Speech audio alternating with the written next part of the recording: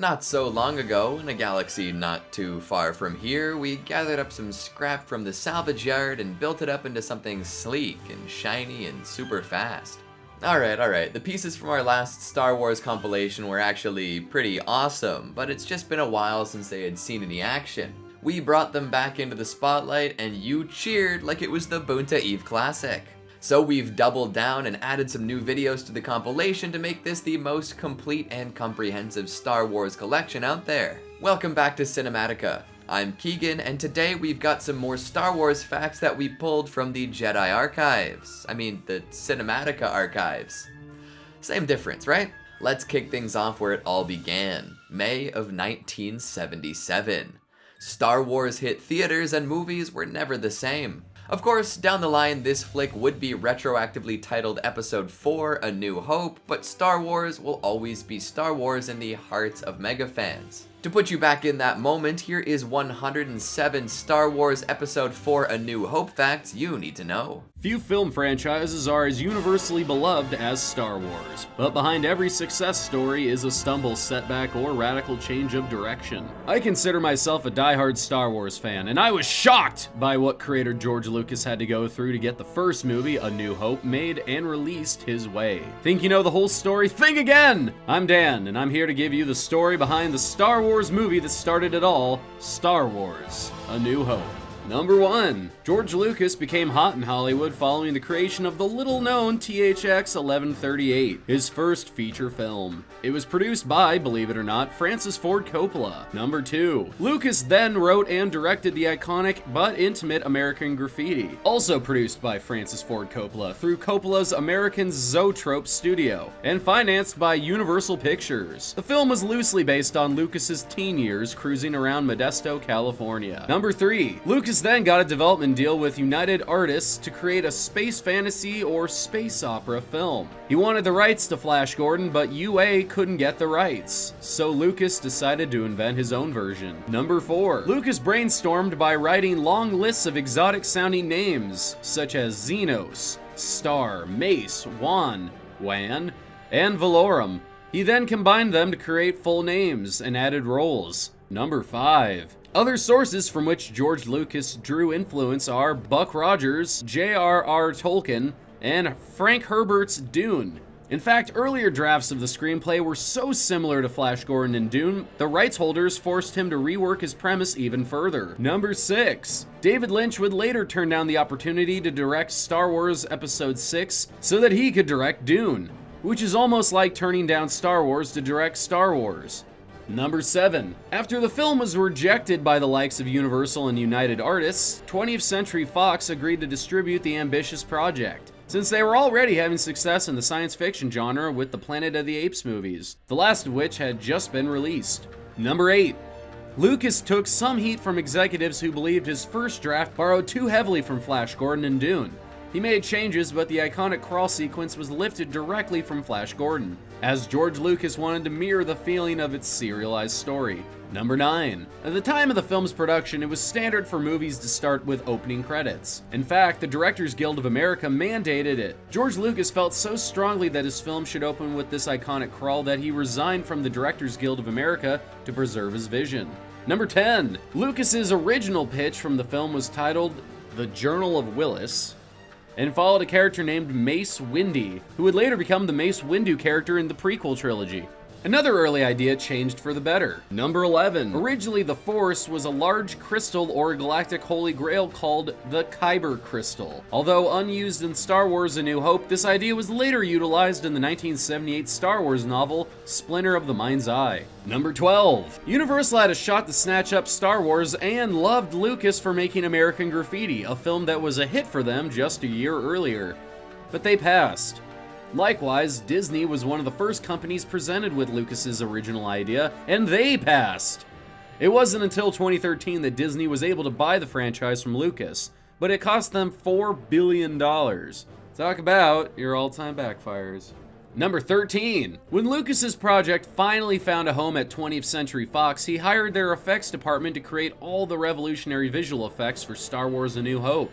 Shortly before production, 20th Century Fox disbanded the entire group, So Lucas, an independent filmmaker to his core, decided to create his own effects studio and called it Industrial Light and Magic. Number 14. Lucas and Industrial Light and Magic revolutionized effects by using, quote, digital motion control photography, where a camera controlled by a computer moves at a steady pace around its subject. In this case, small model spaceships. Number 15. Pro tip, don't look too hard at the props. Many are made from deceivingly ordinary objects. For instance, the control panel of the Death Star is really just a television production switcher. C-3PO and R2-D2's escape pod is made of paint buckets, and the hilt of Luke's lightsaber is just a camera flash tube. Number 16. Moving on to casting. Harrison Ford had tiny roles in Apocalypse Now and American Graffiti and was friends with both directors, but not a star. In fact, during casting, Ford was an assistant to Lucas for months before getting the role. During casting sessions, he would read lines with the actors trying out for the film. Number 17. Eventually, Lucas was won over by Ford's portrayal in these casting sessions and cast him in the role that would change his life forever. At the time, Harrison Ford's main source of income was from being a carpenter. Number 18. After getting the role, Ford was very direct with Lucas about some of the film's wooden dialogue, something Lucas had always taken heat for. Ford is quoted as saying, quote, "You can type this shit, George, but you sure can't say it." Number 19. Allegedly, Ford did not know any of his lines, sometimes on purpose. One famous example is this comedic intercom conversation where Han, dressed as a stormtrooper, pretends to be a commanding officer. Ford claims this was done so that the conversation would sound spontaneous. Everything's perfectly all right now. We're fine. We're all fine here now. Thank you. How are you? Number 20. Rewrites. Luke Skywalker's character in various drafts went from being a 60-year-old general to a member of a family of dwarves. Of course, Luke and his family didn't end up being dwarves in the final draft, but Lucas held on to the idea of the dwarf hero and eventually used this concept years later in his film Willow. Number 21. Lucas originally wrote Luke Skywalker to be Luke Starkiller. The name was eventually changed to avoid any associations with Charles Manson, who famously blamed Hollywood and the record industry for not seeing his brilliance, and went on to order his followers to kill star Sharon Tate and others in his name. Number 22. Speaking of Luke, guess how the unknown actor Mark Hamill won the role? A friend of Hamill's overheard the auditions and thought he would be perfect for it and tipped him off. Who says all actors are cutthroat? By the way, the actor that tipped off Mark Hamill, Robert Englund, who you may probably know as Freddy Krueger. Sweet guy, turns out. Number 23. The character Chewbacca was inspired by George Lucas's dog, Indiana, an Alaskan Malamute, who of course was the inspiration for the naming of Indiana Jones. Number 24. The name Chewbacca is derived from a Russian word I can't pronounce. I think it's Sabaka.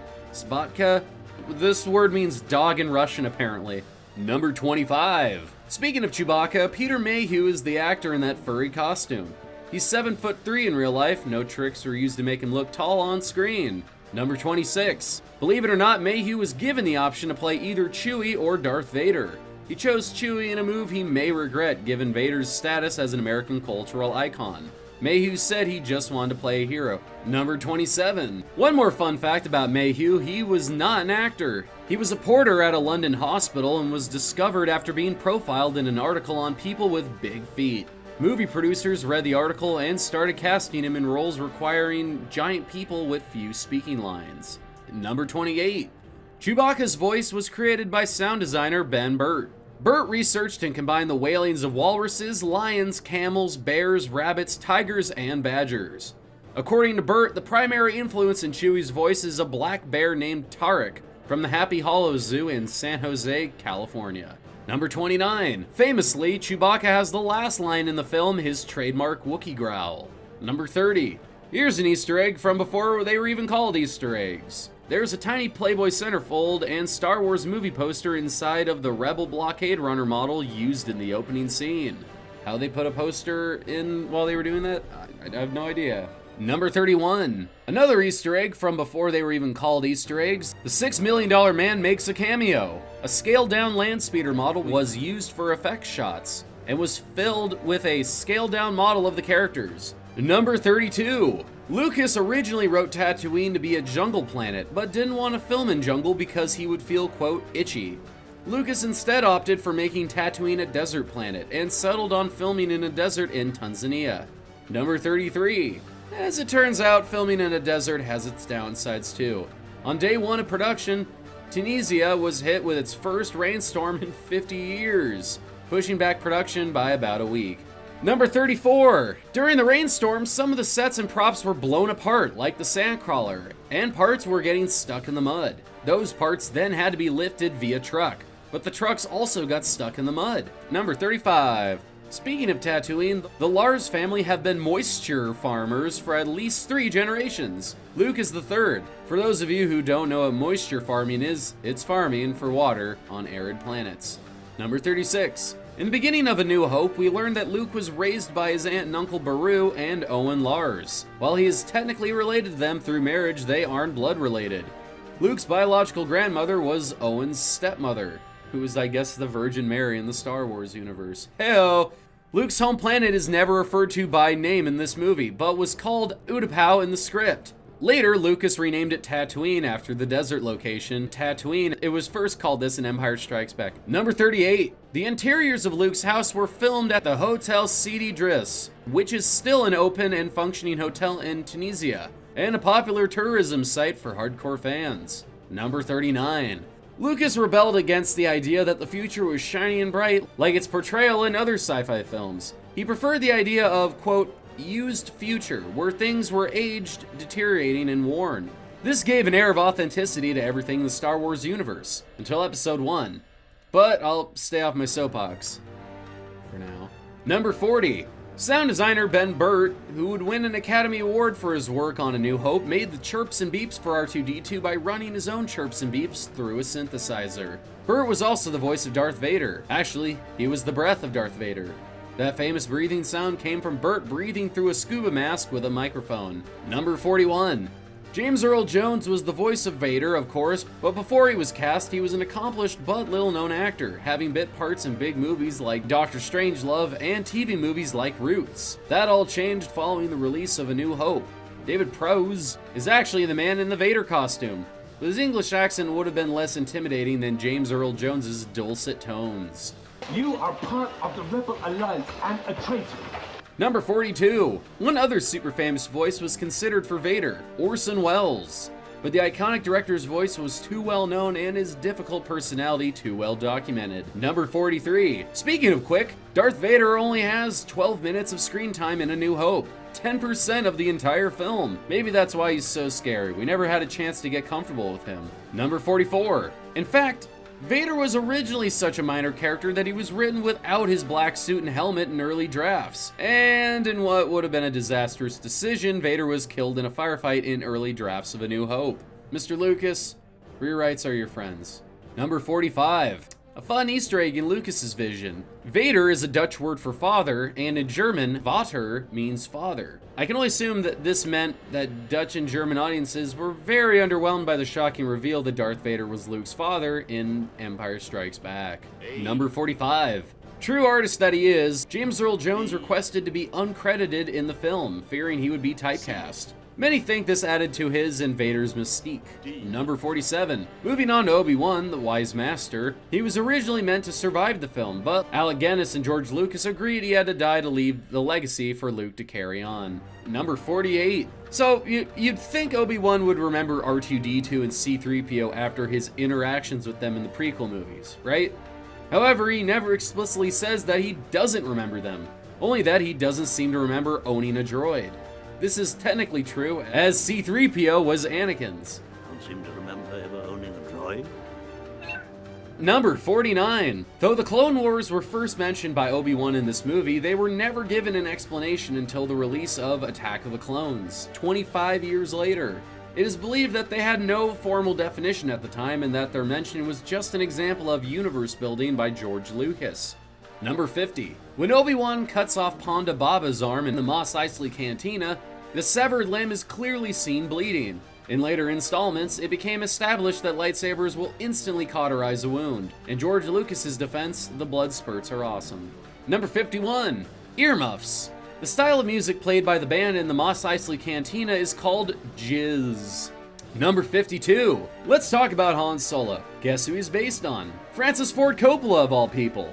Number 53. By now, everyone's heard of the Han shot first controversy. How in the original first cut of the film, Solo shoots Greedo during their encounter in the Mos Eisley Cantina. In the 1997 re-release, the scene was changed so that Greedo shoots at Solo first, and it was changed again in a 2004 re-release so that the two fire at nearly the same time. So which way is the right way? While George Lucas claims that Han was always intended to shoot second, the script itself has Han making the sudden first move. So, technically Han did shoot first. Harrison Ford has weighed in on the subject, saying, quote, "I don't know, and I don't care," making us love him even more. Number 54. You're probably recognizing a theme here. George Lucas loves to pull from his own life and work it into his films. Case in point, he says he came up with the name R2-D2 when he went to retrieve reel 2 of the second dialogue track. The sound engineer abbreviated it by saying, quote, "Could you get R2-D2 for me?" And the rest is film history. Number 55. Another example of Lucas pulling from life, the term Jedi is pulled from 2 words meaning soap opera in Japanese. Lucas was in Japan, saw the words on screen, and loved them. Number 56. Lucas was also great about using mistakes to his advantage. Vader's breathing mask was not a part of the original script. Production designer Ralph McQuarrie actually recommended it, noticing that Vader would need a helmet, like the stormtroopers had, to be able to breathe while traveling from his ship to the rebel ship. Lucas kept it as part of the character because of how threatening it appeared. A proper canonical explanation was not given until Empire Strikes Back. Number 57. Similarly, the crevice around the Death Star was not part of the plan either. Model maker Colin Cantwell produced a sculpture of the Imperial battle station using 2 domes, but the material he used shrank, creating a ditch between the 2 halves. He recommended to Lucas that they keep the crevice and implemented it into the climax. Lucas loved the idea, so it stuck. Number 58. Actors struggled with filming conditions. C-3PO's eyes were covered with gold so that they wouldn't corrode, making Anthony Daniels effectively blind while in the suit. Number 59. Mark Hamill broke a blood vessel in his face while holding his breath during the trash compactor scene. You'll notice many shots feature only half Mark Hamill. Number 60. Grand Moff Tarkin's boots were too small for actor Peter Cushing's feet. He only wore them during shots where they were visible, and the rest of the time he wore a pair of fuzzy slippers. The slippers were later put on display at the Whitstable Museum in Kent. Number 61. Carrie Fisher also struggled with wardrobe issues. She not only disliked her iconic hair buns, but also her outfit, as it completely concealed her figure. Not only that, but her breasts had to be taped down because no underwear could be worn underneath. Or in her words, because, quote, "there are no breasts in space." Number 62. When stormtroopers storm the control room where C-3PO and R2-D2 are hiding, one of them famously bumps his head. A comedic bonk sound effect was added in the 2004 re-release. Take over. And the incident was paid homage in Attack of the Clones, wherein Jango Fett hits his head entering his spacecraft. The identity of the original stormtrooper remains a mystery, as many actors have claimed that they also bumped their heads while wearing their helmets. This just confirms what I've long suspected, that all stormtroopers have terrible aim. Number 63. Even the crew were disenchanted by the production, labeling it a silly children's film amongst themselves. In the closing sequence, extras were rumored to be mocking the actors as they walked down the aisle, believing the film would be a flop. Number 64. A big part of the problem was Lucas's shyness. He rarely spoke to the actors and crew, and when he did, it was reported to be soft and mumbly. Lucas gave minimal direction to his actors, mainly just advising them to be faster and more intense. This became a running gag on set to the point where, when Lucas lost his voice one day, they gave him cue cards with those words written on them. Number 65. The Death Star blueprints shown in the Rebel grid plan, which were made by 2 students at Cal Arts, are actually different from the final design seen on screen. The animation was already completed by the time the prop design was updated. Number 66. The chess-like board game in the Millennium Falcon is called Dejarik, and it uses holograms of real species as pieces. There are actual rules too, but they have never been released to the public. Number 67. There is a famous blooper of Mark Hamill yelling, "Carrie!" rather than Leia, after greeting the character near the end of the movie. Mark Hamill, however, claims that this alleged slip-up has always been false, and that he was really saying, "There she is." The "is," he says, was cut off by the sound designers. Number 68. Aside from the background extras, Princess Leia and Beru Mars are the only female roles in the movie. And 2 of the 3 in the entire trilogy. Number 69. Luke's X-Wing call sign is Red 5. It was also Anakin's call sign during the Clone Wars. Number 70. In the scene where the Red Squadron assembles, Luke reunites with his old friend Biggs Darklighter. Earlier scenes that developed their friendship were cut from the final film for time, but were recovered by documentarian Jamie Benning in his film, Blast It Biggs, Where Are You? Number 71. The line Blast It Biggs, Where Are You? Was changed in a later release from Luke's original line, Blast It Wedge, Where Are You? We know where Biggs went though, which begs the question, where's Wedge? Number 72. In real life, the actor who played Wedge, Dennis Lawson, is the uncle of Ewan McGregor, who would later play Obi-Wan in the prequel series. Coincidence? Yeah, we think yes. Number 73. All the challenges of production led to Lucas being diagnosed with hypertension and exhaustion. Doctors were worried he would keel over from stress. Number 74. During production, Lucas had a revelation and changed the name of the film from The Star Wars to just Star Wars. Seems small, but what would the Facebook be without the in front of it? Number 75. The studio never made life for Lucas any easier. They hated the title Star Wars and received negative market testing. They didn't believe women would show up for a movie with Ward in the title. Number 76. Lucas fought for the name, and during the ongoing fight, cast and crew members were allegedly asked to pitch in ideas for new titles, undermining Lucas further. No title stood out, and Star Wars stuck.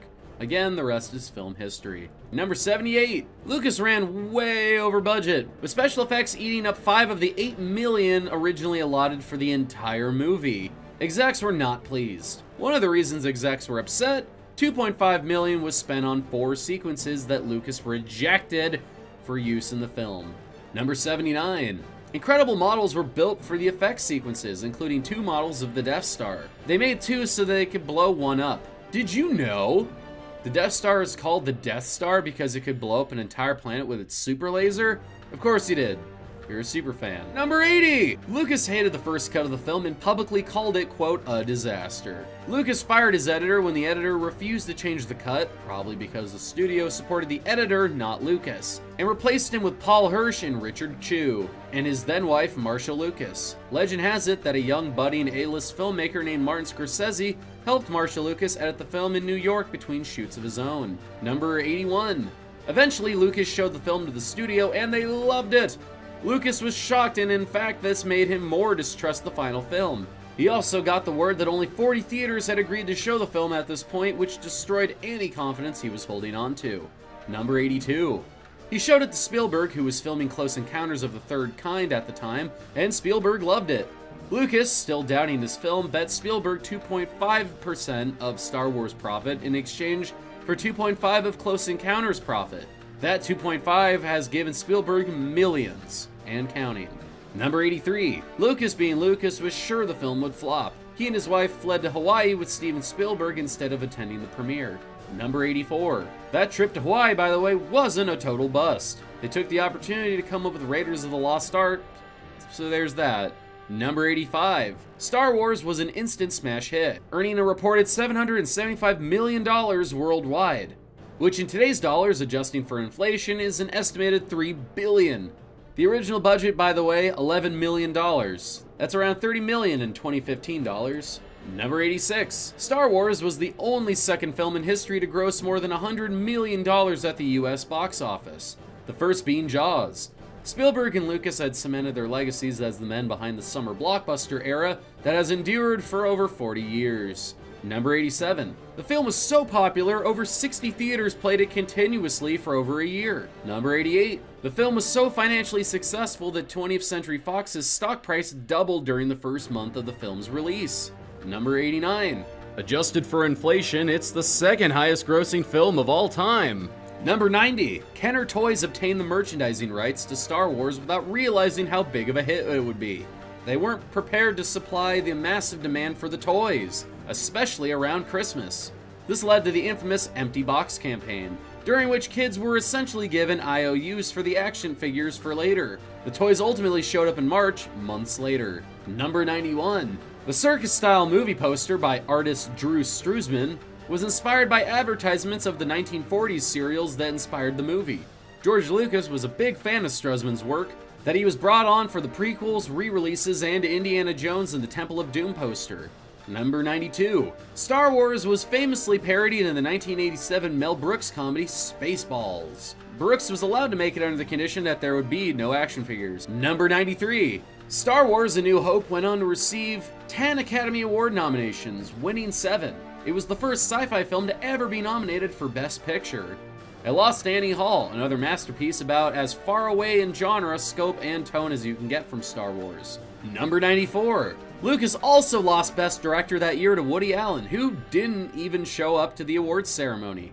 Oh, and Lucas also lost Best Original Screenplay to Woody Allen, who, again, wasn't there. Number 95. Star Wars did win Best Sound, Best Editing, Best Visual Effects, Best Costume Design, Best Set Design, and Best Original Score. Number 96. Star Wars also won a Special Achievement Academy Award for the design of the robotic and animal voices and tones he created from scratch.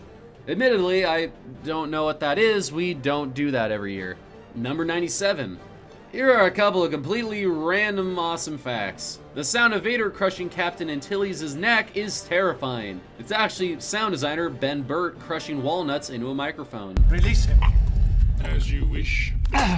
Number 98. Han Solo's iconic line, "I got a bad feeling about this," was so popular that it was used in each subsequent film.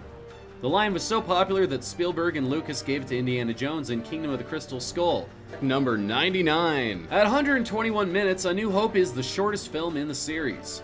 Number 100. Do you like Comic-Con? Star Wars early footage and promo material was brought to an early version of San Diego Comic-Con, way back before it was a mega conference it is now that no one can get into because the internet isn't strong enough.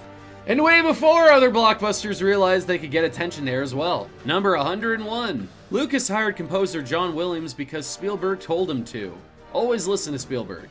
Williams conducted the London Symphony Orchestra to record the Star Wars soundtrack. They did so in 12 days.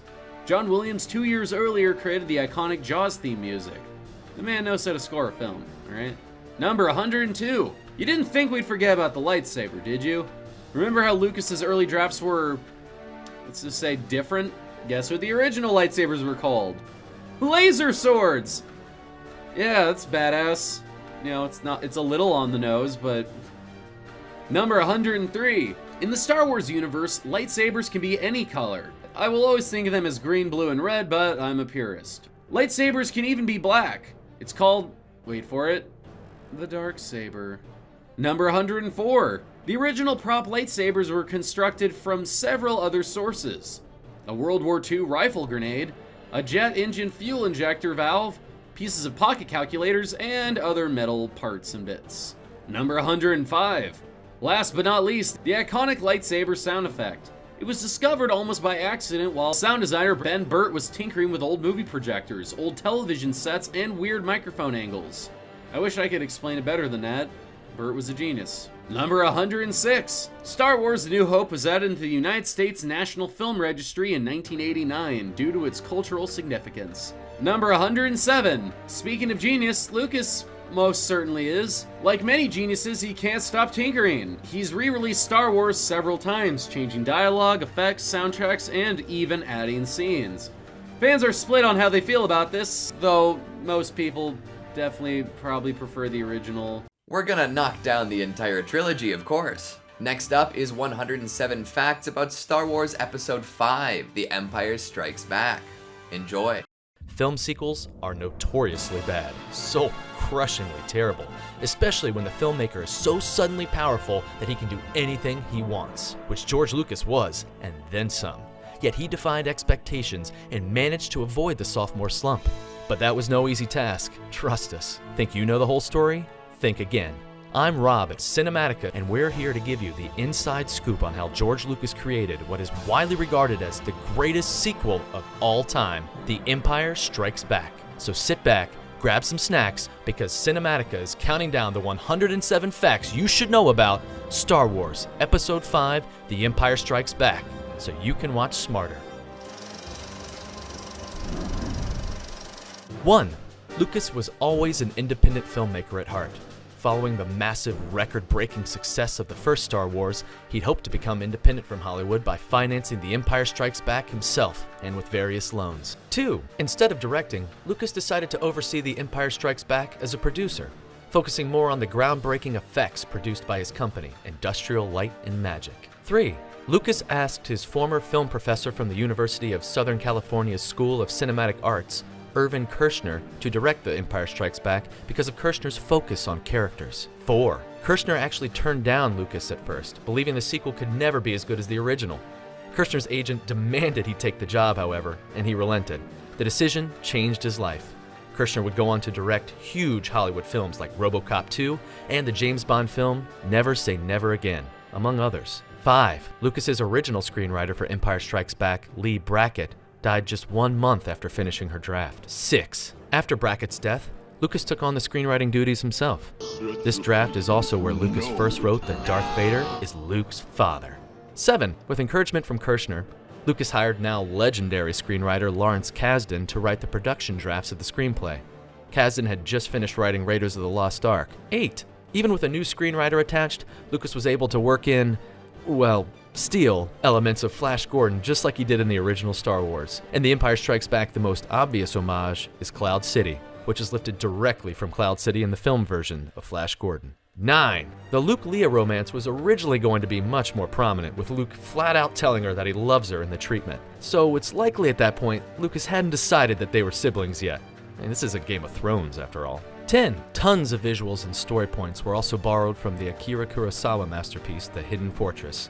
Things like the beautiful but acerbic princess and her tough rescuer stuck behind enemy lines, helped along by 2 bumbling peasants, for instance. 11. Empire is the first Star Wars movie to have an episode designation, Episode 5, precede its title in the opening crawl. Studio executives would not let Lucas put Episode 4 before A New Hope, as they feared it would confuse the audience. 12. Empire takes place 3 years after A New Hope, which is the same amount of time between the releases of the 2 movies. 13. On a completely different note, some of the most legendary lines in the Star Wars canon were improvised, including this one. I love you. I know. Originally, Han was supposed to say, I love you too, but Kershner and Harrison Ford hated it, so according to Kershner, he asked Ford to improvise something, and the rest is Star Wars history. 14. Speaking of famous lines, what would you say is the single most quoted line in the history of Star Wars? Easy. Luke, I am your father. Right? Wrong. The line is actually, No. I am your father. 15. Darth Vader's meditation chamber is called a Kabrat. 16. This movie marks the first appearance of the Imperial March, Darth Vader's legendary theme song. It plays with the reveal of Darth Vader's Super Star Destroyer.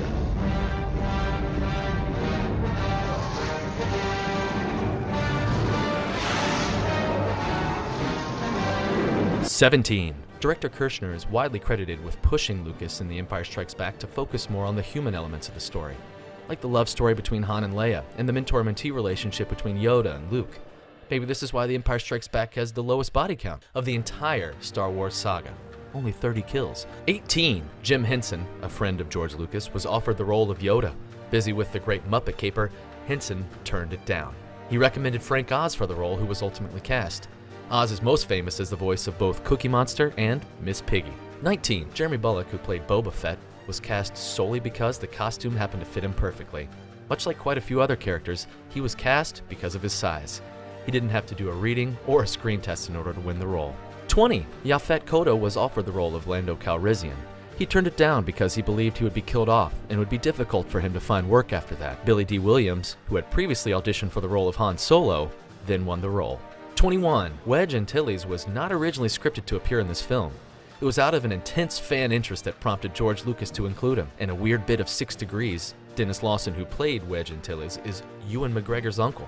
Ewan McGregor, as you know, plays the young Obi-Wan Kenobi in episodes 1, 2, and 3. 22. Due to a recent eye operation during principal photography, it was unclear if Sir Alec Guinness would return as Obi-Wan Kenobi. He finally did agree and worked just 1 day on the film. Arriving on set at 8:30 a.m. and wrapping by 1 p.m., he was paid 1/4 of a percentage point of the film's gross, which ended up being worth millions of dollars. 23. Principal photography lasted over 180 days, the longest shoot of any of the Star Wars movies. it was beset with delays in part because of the Norwegian weather, and in part because the special effects were often filmed in camera. 24. While filming in Norway, they encountered the worst winter storm in 50 years, and on occasion the crew were unable to exit their hotel. The scene where Luke wanders through the snow after escaping the Wampa Cave was shot by sending Mark Hamill outside into the cold, while Kirshner and the cameraman filmed from inside the hotel's front hall. 25. Mark Hamill wasn't the only cast or crew member put to the test. John Barry, who had won an Academy Award for his production design on the first Star Wars, sadly collapsed on set and died, struck with undiagnosed meningitis. 26. Episode 5 introduces us to the cult hero, bounty hunter Boba Fett. Updated versions of the original Star Wars, however, remember, Lucas likes to tinker, contained a digitally added Boba Fett en route to meeting Jabba the Hutt. He stops and looks directly at the camera in the most recent special edition of the original, for reasons no one is really sure of. 27. Boba Fett was such a small character that his first appearance was in the Star Wars Holiday Special, not in the original Star Wars. In fact, he only has 4 lines in the original trilogy, and we never see his face. Yet somehow he has become a beloved character in the Star Wars canon. 28. Lucas and Star Wars had some famous fans. Stephen King visited the set while The Shining was filming next door. He must have been impressed by director Irving Kershner, who was nicknamed Kirsch, because King would later name a character Mrs. Kirsch, and have her speak in a similar pattern to Yoda. More on that later. One important distinction, Mrs. Kirsch was a witch who terrorized little kids. Kershner, by all accounts, was a nice guy. 29. But maybe Stephen King was taking a jab at Kershner after a fire on the set of Empire destroyed some of the sets for The Shining. Lucas and Kershner actually had to donate some of their allotted space so The Shining could keep filming. 30. Except for the scene in which he was being sucked out of a Cloud City window, Mark Hamill did all of his own stunts. No good deed goes unpunished. 31. Mark Hamill claims he had to bang his head 16 times on the ceiling of Yoda's hut before director Irving Kershner was satisfied. 32. And the snake that Luke pulls from his spaceship was harmless, as in not poisonous, but it did bite him one take. 33. Yoda facts we give you now? Sorry, I had to do that at least once. You already know Yoda was played by legendary voice artist Frank Oz, but you probably didn't know that director Kershner bought so fully into Oz's puppeteering of Yoda that he would often direct the puppet. Oz claims that he often had to remind Kershner to speak to him instead. 34. For his design of Yoda, makeup artist Stuart Freeborn said he used his own face as a model, but modeled Yoda's wrinkles on the wrinkles of Albert Einstein to subconsciously suggest exceptional intelligence. 35. Sets for Dagobah, Yoda's home turf, were built 5 feet above the stage floor, allowing Frank Oz to crawl underneath to hold up the Yoda puppet. This setup, however, presented communication problems for Frank Oz, who played Yoda, as he was underneath the stage and often unable to hear the director and actor Mark Hamill above. 36. Speaking of sets, for all the special effects wizardry Lucas and Industrial Light and Magic employed, many of the backgrounds, for instance the Imperial Docking Bay and the landing pad in Cloud City, were created by a process called matte painting, basically an early form of green screen where the green screen is removed and replaced by, you guessed it, a painting. If you look closely, you can usually pick out the matte painted backgrounds, especially in the remastered digital versions of the film, where the older technique stands out a bit more. 37. If you look closely, you'll notice the chasm deep in the heart of Bespin, below where Luke and Vader have their lightsaber duel, was created using a matte painting. In real life, there are huge safety mats just below Mark Hamill that were covered in post-production by matte paintings. 38. The AT-ATs, or All-Terrain Armored Transports, or Imperial Walkers, or AT-ATs if you believe in pronouncing things incorrectly, were inspired by the machines from H.G. Wells' War of the Worlds, and based on the prehistoric creature called a Beluchitherium. They were not, as some rumors say, based on the dock machinery at the Port of Oakland. 39. Is there anything more iconic than having one name? Madonna, Gandhi, Elvis, Shakespeare, and Minch? That's what Lucas originally wanted to call Yoda. Some accounts say he wanted to call the character Minch Yoda. Regardless, 2 lessons here. Rewrites are your friends, and stick with one name if you want to be a legend. 40. Yoda's species is, to this day, unnamed. Let's see, maybe there's a clue in Lucas's original vision for Yoda, which was a blue, gnome-like creature with pointy toes. Nope, no idea. 41. Yoda's iconic manner of speech, of course, adds to the legend. To be specific, Yoda's speech is generally in object, subject, verb order. Very few languages on Earth, outside of the Amazon River Basin, use this sentence structure, opting instead typically for the subject, verb, object structure. 42. Yoda is the Sanskrit word for warrior, which is interesting because Yoda is presented at first as more of a wise old mentor than a battle-hardened fighter. The name and its meaning are a fascinating clue to what we will later see from the calm and composed Yoda. 43. The "there is another" line served a few purposes. Firstly, it was to allude to Luke's long-lost sibling, who ended up being Leia, but was once imagined as another Jedi in training. Secondly, it was to create suspense in the fact that even if Luke died, then someone else could still fight Vader, thus raising the stakes of their encounter. 44. It's never stated how long Luke spent training with Yoda, or how long the Millennium Falcon took to get to Bespin without a hyperdrive, but theorists have placed it somewhere between a week and 3 weeks, which in either case is probably not long enough to really master the Force. 45. George Lucas was so impressed by Frank Oz's performance as Yoda that he spent tens of thousands of dollars on an advertising campaign to try to get him nominated for the Oscar for Best Supporting Actor. Lucas's campaign ultimately failed because it was felt that a puppeteer wasn't an actor. Lucas felt this was unfair to Oz, who actually didn't mind. 46. Speaking of fan favorites, let's go back to Boba Fett. Did you know we've already said his name more times in this 107 than it's mentioned in the actual Star Wars movies? Fett may be a fan favorite, but his name is never said on screen. Not once. He's only referred to as the Bounty Hunter. 47. Jeremy Bulloch, you'll remember he's the actor playing Boba Fett, is seen out of his mask and character as an Imperial officer. He brings Lando, Leia, Chewie, and C-3PO to Vader's shuttle. 48. Lucas did not predict that Fett would be so popular. He later said that if he had known, he would have made the character's death more exciting. Wanting to give the popular character some interesting backstory, Lucas at one point considered depicting Vader and Fett as brothers in the prequel films, but discounted it as too, quote, hokey. 49. Bulloch based his performance on Clint Eastwood's portrayal of the man with no name in A Fistful of Dollars. Similar to the Western icon, Bulloch cradled the gun prop, made the character seem always ready to shoot, slightly tilted his head, and modeled how he stands on Eastwood's movie posters. 50. Fun Easter egg. Sound editor Ben Burt helped Boba Fett with his homage to Clint Eastwood's westerns. He added the sound of jangling spurs to Fett's appearance in Cloud City. 51. Burt, you may remember from last week's 107, came up with the amazing sound effects for the original Star Wars, utilizing everything from old radio tubes to camels whining. In Empire, the Tauntaun's voices came from an Asian sea otter, pitched down. 52. Burt also borrowed noises from elephants. The whooshing sound made by TIE fighters is actually an elongated sound of an elephant wailing.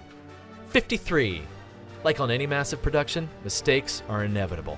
During the evacuation of Cloud City, you can see an extra running with what appears to be an ice cream maker. The extra has since been given an elaborate backstory, and the supposed ice cream maker is meant to be a database of contacts within the rebellion. 54. If Han and Leia look really happy upon entering Cloud City, it's because they're a little bit drunk. They spent the previous night partying with the Rolling Stones after Eric Idle invited them over to the house Fisher was staying at. They knew there was an early call the next day, but decided to get what they wanted anyway. 55. Originally in the asteroid scene, one of the asteroids was actually a shoe. Rumor has it that George Lucas asked the special effects team to redo the scene so many times that they got annoyed and one of them threw in their shoe. 56. According to legend, another one of the asteroids is actually a potato. 57. Mark Hamill's face was scarred in the motor accident that occurred between the filming of A New Hope and The Empire Strikes Back. Despite reports stating otherwise, the scene in which Luke gets knocked out by the Wampa was not added specifically to explain this change in Hamill's face.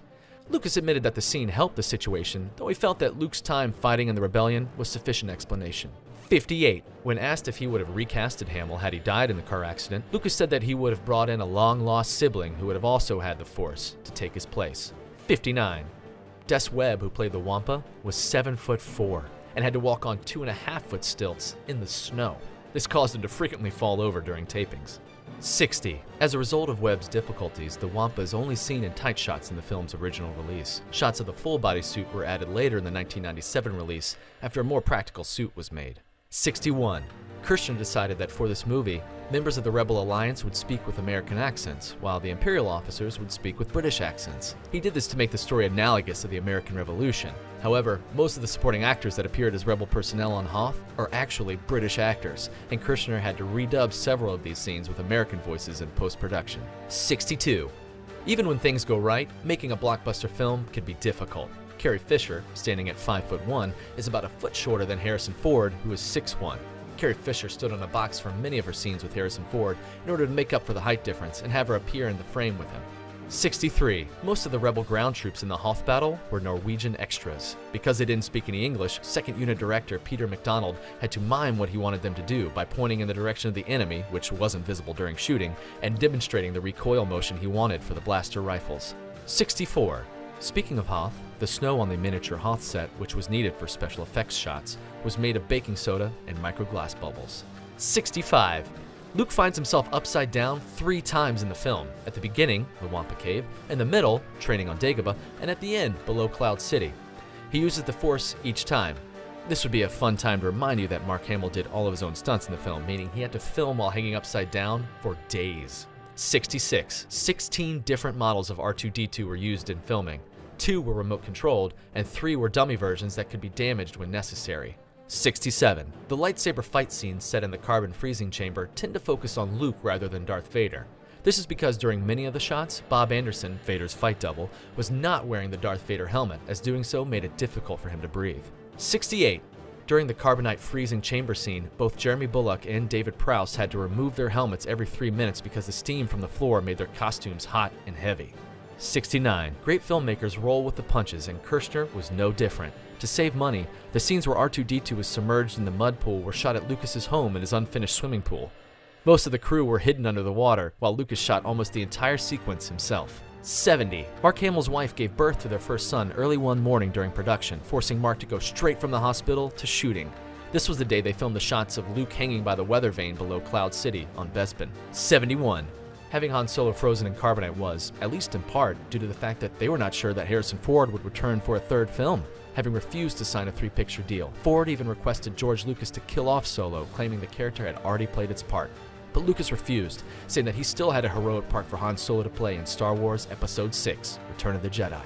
72. In certain shots of the Rebels hangar, the filmmakers hired children as extras. The reason for this was that the actor's short stature would make the hangar appear larger than it actually was. 73. John Ratzenberger of Cheers and Pixar fame cameos. He plays Bryn Durlin, the deck officer who tells Han not to go look for Luke. 74. During the filming of the Battle of Hoth, the Echo-based troops were actually played by Norwegian mountain rescue skiers. In exchange for their participation in the film, Lucasfilm made a donation to the Norwegian Red Cross. 75. Among the Norwegian extras in the film, some of them would end up becoming quite famous in their country. One of them, Tom Egeland, would later become the chief news editor for one of Norway's largest TV networks and a critically acclaimed mystery writer. 76. Kirshner and Ford improvised the scene where Han is hit with the toolbox and hits the control panel. 77. The carbon freezing chamber is the only time in the original trilogy that Darth Vader and C-3PO can be seen on screen together. 78. The name of 4LOM, one of the bounty hunters listening to Darth Vader in The Empire Strikes Back, means for love of money. 79. Darth Vader sarcastically inviting Han to dinner is the only time in any of the Star Wars films that Vader speaks directly to Han. 80.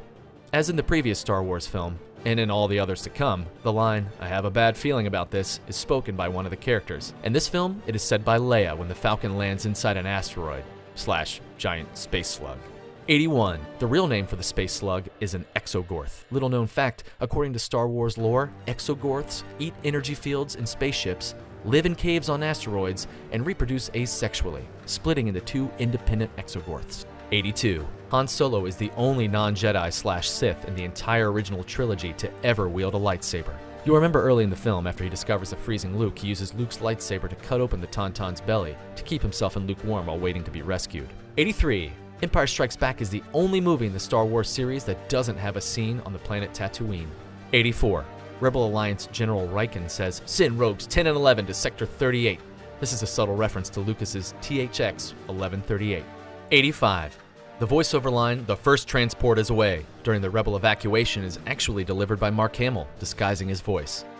86. Remember how a lot of George Lucas's early ideas fall somewhere between boring to terrible, but his rewrites usually save the day? Well, the evil Emperor, Darth Vader's boss, makes his film debut in The Empire Strikes Back, but he was originally supposed to be a she, actually a woman-chimpanzee hybrid, but Lucas thought better of it. The terrifying Ian McDiarmid went on to play the Emperor in The Return of the Jedi in subsequent films. 87. Originally, George Lucas envisioned a trip to Darth Vader's home during Empire. He would have resided in a big Gothic castle surrounded by lava and full of living gargoyles, which Vader kept as pets. Okay, so some of Lucas's early ideas were pretty awesome. 88. The battle between the Rebels and Imperial forces on Hoth was played into the story by Lucas because originally, Empire didn't have a great closing battle. Lucas felt the sequel needed to have the same wow factor that the Death Star provided in the original, so he added the big fight. 89. But no talk of battles would be complete without deconstructing one of the most famous movie battles of all time. Luke versus Vader, father versus son, good versus evil, with two characters essentially sword fighting on a catwalk above an abyss. Luke and the rest of the filmmaking team went to great lengths to protect the secret twist, the Vader is Luke's father, by giving actors false dialogue that would be dubbed over later. David Prowse, for instance, was given script pages requiring him to say the fake line, "Obi-Wan killed your father," which he spoke during filming. 90.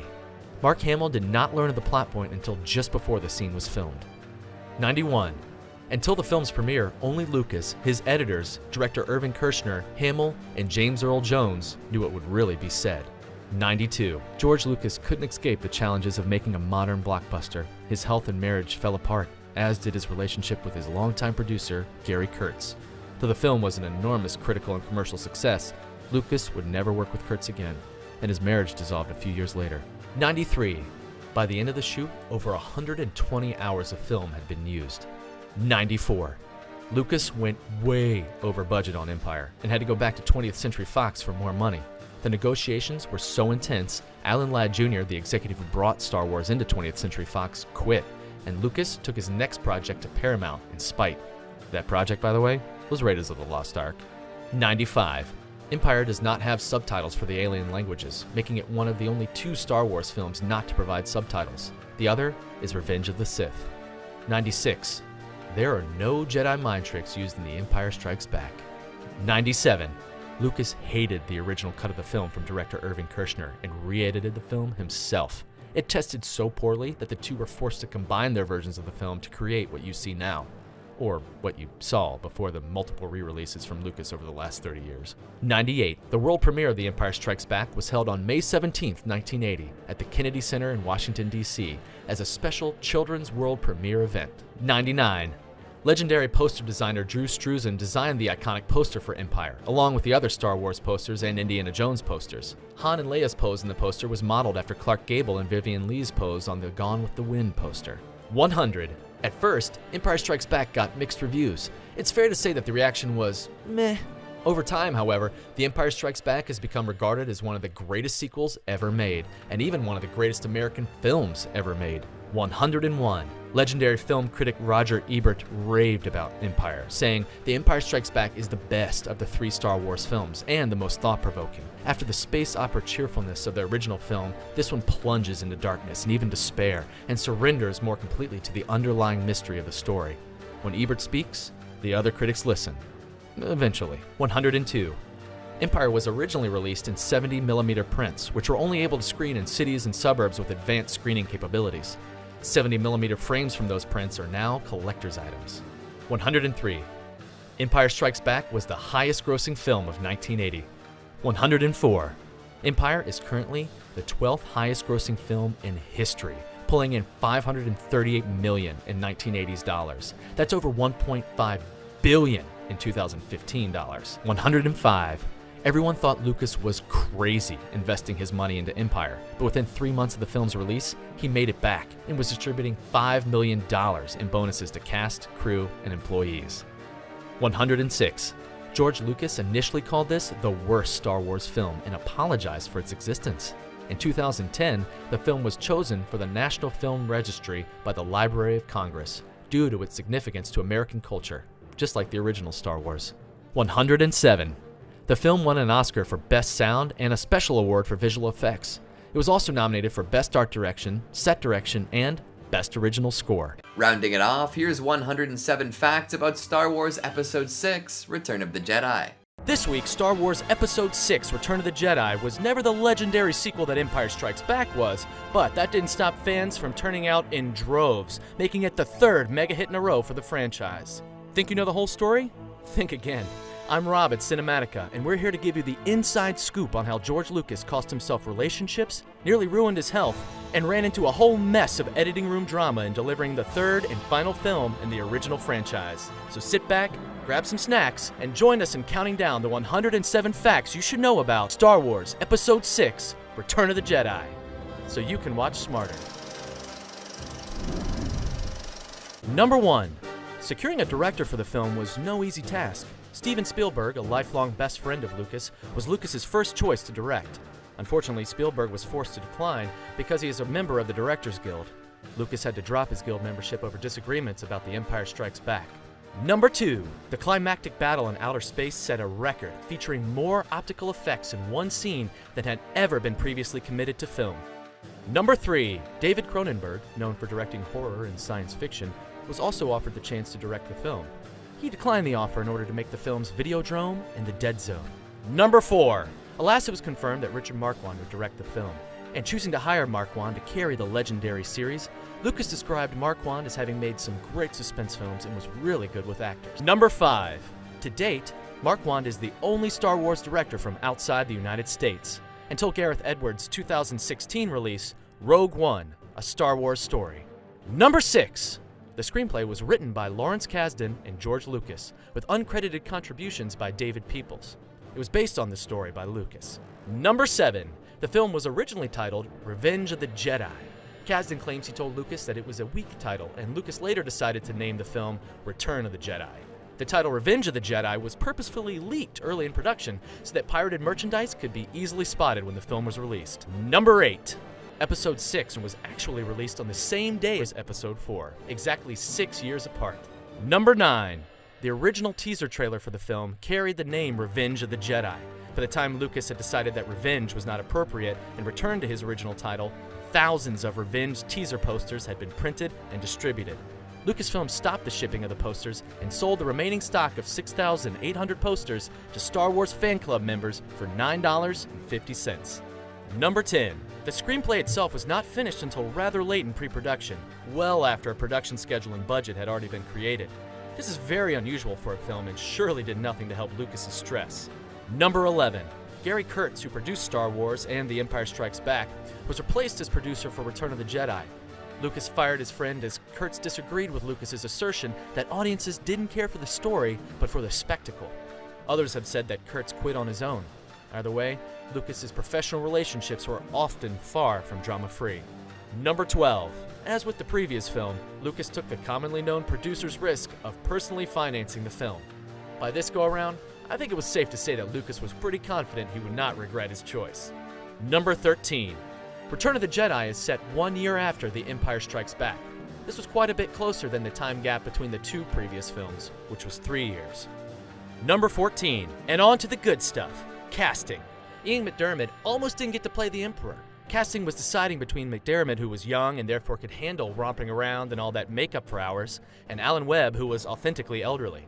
They actually chose Alan Webb, but Webb became ill soon afterwards, so McDiarmid got the part. Fortunately, McDiarmid was young enough to be able to play the role again in the prequels. Number 15. Ian McDiarmid was a trained, prolific stage actor. He utilizes these skills to do a bit more character work than newcomer actors were capable of. McDiarmid based his character's unusual voice on the Japanese method of using your stomach to project yourself. This resulted in a strange, guttural croak that Lucas decided was perfect for the character of Palpatine.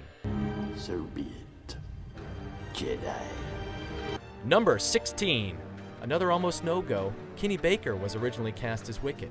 Tough luck, as he was replaced by 11-year-old Warwick Davis after falling ill with food poisoning on the morning of the shoot. Davis, like some other cast members, had no previous acting experience and was cast only after his grandmother had discovered an open call for dwarves for the new Star Wars film. Number 17. There was an issue during pre-production on whether Harrison Ford would return for the final film. Unlike the other stars of the first film, Ford had not been contracted to do 2 sequels, and Raiders of the Lost Ark had made him an even bigger star in the meantime. Ford suggested that Han Solo be killed through self-sacrifice. Lucas was vehemently against it and rejected the concept. Despite his turmoil, Ford committed to traveling once again to a faraway galaxy, and the rest is history. Number 18. The beloved Yoda was originally not meant to appear in the film. It was director Marquand who strongly felt that returning to Dagobah was essential to resolve the dilemma raised by the previous film. Number 19. Lucas then decided to insert a scene in which Yoda confirms that Darth Vader is Luke's father. He did so as a result of having a discussion with a children's psychologist because he didn't want younger moviegoers to dismiss Vader's claim as a lie. Number 20. Acclaimed British actors Ben Kingsley and Alan Rickman auditioned for the role of Jar Jar. Number 21. Dennis Lawson, who played Wedge Antilles in Star Wars Episode 4 and Episode 5, reprised his role in this film.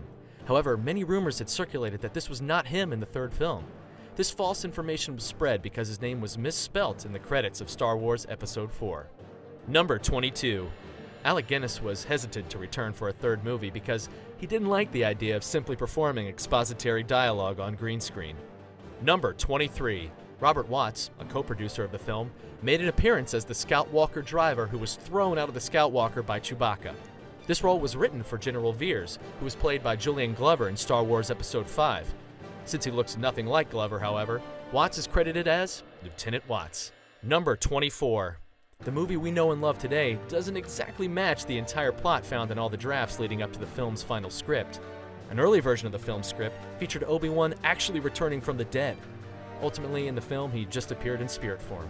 Lucas wanted to explore the idea that Obi-Wan's ghost was doing something important, given the line in the first movie about Obi-Wan returning more powerful than Vader could imagine. Number 26.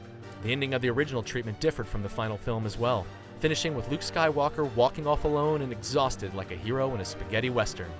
George Lucas instead chose a happier ending. A note to aspiring filmmakers, happy endings help sell merchandise. Number 27. On to production. Lucas was determined to stay on schedule and on budget this time, so he reportedly had cast and crew work 20-hour days in order to wrap by April 1st, 1983. Number 28. Lucas may have directed some of the second unit work personally, as the shooting threatened to go over schedule. This is a function Lucas had willingly performed on a previous occasion as well, when he had only officially been producing the film. Number 29. Ironically, although Marquand was hired because of his ability to work with actors, he didn't get along with the cast, so his assistant director had to step in and direct certain sequences on his behalf. He did not receive credit. Number 30. Speaking of which, Richard Marquand alienated several of the actors. Both Carrie Fisher and Mark Hamill accused the director of treating them terribly while simultaneously fawning over Harrison Ford's performance. Number 31. Lucas himself later admitted to being on set frequently as well, due to Marquand's relative inexperience with special effects. Marquand did note that Lucas kept a conspicuous presence on set by joking, "It's rather like trying to direct King Lear with Shakespeare in the next room." Number 32. Lucas's on-set presence did not go unnoticed. Cinematographer Alan Hume became very angered over George Lucas's treatment of Richard Marquand. So much so that he informally stepped away from his duties, leaving camera operator Alec Mills to finish filming in the last month of production. Number 33.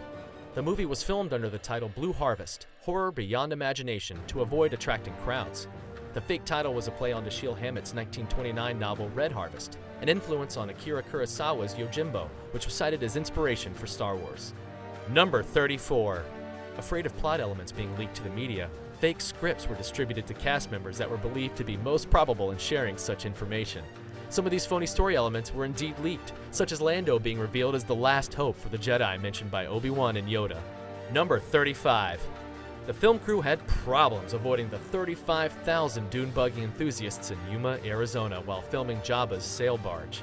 To preserve secrecy, the producers had caps and t-shirts made up for the crew with the film's false title imprinted on them. For more security, a chain-link fence encompassed the area, and a 24-hour security service prevented die-hard fans from entering the set and sneaking photographs. Number 36. Other shoot locations brought more unique problems to the film. Peter Mayhew had to be careful in his Chewbacca costume while filming in British Columbia, worried that case hunters might mistake him for Bigfoot. Number 37. While attempting to film Luke Skywalker's battle with the Rancor beast, Lucas insisted on trying to create the scene in the same style as Toho's Godzilla films by using a stunt performer inside a suit. The production team tried several times, but were unable to create an adequate result. Lucas eventually relented and decided to film the Rancor as a high-speed puppet. Number 38. Instead of removing Vader's helmet to show the actor's face, Marquand originally wanted to reveal the deformed face of a famous British stage actor. But Lucas worried that this would distract people who wouldn't take it seriously. So Marquand cast Sebastian Shaw because he had an unremarkable face. David Prowse, who played Darth Vader's body in the 3 films, was unaware of the planned unmasking scene, and he was not too pleased when he found out. Number 39. David Prowse only portrayed Darth Vader completely for the first half of the movie. In the second half of the movie, Vader was played by stuntman Bob Anderson during the fight sequences, and Sebastian Shaw after the character is unmasked. Number 40.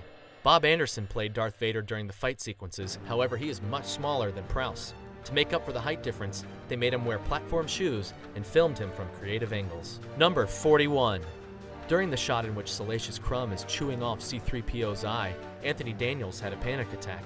While filming, He didn't actually say his lines, but repeated, get me up, over and over. His lines were dubbed in post-production, but this is the take used in the final film. Number 42. The primitive warrior tribe at the end of this film was originally supposed to be Wookiees. However, in pre-production, they decided to create short creatures with short fur, and hence, the Ewoks were created.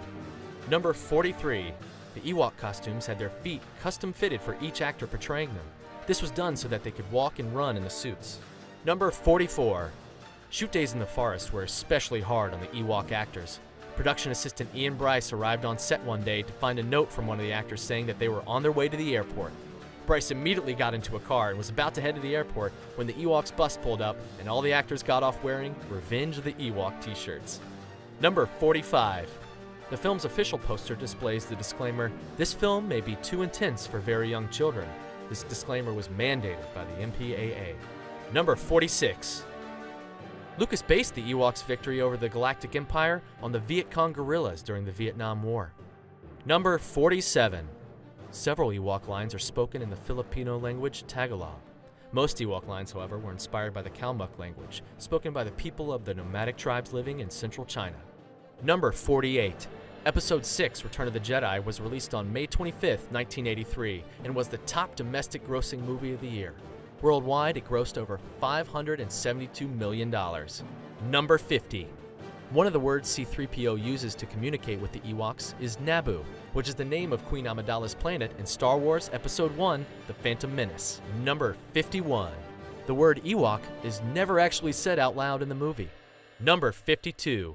Ralph McQuarrie, concept artist, hated the Ewok concept. He walked away from the production before it finished. Number 53. Though he was mentioned in A New Hope, Jabba the Hutt made his first appearance in this film. Number 54. Jabba was voiced by Larry Ward. Ward also voiced Greedo in the first Star Wars film. Number 55. The Huttese language spoken by Jabba the Hutt was inspired by the Incan language, Quechua. Number 56. Sidney Greenstreet, the actor known for his roles in The Maltese Falcon and Casablanca, partially inspired the look of Jabba. Number 57. The Jabba the Hutt puppet took Stuart Freeborn creative designer's team 3 months to build. It cost $500,000 and weighed 2,000 pounds. Number 58. It took 6 people to work the full-size animatronic of Jabba the Hutt. Number 59. Among the aliens in Jabba the Hutt's entourage were Klaatu, Barada, and Nikto. These characters were named after the command given to the robot Gort in The Day the Earth Stood Still. The aliens are not referred to by name in the film, nor do they have any lines. Number 60. Carrie Fisher frequently complained about her costumes in the 2 previous films. Out of spite, the costume designers created the skimpy gold bikini she wore as Jabba's slave. This became something of a running joke among the crew because the metal framework that held the top together didn't move well, and many, wardrobe malfunctions occurred. Number 61. Leia's slave outfit was inspired by the artwork of artist Frank Frazetta. Number 62. Leia's bounty hunter disguise helmet has 1138 written on it, another reference to THX 1138, Lucas's very first feature film. Number 63. After Yoda's death, Luke addresses his Obi-Wan Kenobi as Obi-Wan rather than Ben for the first and only time in the film. Number 64. Mark Hamill was the only Star Wars actor to work the first full day of shooting on all 3 Star Wars movies. Number 65. Mark Hamill wanted a girlfriend for Luke, so he gave Lucas a coffee table science fiction book and asked him to choose Luke's girlfriend from it. Clearly, Lucas didn't fall for it, and Luke remained single. Number 66. Episode 6 is the only film in the original trilogy to have green lightsabers in addition to blue ones. Lucas had a very good reason for this. Number 67. Luke's lightsaber was originally going to be blue, just like it had been in the previous film. However, Lucas was worried it would confuse audiences, so he changed it to green to make it clearer that this was a different lightsaber. Number 68. At first, Emperor Palpatine was named after a character in Taxi Driver, Palatine, but his name was changed to avoid potential legal issues. Number 69. Endor is the name of a place in the Bible. It's also the Elvish name for Middle-earth in Tolkien's Lord of the Rings. Number 70. Leia strangling Jabba was an homage to the death of Luca Brasi in The Godfather. Prior to his work on Star Wars, George Lucas worked as an assistant editor on The Godfather. Number 71. The post-production process offered its own drama in the form of what J.W. Rinsler, an author and editor for Lucas Licensing's book division, deemed Black Friday. This was the day Lucas threw out hundreds of completed VFX shots and forced the Industrial Light and Magic crew to go back to the drawing board on key sequences. J.W. Rinsler talks about it as a real low point in the post-production cycle. Number 72. Much to fans' delight, Return of the Jedi is the first of the Star Wars films to mention Boba Fett by name. Number 73. Craig Miller, head of fan relations at Lucasfilm from 1977 to 1980, used to collect the best fan theories and present them to the cast and crew. One of the most interesting theories suggested that Boba Fett was actually Luke Skywalker's mother, which wasn't officially quashed until 2002 when we learned that Boba Fett is a male clone. Number 74. The Death Star was originally supposed to have its first appearance in Episode 6. Lucas changed this after having been forced to introduce it earlier due to budget cuts imposed by the studio. Number 75.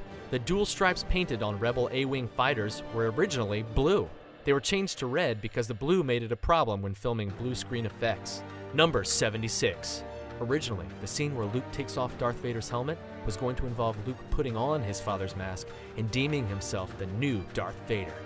Many fans loved the idea, but George Lucas hated it since he thought of Star Wars as a film series meant for children. Number 77. The line, "I have a bad feeling about this," is used in all Star Wars films. In this film, it is said by C-3PO and Han Solo. Number 78. Episode 6 was the first film to mention the TIE Fighter by name. This occurs when Lando issues the order to split up and get some of those TIE Fighters to follow. The TIE in TIE Fighter stands for Twin Ion Engine. Number 79. Return of the Jedi was the first film to use the THX sound system standard in theaters. THX was developed by Tomlinson Hallman of Lucasfilm in 1983 to ensure that the soundtrack for the film would be accurately reproduced in the best venues. THX was named after Hallman, with the X standing for crossover, as well as an homage to Lucas's first film, THX 1138. Number 80. This was the first time Anakin Skywalker's name is mentioned in the trilogy. His name comes from a friend of George Lucas, British film director Ken Anakin. Number 81. This is the only Star Wars movie where Darth Vader doesn't force choke someone. Guess good old Darth was able to get his anger issues under control. Somewhat. Number 82. At one point during the battle on Endor, Leia turns towards a scout walker and shoots a man. This man is rumored to be the film's director, Richard Marquand. Number 83. In the familiar theatrical poster advertising the film, forearms assumed to belong to Luke Skywalker are shown raising a lightsaber. However, the unidentified arms pictured are not those of actor Mark Hamill. They actually belong to George Lucas. Number 84. Nian Nun, Lando's co-pilot, speaks a Kenyan dialect called Haya. These lines were delivered by Kipsang Rodich, a Kenyan student living in the U.S. Audiences in Kenya were reportedly very thrilled to hear their language spoken in proper context. Number 85.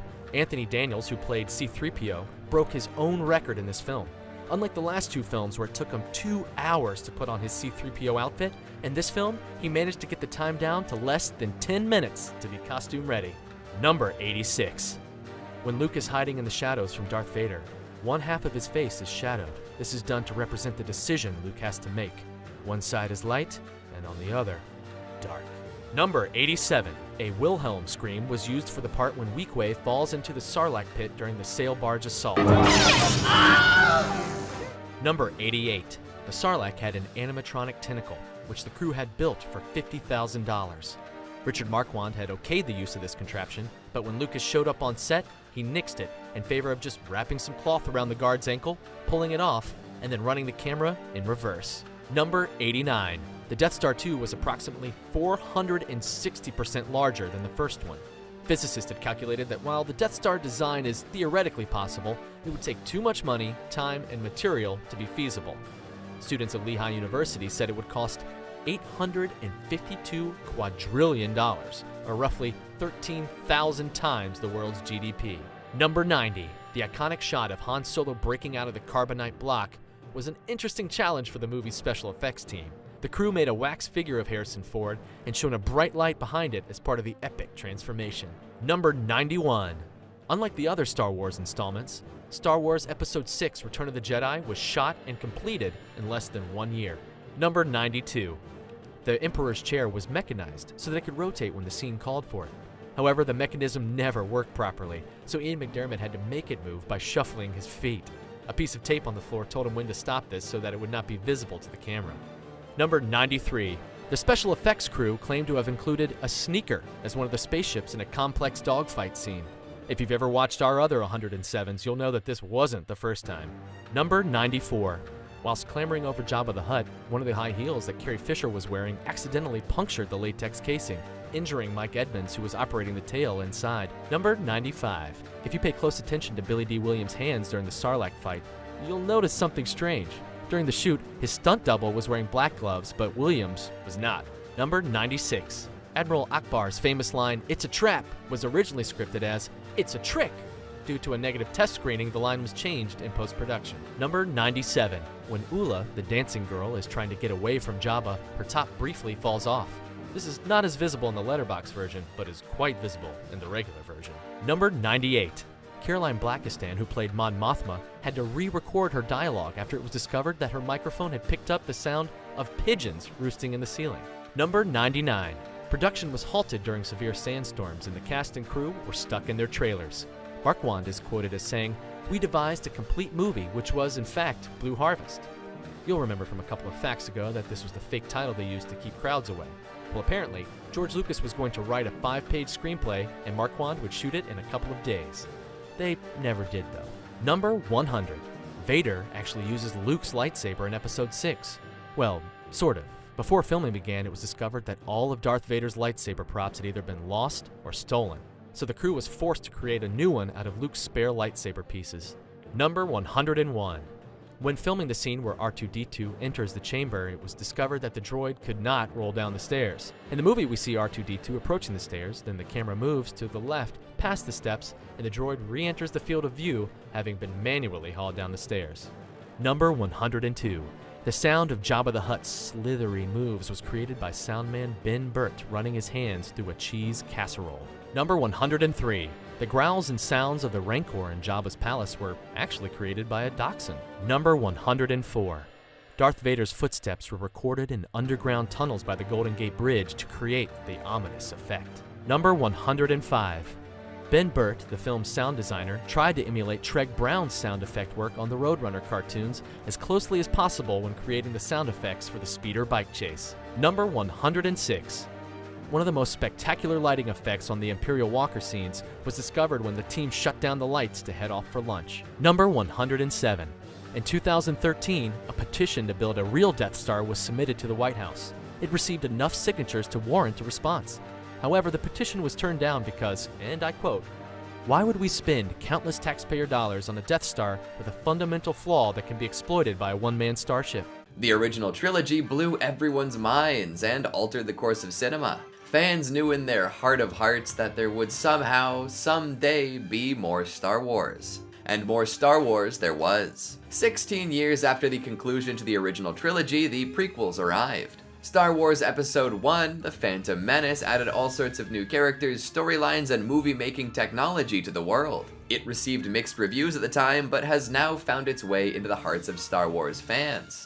Here's 107 facts about the movie that kickstarted Star Wars once again. Welcome back to Cinematica, where we dive into the fascinating world of film and television. In this video, we're exploring 107 facts about Star Wars Episode 1, The Phantom Menace, a movie that introduced us to a new era of Star Wars characters and lore. Let's jump right in. Number 1. The Phantom Menace was released on May 19th, 1999. Marking the beginning of the prequel trilogy, which aimed to explore the events leading up to the original Star Wars trilogy. The movie was highly anticipated by fans who had been waiting for a new Star Wars film since Return of the Jedi in 1983. Number 2. Despite mixed reviews, The Phantom Menace was a massive box office success. It grossed over $924 million worldwide, making it the highest grossing film of 1999 and, at the time, the second highest grossing film ever, behind only Titanic. Number 3. These days, The Phantom Menace sits at number 46 all time, with all 3 of the sequel Star Wars entries beating it out. Number 4. George Lucas, the creator of the Star Wars franchise, returned to the director's chair for The Phantom Menace after a 22-year hiatus. He had previously directed the original Star Wars film, A New Hope, in 1977. With The Empire Strikes Back being directed by Irvin Kershner, and The Return of the Jedi being directed by Richard Marquand. Number 5. The The title, The Phantom Menace, has multiple meanings. While Darth Maul is a Phantom Menace, so are Anakin Skywalker and Padme. However, the true Phantom Menace of the film is Sheev Palpatine, also known as Darth Sidious. The entire plot is a conspiracy by Palpatine to ascend to power, making him the hidden threat throughout the movie. Number 6. Liam Neeson was cast as Jedi Master Qui-Gon Jinn, the mentor of a young Obi-Wan Kenobi. Neeson was excited to join the Star Wars universe and found the role challenging, as it required him to perform his own stunts and engage in extensive lightsaber training. Number 7. Qui-Gon Jinn represents the old order that begins to collapse and die off in this film. His character embodies the blissfully optimistic era that's seen as shallow to those more familiar with the cynical, broken world of the original trilogy. Number 8. Ewan McGregor was chosen to play a young Obi-Wan Kenobi, taking on the iconic role that was originally portrayed by Sir Alec Guinness. McGregor was a fan of the original trilogy and worked hard to emulate Guinness's performance while adding his own unique spin on the character. Number 9. Natalie Portman was only 16 years old when she was cast as Padme Amidala, the Queen of Naboo and future mother of Luke Skywalker and Leia Organa. Portman's role required her to portray both the regal queen and her decoy handmaiden, which showcased her versatility as an actress. Number 10. Keira Knightley played Sabe, one of Queen Amidala's handmaidens and decoy, but many people didn't realize it was her due to the elaborate makeup and costumes. Knightley was only 12 at the time and would later gain fame for her roles in Bend It Like Beckham and Pirates of the Caribbean. Number 11. In fact, members of the audience weren't the only ones confused about this dual role. Knightley herself admitted that she forgot which character she played, claiming that she thought that she was indeed Padme and not her handmaiden Sabe. Granted, this was an interview years down the line. Number 12. On the topic of handmaidens, the Queen's loyal handmaidens not only served as her personal assistants, but also as her bodyguards and decoys. Each handmaiden was trained in self-defense and given a weapon disguised as a decorative accessory, adding an extra layer of intrigue to the royal court. Number 13. A young Sofia Coppola, daughter of the legendary director Francis Ford Coppola, also appeared in The Phantom Menace as one of Queen Amidala's handmaidens. She took on the role as a favor to George Lucas, who was a close friend of her father. Number 14. The film uses voice modulation to make Natalie Portman's voice indistinguishable from Keira Knightley's, adding to the mystery of who is the real queen. Similarly, Senator Palpatine's voice is briefly lowered due to transponder interference, making him sound like his alter ego, Darth Sidious. Number 15. Jake Lloyd was just 10 years old when he was cast as the young Anakin Skywalker, aka the future Darth Vader. Whoops, spoilers. Number 16. Lloyd beat out more than 3,000 other young actors to win the role, which was both his big break and the source of much scrutiny from Star Wars fans. Imagine being a 10-year-old with the hopes of the entire fandom bearing down upon you. Number 17. The climactic lightsaber duel between Qui-Gon Jinn, Obi-Wan Kenobi, and the Sith Lord Darth Maul is accompanied by the iconic Duel of the Fates theme, composed by John Williams. This piece of music has become synonymous with the prequel trilogy and remains iconic. Number 18. John Williams' music identifies Sidious as the same Emperor from the original trilogy through the use of the Emperor theme. Keep an ear out on your next watch and see if you can pick it out. Number 19. Martial artist and stuntman Ray Park was cast as the menacing Darth Maul. Park's martial arts skills and agilities made him the perfect choice for the role, and his striking appearance, complete with red and black facial tattoos, made him an instant fan favorite villain. Number 20. Speaking of Ray Park, he accidentally had a lasting influence on Darth Maul's design. Somehow he'd left his earring in throughout the makeup process and kept it on throughout the film. The continuity team must have picked up on this, as Maul continues to sport an earring in future Star Wars media like Clone Wars and Rebels. Number 21. His appearance was actually designed to reflect Christian art depictions of the devil. At one point, he was designed to have feathers on his head, but they were replaced with his horns. The tattoos on his bodies were inspired by Rorschach-style ink blots. Number 22. Darth Maul's distinctive double-bladed lightsaber was a unique addition to the Star Wars universe, showcasing the deadly skills of the Sith Lord. The weapon required extensive choreography and practice to wield convincingly, and its striking design has since become a fan favorite. Number 23. Ray Park portrayed the physical presence of Darth Maul, but actor and comedian Peter Serafinowicz provided his voice. Serafinowicz would later go on to star in films like Shaun of the Dead, Guardians of the Galaxy, and the live-action adaptation of The Tick. Number 24. Maul was initially intended to have more dialogue, but much of it was cut during the editing process. This actually ended up working in his favor, adding to the character's mysterious and menacing presence, as he only spoke a few lines throughout the entire film. Number 25. The character of Jar Jar Binks, voiced by Ahmed Best, became one of the most divisive aspects of The Phantom Menace. While some fans appreciated the comedic relief he provided, others criticized his role as being overly childish and annoying. Best has since spoken out about the backlash and revealed the toll it took on his mental health. Number 26. Best has managed to redeem himself in the Star Wars canon though. In The Mandalorian, he plays a Jedi named Kelleran Beck, who actually manages to save little Grogu as Order 66 is enacted. Number 27. The Phantom Menace was filmed in a variety of locations, including Tunisia for the desert planet of Tatooine, Italy for the Royal Palace on Naboo, and Leavesden Film Studios in the UK for various interior scenes. Number 28. The planet Tatooine, which first appeared in A New Hope, was revisited in The Phantom Menace. The original film's desert location of Tunisia was used again to represent the harsh, sun-scorched landscape of the remote Outer Rim world. Number 29. Naboo's Royal Palace, which served as the primary location for scenes set on Naboo, was filmed at the historic Caserta Palace in Italy. This palace's grand architecture and lavish interiors provided the perfect backdrop for the opulent world of Naboo. Number 30. Naboo was even named after a type of flute called the Naboo. This name was chosen to evoke a sense of music and beauty, reflecting the planet's peaceful and artistic nature. Number 31. The Phantom Menace was one of the first major films to extensively use computer-generated imagery, or CGI, which allowed for the creation of detailed and immersive environments. However, it also relied on practical effects such as animatronics and miniatures to maintain the tactile feel of the original trilogy. Number 32. One famous example of this has to be the thrilling pod racing scene, inspired by real-life events such as the Indianapolis 500 and Formula 1 racing. The high-speed, action-packed sequence was a landmark technical achievement, creating a memorable and visually stunning set piece. Number 33. The practical effects team built detailed miniature sets for the race, while the digital effects team created the pod racer vehicles and environments for the high-speed action sequences. Number 34. The pod race in The Phantom Menace was called the Boonta Eve Classic, in honor of the Hutt holiday Boonta Eve. This event is celebrated throughout the Star Wars universe, marking the rise of the Hutt Empire and their control over the Outer Rim. Number 35. Jabba the Hutt even made a brief cameo appearance in The Phantom Menace, presiding over the Boonta Eve Classic. Number 36. The distinctive sound of the pod racers was created by sound designer Ben Burt, who combined various real-world engine noises, such as those from race cars and fighter planes, to create the unique audio signature of the high-speed vehicles. Number 37. The Galactic Senate, the governing body of the Star Wars galaxy, was first introduced in The Phantom Menace. Hard to believe that something so influential wasn't brought to life until this point, but when you consider that The Phantom Menace is a prequel, it makes a little more sense. Number 38. The intricate design of the Senate chamber, featuring hundreds of floating platforms representing different star systems, was another example of the impressive mixed medium approach to special effects. Number 39.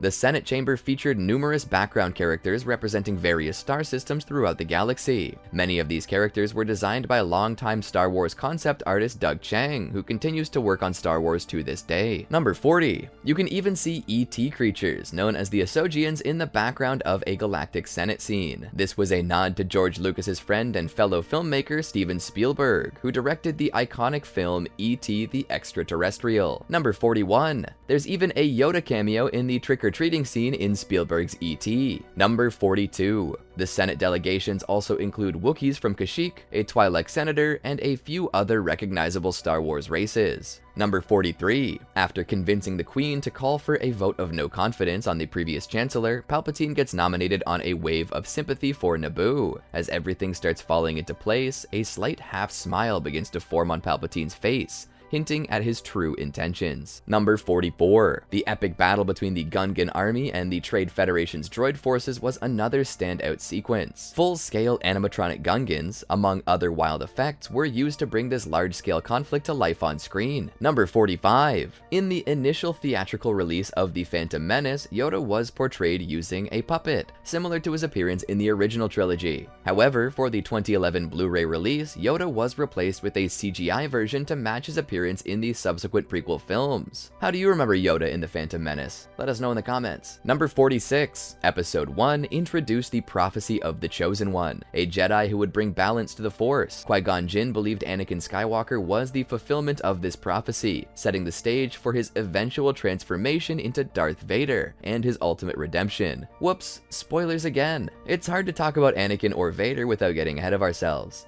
Number 47. Ian McDiarmid reprised his role as Emperor Palpatine from the original trilogy, playing both the sinister Sith Lord Darth Sidious and the seemingly benevolent Senator Palpatine. This dual role allowed McDiarmid to explore the character's manipulative nature and subtle rise to power. It also allowed him to utter the legendary line, "Do it." Although that's not until Revenge of the Sith, so let's get back to The Phantom Menace. Number 48. This movie introduced the concept of midichlorians, microscopic organisms that reside in living cells and allow individuals to connect with the Force. This controversial addition to the Star Wars mythos was met with mixed reactions, as some fans felt it diminished the mystical nature of the Force. Number 49. Watto, the junk dealer who owned Anakin and his mother, was a Toydarian, a species immune to Jedi mind tricks. His design was inspired by caricatures of greedy merchants and incorporated elements of various animals including bats, elephants, and birds. Number 50. Watto's voice was performed by Andy Secombe, who gave him a distinctive gravelly accent. Number 51. Watto fun fact.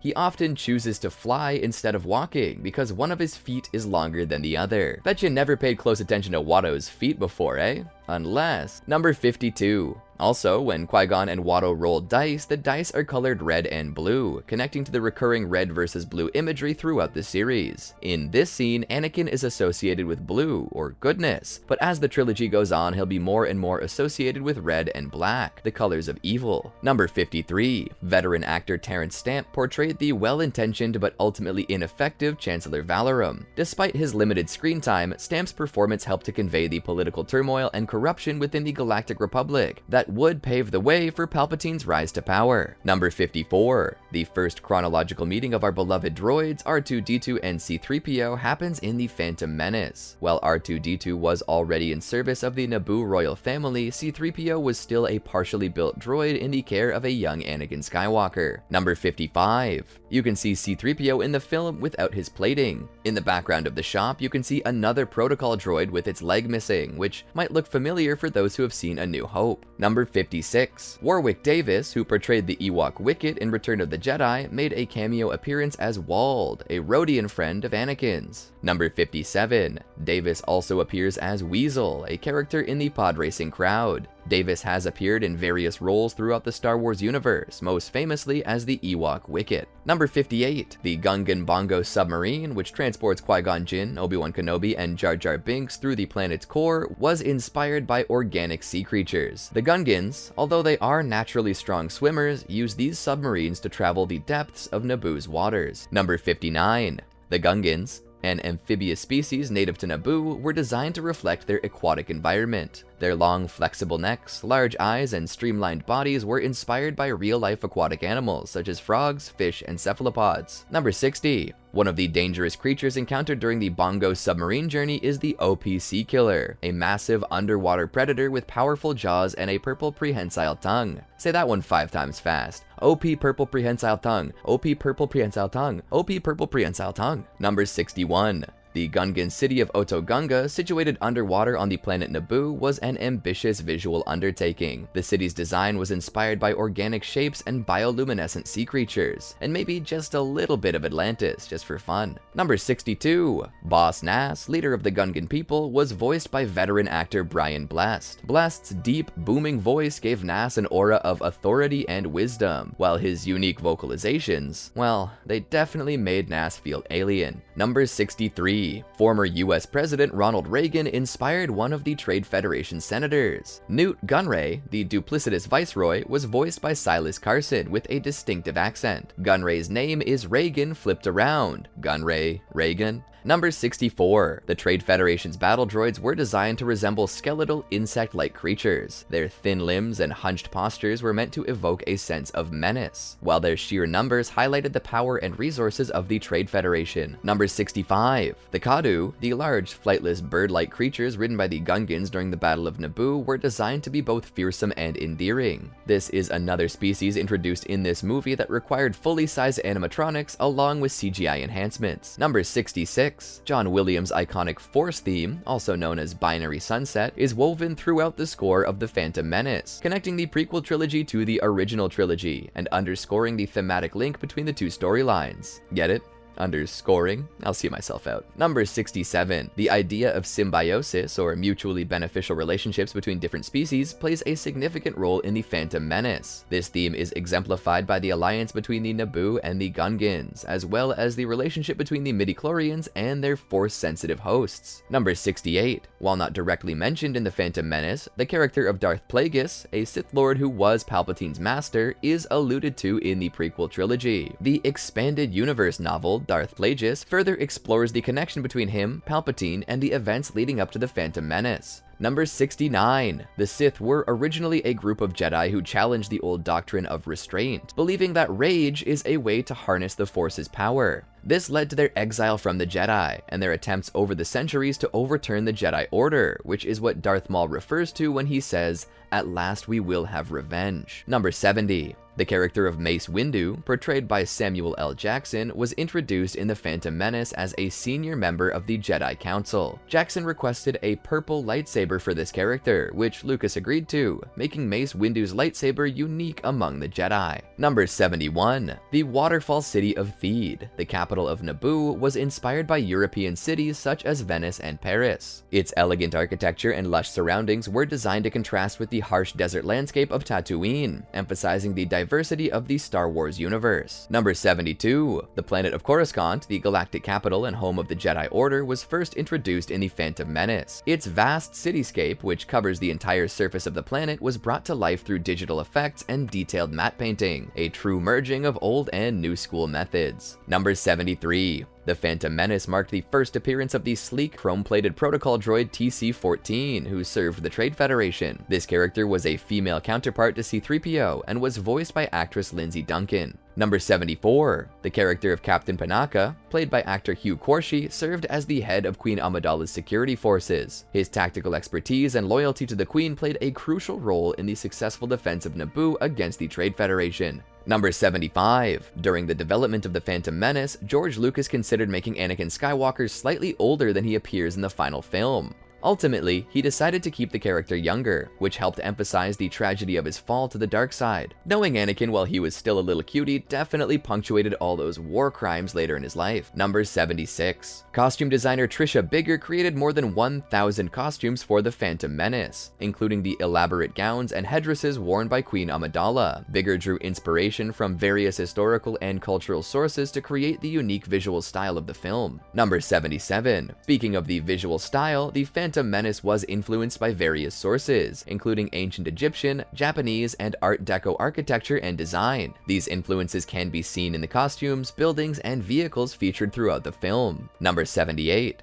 The speeder bikes used by Naboo's security forces were inspired by vintage motorcycles and classic racing cars. Their retro design was intended to reflect the refined aesthetic of Naboo and its people. Number 79. Queen Amidala's royal starship, the Naboo Royal Cruiser, was designed to resemble the streamlined Art Deco-style aircraft from the 1930s. Number 80. The communications device used by Qui-Gon Jinn to contact Obi-Wan and the Jedi Council was in fact a modified Gillette Sensor Excel razor. This wasn't the first time the Star Wars crew would use a modified everyday item as a prop, and it certainly wasn't the last. Number 81. The character of Sebulba, a devious and ruthless pod racer, was designed to resemble a spider-like creature. He had a particularly menacing method of locomotion, with his hands serving as his primary form of movement. Number 82.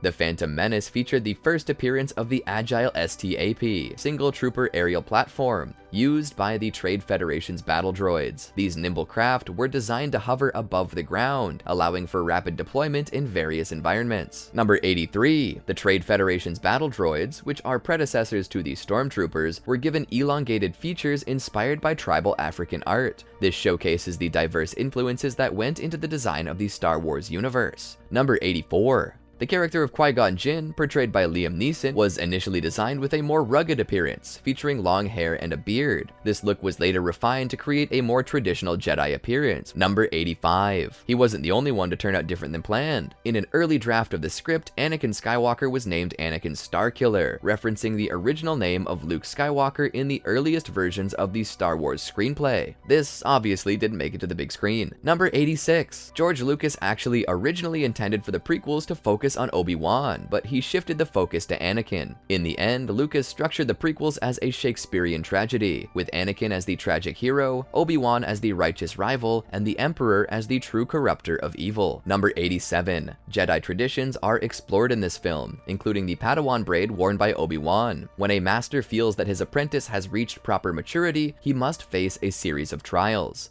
If completed, the master cuts off the braid with his lightsaber, signifying the apprentice's transition to a full Jedi. Number 88. The pod racer sequence was influenced by the famous chariot race in the 1959 film Ben-Hur. Lucas wanted to capture the same sense of speed and excitement in the pod racing scenes, and incorporated elements of classic racing films into the design of the vehicles and racecourse. Number 89. The character of Shmi Skywalker, Anakin's mother, was portrayed by Swedish actress Pernilla August. Her performance provided an emotional grounding for Anakin's story, highlighting the bond between mother and son and the sacrifices she made for his future. Number 90. You might have noticed that the opening crawl of The Phantom Menace was really similar to the OG title crawl. The text, music, and pacing were all carefully crafted to be as close to the originals as possible, evoking a sense of nostalgia and wonder. Number 91. In addition to the main cast, several well-known actors had small roles or cameo appearances in The Phantom Menace, including Dominic West as a Naboo guard, Celia Imrie as a fighter pilot, and Richard Armitage as a Naboo security officer. Number 92. The Phantom Menace featured several new alien species, including the previously discussed Gungans, the snake-like Neimoidians, and the four-armed Gascano. Plenty of unique Star Wars races were shown off during the Boonta Eve Classic, like my personal favorite, Ben Quadraneros, a Tong. Number 93. The language spoken by the Neimoidians in The Phantom Menace was created by sound designer Ben Burt. He combined elements of various real-world languages, including Japanese, Thai, and Korean, to create a unique and alien-sounding dialect. Number 94. The Phantom Menace was the first Star Wars film to be released in 3D. The film was re-released in theaters in 2012 with a new 3D conversion. Number 95. The character of Kitster, a young slave boy and friend of Anakin Skywalker on Tatooine, was portrayed by actor Dhruv Chanchani. Kitster's character was included to provide a sense of camaraderie and support for Anakin in his early life. Number 96. The Phantom Menace featured the first appearance of the Jedi Temple on Coruscant. The massive structure was designed to serve as the headquarters of the Jedi Order, and housed thousands of Jedi Knights, as well as their archives, training facilities, and council chambers. Number 97. The Droid Army's AAT, Armored Assault Tank vehicles, were designed with elements of various real-world tanks and armored vehicles. Number 98. The Phantom Menace featured an array of new starships and spacecraft, including the sleek Naboo N-1 starfighter, the bulbous Trade Federation battleship, and the distinctive Jedi Delta 7 Aether Sprite-class starfighter. These vehicles were designed to reflect the unique cultures and technologies of their respective factions. Number 99. During the film's production, George Lucas and his team developed new digital tools and techniques that would have a lasting impact on the visual effects industry. The Phantom Menace's groundbreaking use of digital technology paved the way for future films and set a new standard for visual storytelling. Number 100. The character of Plo Koon, a member of the Jedi Council, was portrayed by actor Alan Rusko. Plo Koon's unique appearance, featuring a mask and breathing apparatus, was designed to convey his alien nature and connection to the Force. Number 101. The Phantom Menace was the first Star Wars film to feature a female villain, the bounty hunter Aura Singh. Although her role in the film was brief, her unique appearance and mysterious backstory intrigued fans and expanded the universe's cast of memorable characters. Number 102. The Gungan character of Roose Tarpals, a captain in the Gungan Grand Army, was portrayed by actor and puppeteer Steven Spears. His role in the film was to lead Gungan forces in the Battle of Naboo and provide support for Jar Jar Binks' comedic antics. Number 103. The Phantom Menace was the first film in the Star Wars saga to feature a completely CGI character in a major role. The character of Jar Jar Binks, portrayed by actor Ahmed Best, was brought to life using cutting-edge motion capture technology and advanced computer animation techniques. Number 104. The line, "There's always a bigger fish," is a simpler version of the Sith's rule of two. Behind every threat is a second, larger threat lurking in the shadows, which is a recurring theme throughout the Star Wars saga. Number 105. Watch out for the number 327, as it is a recurring motif in the Star Wars universe. The Queen's starship is a Nubian model J327, and 327 is also the name of the Death Star landing bay where Han landed the Falcon, as well as the landing platform in Cloud City in The Emperor Strikes Back. Number 106. Inside Anakin's room, there's a statue that many have since said resembles Maz Kanata from the new films. The Phantom Menace Visual Dictionary lists this statue as being in Palpatine's quarters, suggesting a possible connection between Palpatine, Shmi, Anakin, Maz, and this statue. Number 107. In the background of the city planet, you can spot a spinner from Blade Runner and the Starship Enterprise from Star Trek. These Easter eggs are a fun nod to other iconic science fiction franchises. Now we've got a video about the second prequel movie, with 107 Star Wars Attack of the Clones facts you should know. It'll become increasingly clear why these are facts you should know as this video proceeds. We've got all sorts of info on the Clone Wars, Rebels, and more to follow it up. Sorry, we don't quite have Revenge of the Sith facts up and running yet, but if that's something you'd like to see, make sure you let us know down in the comments. In a galaxy far, far away, a saga continued that captured the hearts and imaginations of audiences worldwide. As we venture back into the cosmic tapestry of Star Wars, we find ourselves delving into the intricate world of Star Wars Episode 2, Attack of the Clones. A tale of romance, political intrigue, and epic battles that set the stage for the legendary events to come. Join us as we unravel 107 fascinating facts about this iconic installment in the Star Wars series, where secrets will be revealed and the true depth of George Lucas's vision comes to light. So grab your lightsabers and prepare to be immersed in the world of the Jedi, Sith, and the complex web of characters that make this chapter truly remarkable. Number 1. Attack of the Clones is the second installment in the prequel trilogy, a narrative that precedes the original Star Wars trilogy created by George Lucas. Number 2. Lucas, the mastermind behind the Star Wars franchise, took on the roles of director and screenwriter for this installment. Number 3. Lucas directed the original Star Wars, retroactively titled Episode 4 A New Hope, but did not direct the sequels, Episodes 5 and 6. He returned to the director's chair for the prequels, directing all 3. Number 4. The movie marked a significant technological milestone as it was one of the first feature films to be shot entirely digitally, paving the way for a new era in the film industry. Number 5. George Lucas partnered with Sony and Panavision to create cameras capable of filming an entire movie, allowing for more creativity and streamlined filming and editing processes. Number 6. Even though the film was shot digitally, film reels were still sent to movie theaters to be played on their projectors. The cans containing the reels were shipped under the codename Cue Ball. Number 7.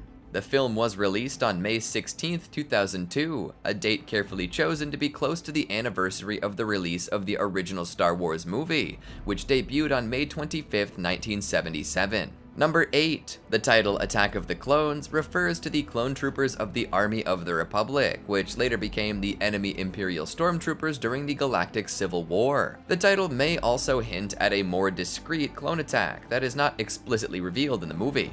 Number 9. The character of Count Dooku, portrayed by the legendary Christopher Lee, was introduced in this episode, adding a new layer of complexity and intrigue to the unfolding narrative. Number 10. The film had a substantial budget, with an estimated cost of $115 million, showcasing the grand scale of production and the extensive use of groundbreaking special effects. Number 11. The movie was a commercial success, grossing over $649 million worldwide. Number 12. The character of Jango Fett, portrayed by Tamora Morrison, serves as the genetic template for the Clone Army, a critical element in the unfolding narrative of the Star Wars saga. Number 13. The film explores the early relationship between Anakin Skywalker and Padme Amidala, laying the foundation for a love story that would have significant implications for the entire series. Number 14. Ewan McGregor reprised his role as Obi-Wan Kenobi, offering viewers a deeper insight into the character's journey and his mentorship of Anakin Skywalker. Number 15. The movie features a memorable and intense battle scene in the Geonosis Arena, where the Jedi Knights face off against a host of adversaries, showcasing their combat skills and unity. Number 16. Ki-Adi-Mundi's lightsaber changes colors multiple times during the arena battle. When he first shows up, it's blue. Then when Yoda arrives, it's green. Then when Adi-Mundi gets on a ship, his lightsaber is once again blue. Number 17. For whatever reason, Jango Fett's guns sound different in the arena than anywhere else in the movie. Number 18.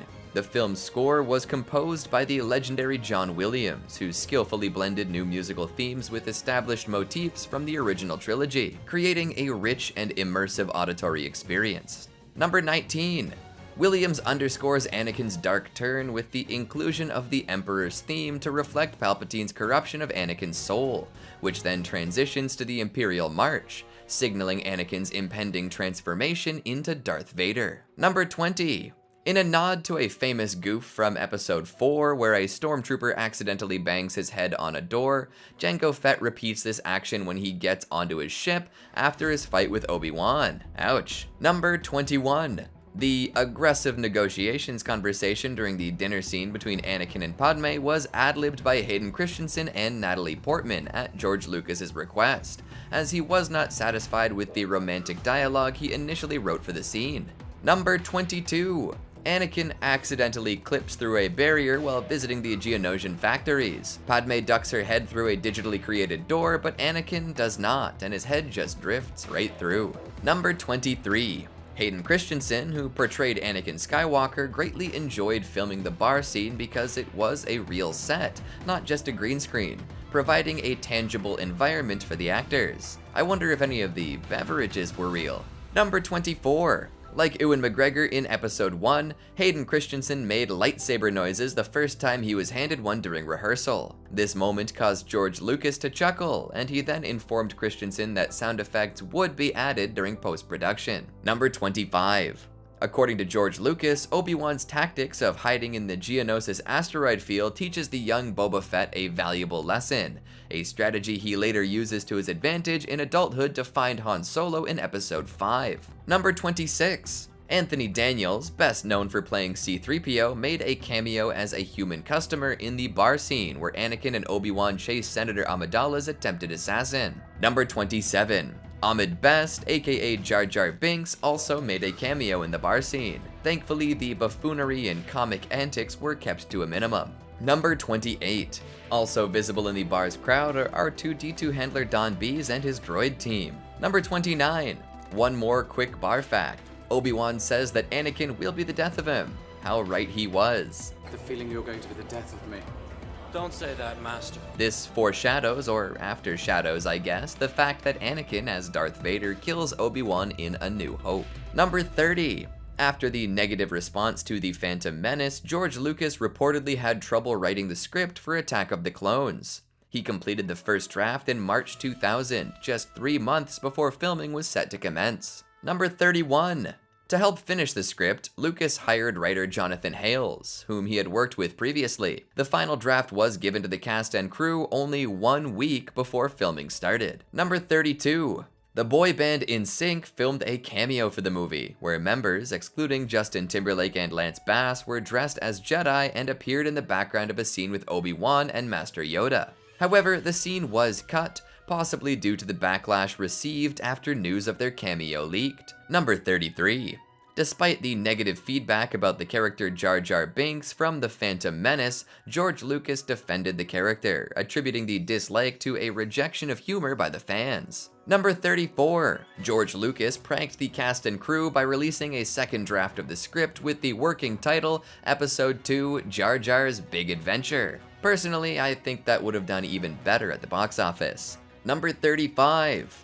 Tamora Morrison, who portrayed Jango Fett, was asked to fly nearly 8,000 miles from New Zealand to England for reshoots, where he filmed only one shot and one line. Worth it. Number 36. More than 400 actors were screen tested for the role of grown Anakin Skywalker. Notable actors considered for the role included Paul Walker, Colin Hanks, Ryan Philippe, Christian Bale, and Heath Ledger. Number 37. Hayden Christensen landed the role of Anakin due to his chemistry with co-star Natalie Portman, and Lucas's preference for their on-screen appearance together. Number 38.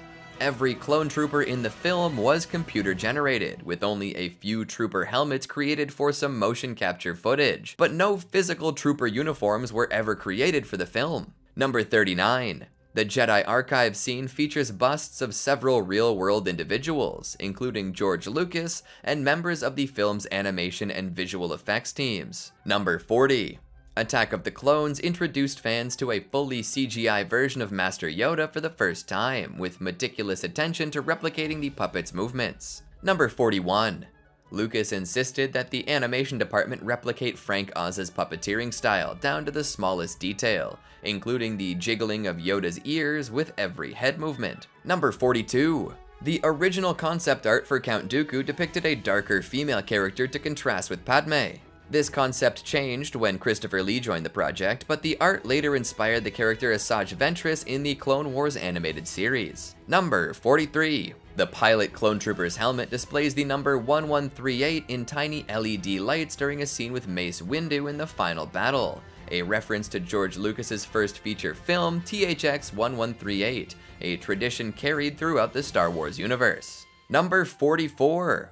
Film critic Roger Ebert gave Attack of the Clones a 2-star review, his lowest ever rating for a live-action Star Wars movie, citing a lack of quotable dialogue and diminished impact of the visual imagery. Number 45. The Jedi Archive room in the movie closely resembles the famous Long Room at Trinity College Dublin Library, with similar architectural features such as the barrel vault ceiling, double-height bookshelves, and busts lining the aisles. Number 46. These similarities led to considerations of legal action by Trinity. If I were them, I'd be honored. Number 47. Samuel L. Jackson, who portrayed Mace Windu, requested a purple lightsaber for his character, a deviation from the traditional blue or green lightsabers of the Jedi. This request was granted by Lucas, making Windu the only live-action character to wield a purple blade. Number 48. The hilt of Windu's saber has the letters BMF engraved on it, a personal touch added by the production crew. Fans of Pulp Fiction will recognize that one right away, but I'm not repeating the meaning here just in case YouTube decides to demonetize the video. Number 49. The BMF engraving is not visible in the movies, which is probably for the best. Number 50. George Lucas's children, Katie, Amanda, and Jet Lucas, made cameos in the movie. Number 51. Lucas's daughters appeared as patrons at the Outlander Club, and Jet portrays a Jedi Padawan in the archives. Number 52. Jet later makes a cameo in Revenge of the Sith as a young Jedi defending Bail Organa. Number 53. After making Attack of the Clones, Ewan McGregor appeared in the movie Black Hawk Down, which required him to be clean-shaved and to have an extremely close buzz cut. New scenes with Obi-Wan Kenobi were then added to the film in post-production. Since McGregor had not had enough time to regrow his hair or a full beard, he had to be fitted with a hairpiece and a prosthetic beard, which is often easily distinguished from his natural hair as it appears in the rest of the film. Number 54.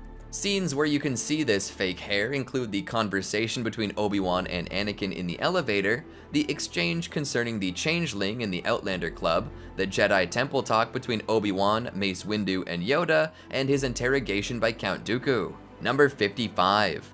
Attack of the Clones was the final Star Wars movie released on VHS in the United States, marking the end of an era as DVD became the dominant format. Number 56. The VHS release of the movie included exclusive content, such as a featurette titled Star Wars Connections with C-3PO and R2-D2, that recapped the entire saga up to that point. Number 57. Anakin's reunion with his mother, Shmi, was part of Palpatine's manipulations. This plot point was meant to be revealed in Revenge of the Sith, but was removed. Number 58. According to Star Wars canon, the Tusken Raiders who kidnapped Shmi Skywalker were paid to do so by Count Dooku. Dooku had done this on orders from his master, Darth Sidious. Number 59. When Anakin is slaughtering the Tusken Raiders, Qui-Gon's voice can be heard in the background. This is no accident. According to Star Wars canon, Qui-Gon's Force Ghost tried to stop Anakin's rage, but failed. Number 60. The massacre of the Tusken Raiders becomes part of Tusken folklore as kind of a demonic figure, as suggested in the Star Wars Legends novel Tatooine Ghosts. Number 61. Just before Anakin goes to search for his mother on Tatooine, he has a conversation with Senator Amidala. The camera pans to their shadows as they talk, and Anakin's resembles that of Darth Vader. According to the DVD commentary, the Vader-like shadow that Anakin casts was not a special effect, but a coincidence. Number 62. Senator Amidala is a great shot. She almost never misses. This is a reference to her daughter Leia, who also almost never misses. Number 63. During rehearsals and filming of Count Dooku's lightsaber battle scenes, a small model of Yoda was used as a reference point for Christopher Lee. The model, however, was slightly altered to have vampire fangs, to which Lee's amused response was, "I will not comment on that. I didn't think you would do this to me, George." The fangs were likely a joke at Lee's expense for his performance as Count Dracula in 1958's Dracula, and several other Hammer Studios horror films. Number 64. The Senate votes to give the Supreme Chancellor's sweeping emergency powers to go to war against the separatist forces. This is the same ploy Adolf Hitler used to gain similar dictatorial power in mid-1930s Germany. Number 65. A number of subtle visual clues were incorporated into the design of the shots to help audiences keep track of who's who. The good guys, the Republic clone troopers, always moved from screen right to screen left, while the separatist battle droids moved from screen left to screen right. Number 66. Another visual cue involves a gigantic star. The sun is behind the clones, resulting in a gloomier sky behind the separatists. Number 67. Finally, the missile contrails were color-coded to denote allegiance. The Republic rockets leave clean white trails, while the villains launch missiles that leave noxious black/purplish exhaust. Number 68. The fight between Yoda and Dooku was originally envisioned quite differently. Yoda was supposed to come in and immediately have the fight with Dooku, but much of the creative team felt that it was too quick a transition for Yoda, and the audience needed to feel the power of good and evil going against each other. Number 69. The duel between Yoda and Dooku, who was once Yoda's apprentice, goes through 3 phases: using the Force to launch and deflect projectiles, Sith lightning, and a lightsaber duel. Yoda reveals his lightsaber for the first time, showcasing his skills in combat. The duel ends with Yoda showing empathy by saving others, highlighting the difference between the Jedi and Sith philosophies. Number 70. There was also footage shot of Dooku using either Obi-Wan's or Anakin's lightsaber in addition to his own against Yoda, but these moves did not make the final cut. Number 71. This is the only Star Wars movie where the camera shot tilts up after the opening scroll to start the scene. In all other Star Wars movies, the camera shot tilts down after the scroll. Number 72. Dex's backstory was that he was a former mercenary and explorer. He and Obi-Wan had served together on a couple of missions, forging a bond that is evident in their camaraderie on screen. Number 73. The character Aayla Secura, played by Amy Allen, was not created by George Lucas. Secura first appeared in the 19th issue of the Dark Horse Comics Star Wars Republic series, Part 1 of Star Wars Twilight. Lucas was so impressed with the character that he decided to have her in the film. Number 74. When Watto is seen on Tatooine, flies are buzzing around him. The crew had recorded sound effects of flies buzzing around the horse dung at Skywalker Ranch, and they were happy to finally be able to use the sound that they recorded. Who knew horse dung could be so exciting? Number 75. The death sticks that the pusher tries to sell Obi-Wan were a hallucinogenic drug, and their name is an obvious reference to cigarettes. According to Lucas, much like with cigarettes, with each dose the user's life was shortened, and the successive dosages took away larger chunks of their lifespan, and with each successive dose, the desire for a harder reaction increased. Lucas inserted this personally into the film because of his strict views concerning smoking. Number 76. To efficiently deliver a realistic explosion for the gunship that gets shot out of the sky, ILM built a mandrill of the vessel. A mandrill is an all-blue practical miniature. It was rigged with pyrotechnics and blown up. The properly shaped explosion was digitally extracted, interacting with the properly shaped wreckage, and digital artists replaced the blue gunship with the computer-generated one. Number 77. The assassination attempt on Padme Amidala at the beginning of the movie parallels real-world historical events. It resembles the assassination of Archduke Franz Ferdinand, which sparked World War I and the burning of the German Reichstag in 1933, which Adolf Hitler used to seize absolute control of Germany. Number 78. The assassination attempt on Padme was carried out by a chain of individuals, the assassins Zam Wesell and Jango Fett, who were working for Count Dooku, who in turn was working for Darth Sidious. This complex conspiracy is presented as a mystery that unfolds throughout the film. Number 79. Dooku was once a Jedi Master who had Qui-Gon Jinn as his apprentice and Yoda as his master. He left the Jedi Order to reclaim his birthright as Count of Sereno. Number 80. During his exile, Dooku was approached by Sidious, who offered to help him attain more power and rid corruption from the Republic. However, Dooku was merely a tool for Sidious to further his own agenda. Number 81. Early in the movie, Palpatine tests Yoda's perception abilities under the guise of seeking counsel, to gauge the Jedi High Council's awareness of his schemes. Number 82. Later in the film, it's shown that the Jedi have grown weaker in their ability to perceive the dark side of the Force. Number 83. The Jedi's naivete is further highlighted in their defense of Count Dooku, as they believe he is a political idealist and not a murderer. This belief in the incorruptible character of the Jedi foreshadows Mace Windu's blind spot to Anakin's upcoming turn to the dark side. Number 84. Palpatine manipulates the situation by recommending Padme receive Jedi bodyguards, knowing that Obi-Wan would be accompanied by his apprentice Anakin. This move was intended to distract Padme, a vocal opponent to his army plan, and to distract Anakin, whom he plans to corrupt. Number 85.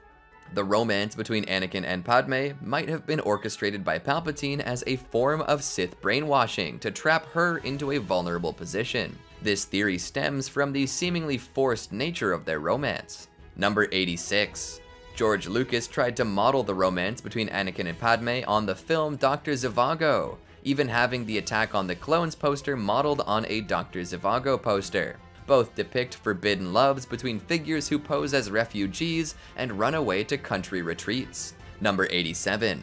However, the romance in Attack of the Clones is criticized for not having the depth and moral complexity that is seen in Dr. Zhivago. Number 88. Anakin Skywalker does not make a good first impression in the movie, displaying a bad attitude in his early interactions with Padme. His behavior includes insulting, belittling, and making her uncomfortable, which casts a shadow over their ensuing romance. Number 89. The chase scene with Zam Wesell features a nod to Episode 4, with animators sneaking in 3 TIE fighters pursuing an X-Wing in the bottom left corner of the screen, foreshadowing Luke's trench run in the original movie. Number 90. In Palpatine's office, there are statues representing the 4 stages of Dwarti philosophers and lawgivers from the early days of the Republic. Palpatine takes particular interest in the hooded figure Sistros, in which he later hides a Sith lightsaber. Number 91. On Naboo, you can see what looks like the Millennium Falcon, but these are actually generic YT-1300 freighters. Number 92. The actual Falcon does make a cameo in Episode 3 though. Number 93. R2-D2's ability to ascend stairs but not descend them is highlighted in the movie. This ability was later justified in many fans' headcanon by R2 using his boosters, which are revealed later in the film. Number 94. The Kaminoans had originally been building a clone army at the orders of Jedi Master Sifo Dyas. Originally, this character was supposed to be an alias for Darth Sidious, but a typo in George Lucas's script turned it into that name, prompting Lucas to develop a backstory for this new Jedi character. Number 95. Sifo Dyas's backstory was later expanded upon in an episode of The Clone Wars. Number 96. The clones were cloned from bounty hunter Jango Fett, who was raising one of the clones, Boba Fett, as his son. Number 97. Jango's armor is Mandalorian, a design derived from the people of Mandalore who brought him in as a foundling. Number 98. The clone trooper armor is also derived from the Mandalorian design. Number 99.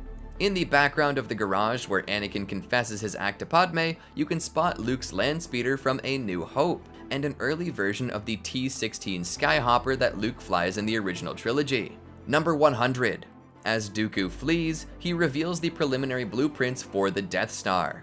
Due to the early construction of the Death Star in Geonosis, the Geonosians were exterminated via sterilization ordered by the Emperor, leaving only one survivor named Click-Clack. Number 101.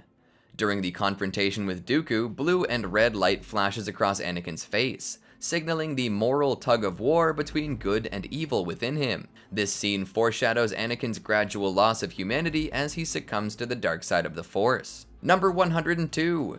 The movie ends with Sidious, aka Palpatine, overseeing the clone army, a scene that is set to the Imperial March, hinting at the rise of the Empire. The conflict between the Republic and the Separatists is orchestrated and manipulated by Palpatine, who plays both sides to further his own agenda. Number 103. The secret wedding of Anakin and Padme is visually similar to the final shot of The Emperor Strikes Back, with Anakin and Padme framed alongside R2-D2 and C-3PO, just like Luke and Leia were in the original trilogy. Number 104. During the wedding scene, as Anakin's cybernetic hand holds Padme's, the soundtrack includes a soft heartbeat sound, hinting at the future birth of Luke and Leia. This detail, although subtle, serves to connect the prequels to the original trilogy and foreshadows the central role that the Skywalker siblings will play. Number 105. Attack of the Clones was nominated for an Oscar for Best Visual Effects at the 2003 Academy Awards. The eventual winner was Lord of the Rings: The Two Towers. Hard to believe that these famous sequels were released in the same year. Number 106.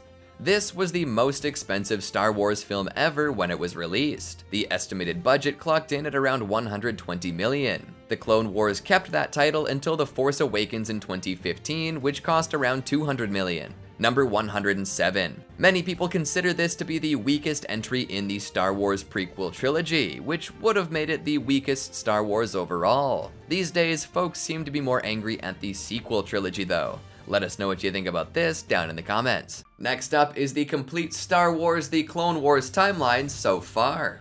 The Clone Wars fills the gap between episodes 2 and 3 and also adds a whole lot of depth to the Star Wars universe. So much crazy stuff happens in this animated series. With that in mind, enjoy the timeline. When Star Wars first came out, the Clone Wars were just a glimmer in George Lucas's eye. Fans could only imagine what epic battles must have been fought. Since then, we've got a whole animated series about them.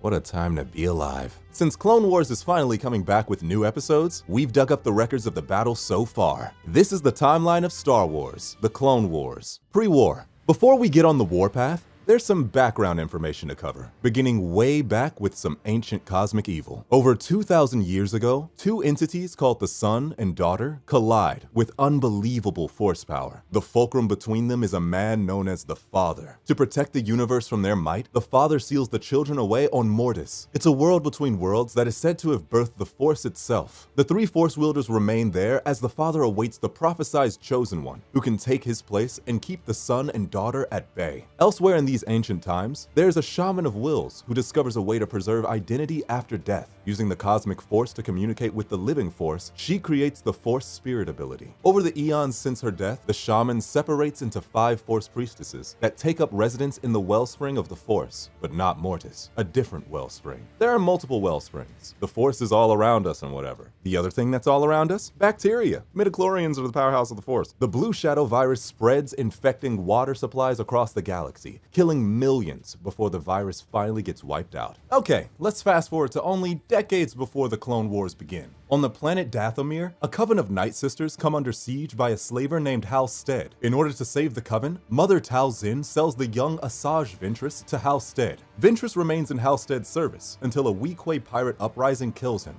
During the raid, she finds a new master, a Jedi master, named Ki Narek. Under his mentorship, Ventress's life turns around. She and Narek battle the pirates for years as she becomes skilled in the ways of the Force. After a decade-long struggle, the Weequay gain the upper hand and shoot Narek down. Ventress is so overcome by rage that she taps into her dark side. Embracing these new abilities, she turns to the Sith Lord Darth Tyrannus, aka Count Dooku. Eager to overthrow his own master, Darth Sidious, Dooku takes her on as his apprentice. Some years before 32 BBY, that's before the Battle of Yavin, Qui-Gon Jinn and Obi-Wan Kenobi are tasked with protecting the Mandalorian Duchess, Satine Kryze. Mandalore is in the midst of a civil war, making the Duchess a prime target for enemy bounty hunters. While on the run, Obi-Wan and Satine develop feelings for one another. That's an awful lot like Anakin and Padme's situation. Except, when the Mandalorian Civil War finally comes to an end, so does their fling. Had she said the word, Obi-Wan would have abandoned the Jedi Order to stay with her. But the two go their separate ways. Satine has a lot of cleaning up to do all by herself, transforming Mandalore into a pacifist world. The terrorists are exiled to the moon Concordia, where they band together to form Death Watch. Their leader, Pre Vizsla, rules from the shadows while acting as the governor of Concordia. Vizsla also wields the Darksaber, a rare black lightsaber built by his ancestor Tar Vizsla. But that's a story for an entirely separate Star Wars Rebels timeline video. Jumping to 33 BBY, Jedi Master Plo Koon finds a young Tagrunta girl named Ahsoka Tano and brings her back to the Jedi Temple for training. She spends a decade in their tutelage until she is finally granted the rank of Padawan. At this point, she needs a teacher. 22 BBY. Right, okay, so the Clone Wars are officially underway. After the inciting Battle of Geonosis, Separatist forces shoot a clone transport down and execute all the troopers on board. The lone survivor, Cut, is appalled by the violence of war and goes AWOL. As a clone trooper, Cut was literally created for war, but instead, he marries Sue LaQuaine, has some kids, and begins a simple life on a farm on Salukamai. For those who are still in the war, many battles are yet to come. The Battle of Christophsis really gets the show on the road though. Separatist forces, led by the presumed dead Admiral Trench, blockade the planet to starve out the Republic base that operates there. Anakin Skywalker and Obi-Wan Kenobi are tasked with taking out the blockade, which Anakin accomplishes by using Trench's own homing missiles against him. But, just like in the Battle of Malastare Narrows, Admiral Trench survives yet again. When Obi-Wan and Anakin arrive on the planet's surface, they're ambushed by droids, who received intel from the inside. Turns out the clone sergeant Slick sold them out to Asajj Ventress, who's now working with the Separatists. The other clones apprehend Slick, but it's too late. The droid army is already on its way. In the midst of all that, Ahsoka is dispatched to begin her apprenticeship. Doesn't seem like the best time, but I guess that's what we call trial by fire. At first, it seems she'll be studying under Obi-Wan, but she's actually been assigned to Anakin, a sneaky plan by Obi-Wan all along. Anakin and Ahsoka get off to a rough start, but after deactivating the Separatist shields and ending their siege, they begin to see eye to eye. The victory is short-lived, however, as the trio receives word that Jabba the Hutt's son, Rada, has been kidnapped. The Republic's alliance with the Hutts is essential, which is why Count Dooku is trying to sabotage it. He's working with Zero the Hutt to frame the Jedi for the kidnapping, which would compel Jabba to execute them. He'd be arrested for the murders, creating a Jabba-sized power vacuum that Zero would fill. Everybody wins! Rada is no baby Yoda, so Anakin and Ahsoka return the child to his father, who nearly executes them anyway. Thankfully, Padme Amidala swoops in with the conspiracy intel that clears the Jedi and saves them at the last second. Over on Kamino, 5 clone cadets must prove they aren't a bad batch and are actually capable of following orders together. Heavy, Cut Up, Droid Bait, Fives, and Echo all make up the Domino Squad. The team is put to the test when General Grievous invades the outpost of Rishi. In the attack, Heavy, Droid Bait, and Cut Up all fall, but Echo and Fives both manage to pull through. For their bravery, they are inducted into the 501st Legion, led by Anakin, Ahsoka, and clone captain CT-7576 Rex. Basically, that means they get to go on all the A-list missions now. Soon, Grievous is back with a new battle tactic. During the Malevolence Crisis, he uses the destructive ion cannons of the massive cruiser to decimate Republic forces across space. Anakin enlists the Shadow Squadron, a team of Y-wing bombers, to destroy the massive weapon, but the campaign is complicated by Padme's arrival. Separatist leaders trick her into coming on board the Malevolence, so Anakin and Obi-Wan have to continue their crusade on foot. Fortunately, it gives Anakin the hands-on approach he needs to crash the vessel into the dead moon of Antar. Not long after that, the Separatists hit back with biological warfare. Dr. Nuvo Vindi re-engineers the old blue shadow virus from thousands of years ago, only this time perfects it so that it's airborne. Yeah, there's no Geneva Protocol in a galaxy far, far away. Padme and Jar Jar Binks discover Vindi's base of operations on Naboo and alert the Republic's forces. Vindi is thwarted, and Anakin and Obi-Wan recover a cure on the outer rim planet Iego. You know, the home planet of angels that Anakin was going on about when he met Padme. These are the sort of day-by-day conflicts that the Republic faced during the Clone Wars. Though, as the stakes rise, the battles would soon become personal. 21 BBY. The Separatists continue their tried-and-true tactic of starving out Republic worlds with blockades. In the Battle of Ryloth, Ahsoka experiences a humbling defeat. Her reckless leadership of her first clone squadron ends with some nasty casualties. Even so, Anakin still has faith in her. He leaves her in command while he pulls a slow-speed holdo maneuver, careening his Star Destroyer into the Separatist flagship. On the surface of Ryloth, Mace Windu joins forces with the Twi'lek resistance, led by Cham Syndulla. The Senate is hesitant to work with Syndulla because of his extreme methods, but Windu disregards the politics. They liberate the capital city of Lesu and claim a key victory in the larger war. Cham Syndulla also happens to be the father of Era Syndulla, so there's another Star Wars Rebels plug. But some victories don't last. Back on Geonosis, where the Clone Wars first began, Separatists take hold once again. Using brainworms from Queen Katrina the Great, they seize control and reinstate the droid foundry. To destroy the factory, Ahsoka and Luminara Undili's Padawan Barriss Offee slip down to the reactor and detonate it with a big old tank. Unfortunately, the ensuing explosion traps them underground. Luminara is quick to accept their sacrifice in the name of war, but Anakin doesn't like to surrender hope. Sure enough, Ahsoka is able to contact her master with a makeshift communicator. Meanwhile, Captain Rex becomes disillusioned with the war when he meets Cut Lawquane on Salukami. At first, Rex is angry with his fellow clone for deserting his one true purpose, but eventually, Rex comes to see that law and order isn't always the right path. That's the guy you want to be around when Order 66 comes. Let's check back in with Obi-Wan. He hears reports that Mandalorians have been attacking Republic cruisers, despite the fact that Mandalore is meant to be a neutral force in the war. Duchess Satine literally leads the Council of Neutral Systems, so something is going on here. He visits his old friend, and the two learn that Death Watch is still active over on Concordia. They're not pleased with Satine's pacifist regime, so they're working with the Separatists to edge her out of power. Pre Vizsla and Count Dooku aim to spur the Republic into occupying Mandalore, which would be unpopular with his people, thus allowing Death Watch to swoop in like big damn heroes. Satine is able to de-escalate the Senate before the vote passes, shutting down Death Watch's scheme, but Mandalore's neutrality has unforeseen complications. Their isolationism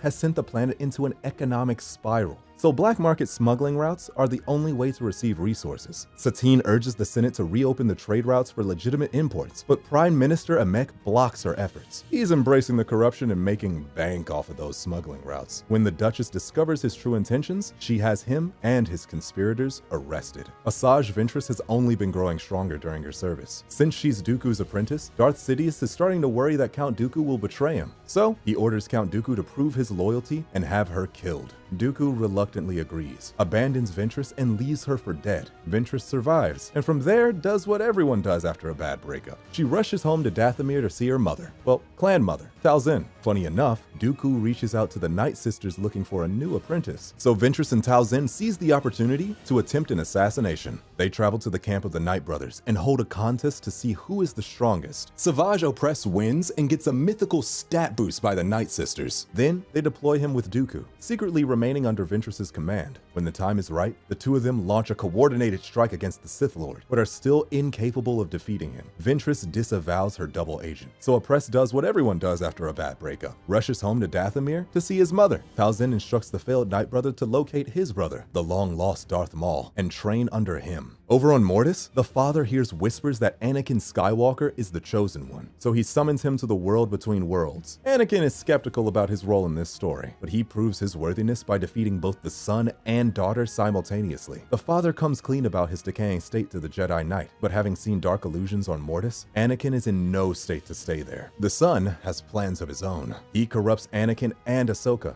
unleashing their full dark side potential so that they'll help him leave the planet. The son arms himself with the Dagger of Mortis, a weapon capable of killing even the ancient Force wielders. He attempts to assassinate his father, but the daughter takes the blow instead. With her death, the balance of the Force is undone. So in a desperate play to restore it, the father plunges the dagger into himself.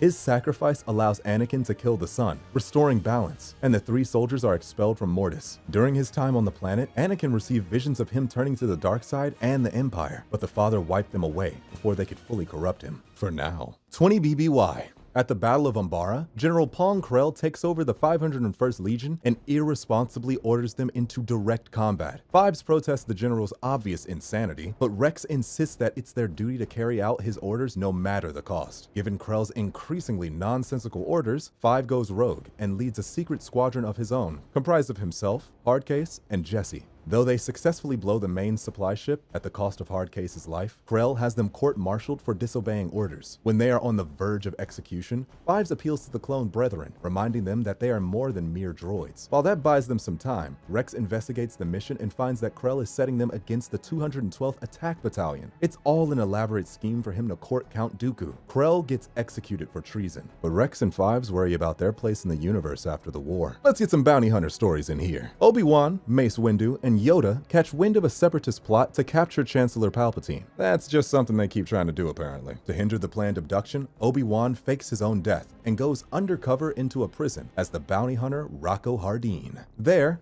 Obi-Wan meets a gallery of scum and villainy, including Cad Bane, Boba Fett, and Moralo Eval. Bane, Eval, and Rocco Hardeen break out together and kidnap Palpatine. But of course, Obi-Wan sells them out and the bounty hunters get arrested. The operation is a success, but Palpatine's underlying plan still comes to pass. The mission fractures Anakin's trust in the Jedi Council and even his master. Speaking of poor master-apprentice relations, Ventress comes out of hiding and reunites with Mother Talzin and the Night Sisters. Count Dooku is still bitter over the whole assassination attempt, so he sends Grievous to Dathomir to finish off the Night Sisters. With the Separatists banging on their door, the elderly Daka summons an army of the undead as a defense. Grievous executes her and the others, leaving only Talzin and Ventress as the survivors. Meanwhile, Savage Opress's search for Maul leads him to the junk world of Lotho Minor. He finds his brother, half mechanized and driven mad by a decade of solitude. Despite his mania, Maul still has a clear goal: get revenge on Obi-Wan Kenobi. He challenges Obi-Wan, inviting him to a duel on the planet Raydonia. Obi-Wan is outnumbered and outmatched by the Night Brothers, until Asajj Ventress arrives. She has her own bone to pick with Savage, so she and Obi-Wan form an unlikely alliance. They can't overcome the powerful Night Brothers, but they escape with their lives. On the jungle world of Onderon, the government falls to Separatist influence, but a rebel faction led by Steela and Saw Gerrera push back against their reign. The Republic doesn't want to send a full force of troops, so instead, they send Anakin, Obi-Wan, Ahsoka, and Rex to train the rebels. After successfully taking down the droid power station, the rebels elect Steela as their official leader. Saw's not too happy about his sister's new position, but he and Steela stand together to overthrow the Separatists and reinstate Ramses Dindup as king. Tragically, Steela perishes in the resistance effort. Saw Gerrera goes on to become Forrest Whitaker, combating the Empire with the very skills they taught him. 19 BBY. Maul and Oppress are rampaging across the galaxy, leaving wanton destruction and seizing wealth at every turn. Though Obi-Wan foils their plan at Hondo Oanka's base, they get discovered by Pre Vizsla and the Death Watch. Maul and Vizsla have a mutual disdain for Obi-Wan Kenobi, so they collude to take back Mandalore and slay Kenobi in one decisive move. They enlist members of Black Sun, the Hutt Clan, and the Pike Syndicate to form the Shadow Collective. The Collective has no loyalty to either side of the Clone Wars and simply exists for their own vengeful purposes. As vengeful fellows, though, Maul and Vizsla realize they'll probably betray each other as soon as possible. Here's their plan. The Collective wreaks havoc on Mandalore, and Death Watch swoops in as big damn heroes. Again, only this time, it works. The public favor shifts from Duchess Satine over to Pre Vizsla, and the Death Watch leader imprisons Maul and Oppress. Maul saw this coming, so he challenges Vizsla to a duel, decapitates him, and claims the Darksaber for himself. At the same time, he reinstates the jailed Almec as Prime Minister, because screw Satine, I guess. Everything is crazy on Mandalore. So Satine sends out an SOS to Obi-Wan Kenobi, her only hope. Obi-Wan's personally invested in this cause, so he bypasses the Senate intervention ruling and hurries straight to Mandalore, right into Maul's trap.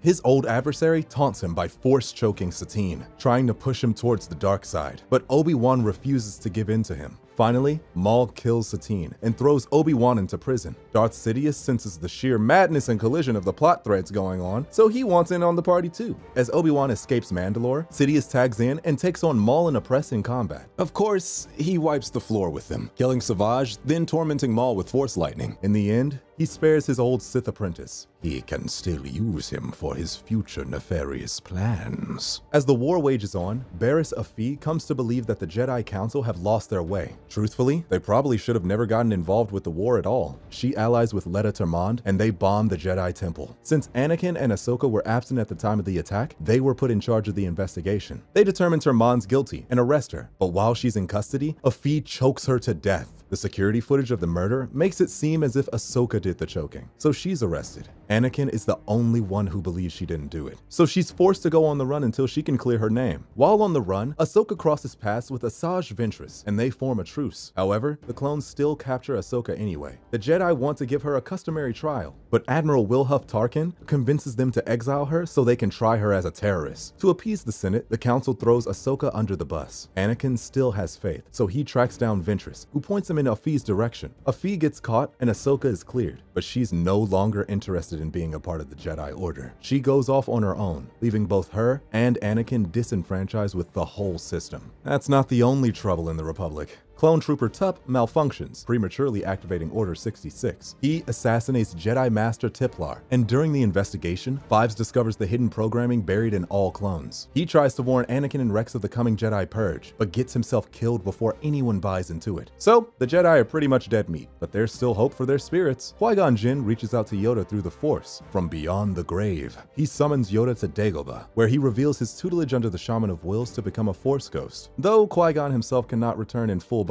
glory, he sets Yoda on the path to unlock that ability. Yoda's trial leads him to an ancient world from which the Force originates, but not Mortis, and then to the homeworld of the Sith, but not Exegol. I guess the Sith have multiple homeworlds, right? On Moraband, Yoda trips hard on Force illusions, even hearing his own last words, but proves himself worthy of the Force's greatest abilities. Near the conclusion of the Clone Wars, Anakin and Obi-Wan receive word of a dangerous trade deal on Utapau. General Grievous is looking to obtain a massive Kyber crystal for some kind of destructive weapon. The Jedi block the trade, but Yoda warns that the Sith have a history of creating weapons of mass destruction in this way, perhaps even planet killers. General Grievous remains stationed on Utapau, where Kenobi will one day cross paths with him again. Post-war, just a few odds and ends to wrap up here before you get back to the Battle of Coruscant. Think of this as the Where Are They Now epilogue to wrap up some of the characters that don't get screen time in the movies. Meanwhile, Asajj Ventress continues her spy versus spy game with Count Dooku, until a crash landing on Christophsis sets up their final encounter. Ventress had fallen in love with Quinlan Vos, another Jedi who was seduced to the dark side. She sacrifices herself to save him, and her loss shows him that redemption is still possible. Maul spends time as Palpatine's prisoner before escaping back to Dathomir. His presence leads Mother Talzin back into the open, and Grievous takes the opportunity to kill her, just as Sidious planned. With her gone, Maul returns to Mandalore. Rex and Ahsoka are part of the battalion who come to capture him, but unfortunately, that happens to be Order 66 Day. Ahsoka has to choose between saving Rex or killing Maul, so she saves her friend, and Maul lives on to found the Crimson Dawn Crime Syndicate. Not bad for a guy who got Boba Fetted in his first movie. Of course, we've got 107 facts to deepen your Clone Wars knowledge even further. Grab your blasters and listen to your commander. It's time for 107 Star Wars The Clone Wars facts you should know.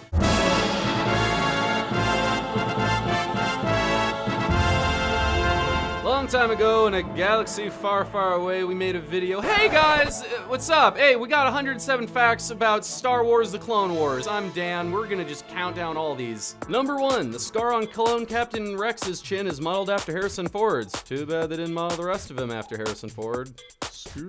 Number 2, Anakin's chest piece in the show shared its design with the one he would later don as Darth Vader. Number 3, George Takei and Simon Pegg were both guests on the show. You may recognize them from rival space franchise Star Trek. Let the regulations be damned. Number 4, director Dave Filoni's favorite character is Plo Koon. Number 5, in films it's a common and unwritten rule that the good guys move from left to right and the bad guys move from right to left. The Clone Wars series followed in the footsteps of Star Wars II: Attack of the Clones by having the Republic forces move from right to left despite being the good guys to foreshadow the clone army becoming the Imperial Army. Number 6, Anthony Daniels, Ahmed Best, Matthew Wood, Liam Neeson, Pernilla August, and Daniel Logan all reprised their Star Wars film roles for the series. What would be cooler than Liam Neeson's character from Taken traveling to space to kick some serious Empire butt? I have a very specific set of skills. Better leave the storytelling to the pros. Number 7, Hayden Christensen was interested in reprising his role as Anakin, but was not asked back. Apparently the Force was not strong with that one. Number 8, to add individual flair to the clone troopers' voices, D. Bradley Baker recorded each one separately with a different inflection. He liked to write down an adjective like young, proper, bully, or grunt for each trooper. In later seasons, he recorded all of their voices in the same take. I wonder what a proper clone trooper would look like. Number 9. Dave Filoni based Ahsoka Tano's mannerisms on those of Princess Leia in the original Star Wars trilogy. Number 10. Ahsoka Tano is brash like Anakin, but has measured judgment like Obi-Wan. This reflects the contrast between the Republic and the oncoming Empire. Number 11. Star Wars The Clone Wars is an anthology, which means the events are not presented in a strict chronological order. Move over, Quentin Tarantino! Number 12. The series was created on 2.4:1 aspect ratio, but was cropped to 16:9 when it aired on Cartoon Network to fit a widescreen TV. Meanwhile, I can't figure out if I'm vertical or horizontal smartphone camera type guy. Number 13. Captain Rex is based on Alpha 17 from Dark Horse Comics' Star Wars comic. Creators wanted Alpha 17 to be the show's prime clone character, but George Lucas objected because it would add yet another A name on top of Anakin, R2, and Ahsoka. Looks like Captain Rex isn't as much of an alpha as we thought. Guys, number 14. In a string of coincidences, Star Wars The Clone Wars began the same year the game Star Wars The Force Unleashed was released. Both introduced apprentices Ahsoka and Starkiller. Both hold their lightsabers with the Xi'an reverse grip. Then, when the game Star Wars The Force Unleashed 2 was released, Starkiller began dual-wielding lightsabers. Well, so did Ahsoka the same year on Star Wars The Clone Wars. Number 15. Sam Witwer voiced Darth Maul in Star Wars The Clone Wars, but that isn't his only role in the franchise. He also voiced Starkiller in the games. Number 16. Both Dave Filoni and George Lucas have said that the visual style of the characters is inspired by Gary Anderson's Thunderbirds, which is cool.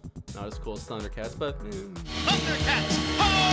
Number 17. Ahsoka was gonna have an Icelandic accent. It was cut because her voice actress, Ashley Eckstein, stated she wasn't good at accents. That's okay, Ashley. I'm sure using your voice won't be necessary in this line of work. Number 18. When Matt Lanter auditioned for the role of Anakin, he had no idea. Lanter was told he was trying out to the voice Deke Starkiller. Also, Deke Starkiller sounds like a male stripper. Number 19. For his audition, Lanter was told to play a combination of Han Solo and Luke Skywalker. Number 20. James Arnold Taylor, Phil Lamar, and Ashley Eckstein are the only actors reprising their roles in Star Wars Rebels. Number 21. Star Wars The Clone Wars was developed to bridge the 3-year gap between Star Wars Episode 2, Attack of the Clones, and Star Wars Episode 3, Revenge of the Sith. Number 22. The tattoos around Asajj Ventress's mouth are identical to Jarex's in Star Wars Jedi Knight, Dark Forces 2. Ixnay on the face tattoos, not good for job interviews. Number 23. Dave Filoni and Henry Gilroy, head writer for the first season, originally believed Obi-Wan Kenobi and Anakin would only be appearing in the show sporadically.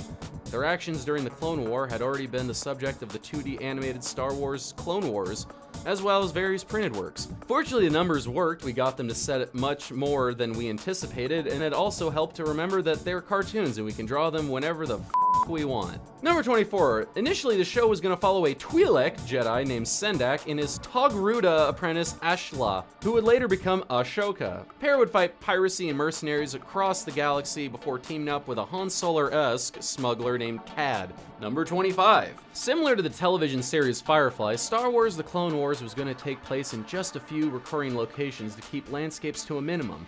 Creators soon found out they would be disregarding their rendering and conceptualization concerns. George Lucas had no places to keep the show small. Number 26. The show's 6th season was near completed when Disney, the new owners of Lucasfilm, pulled the plug.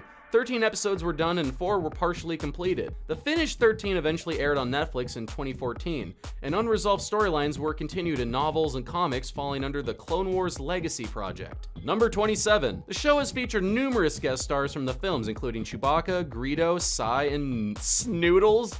Have you seen the lips on Snoodles? How could you resist? Number 28. Filoni has cited the Wookiee arc and the series finale arc as his favorite storylines. Number 29. When Christopher Lee joined Star Wars The Clone Wars, Count Dooku's lines had already been recorded by Corey Burton. Christopher Lee re-recorded them to the completed animation. He then stared at Corey Burton until he froze, turned to stone, and then exploded. Number 30. Corey Burton's portrayal of Dooku comes with Christopher Lee's stamp of approval. When the renowned actor came in to record the Clone Wars film, he heard Corey Burton's recordings and wondered why they even needed him when they had someone so spot on. Number 31. The Star Wars The Clone Wars film was the first Star Wars movie since Star Wars Episode 6, Return of the Jedi, to display an in-cockpit view of the hyperspace jump. George Lucas had intentionally kept the iconic shot out of any of the prequel films to prevent the moment in the Return of the Jedi from losing any impact. Number 32. In the film when Ahsoka is speaking to the clones in the hangar bay, a pink droid can be seen next to R2-D2. The droid's name is R2KT, and it was included to honor the work of the 501st Legion. For those of you who don't know, the 501st Legion is an international group of Star Wars costumers who perform volunteer work for numerous charities. The daughter of the group's founder, Katie Johnson, died of cancer at the age of 7, and a pink R2-D2 was built by the costumers to comfort Katie in her last days. It was dubbed R2KT. Number 33, Christopher Lee, Samuel Jackson, Anthony Daniels, and Matthew Wood were the only actors in the animated film to reprise their roles from the live-action series.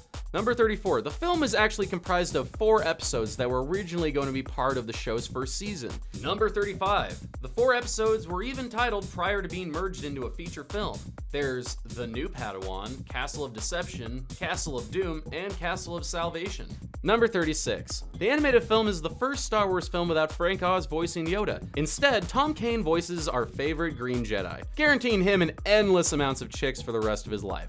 Number 37, Dave Filoni proposed that Ahsoka Tano be Obi-Wan's new Padawan, but George Lucas insisted that she be Anakin's. Number 38, Star Wars The Clone Wars was the first Star Wars film to not open in the month of May. Number 39, it's also the first Star Wars movie distributed by Warner Brothers Pictures instead of 21st Century Fox, who handled all prior films. Number 40, Star Wars The Clone Wars is the first Star Wars film not to hit number 1 at the box office on opening weekend. The Clone Wars squeaked out only 35.1 mil at the time. Number 41, oddly, the film was shipped to some theaters under the name Joan of Arc.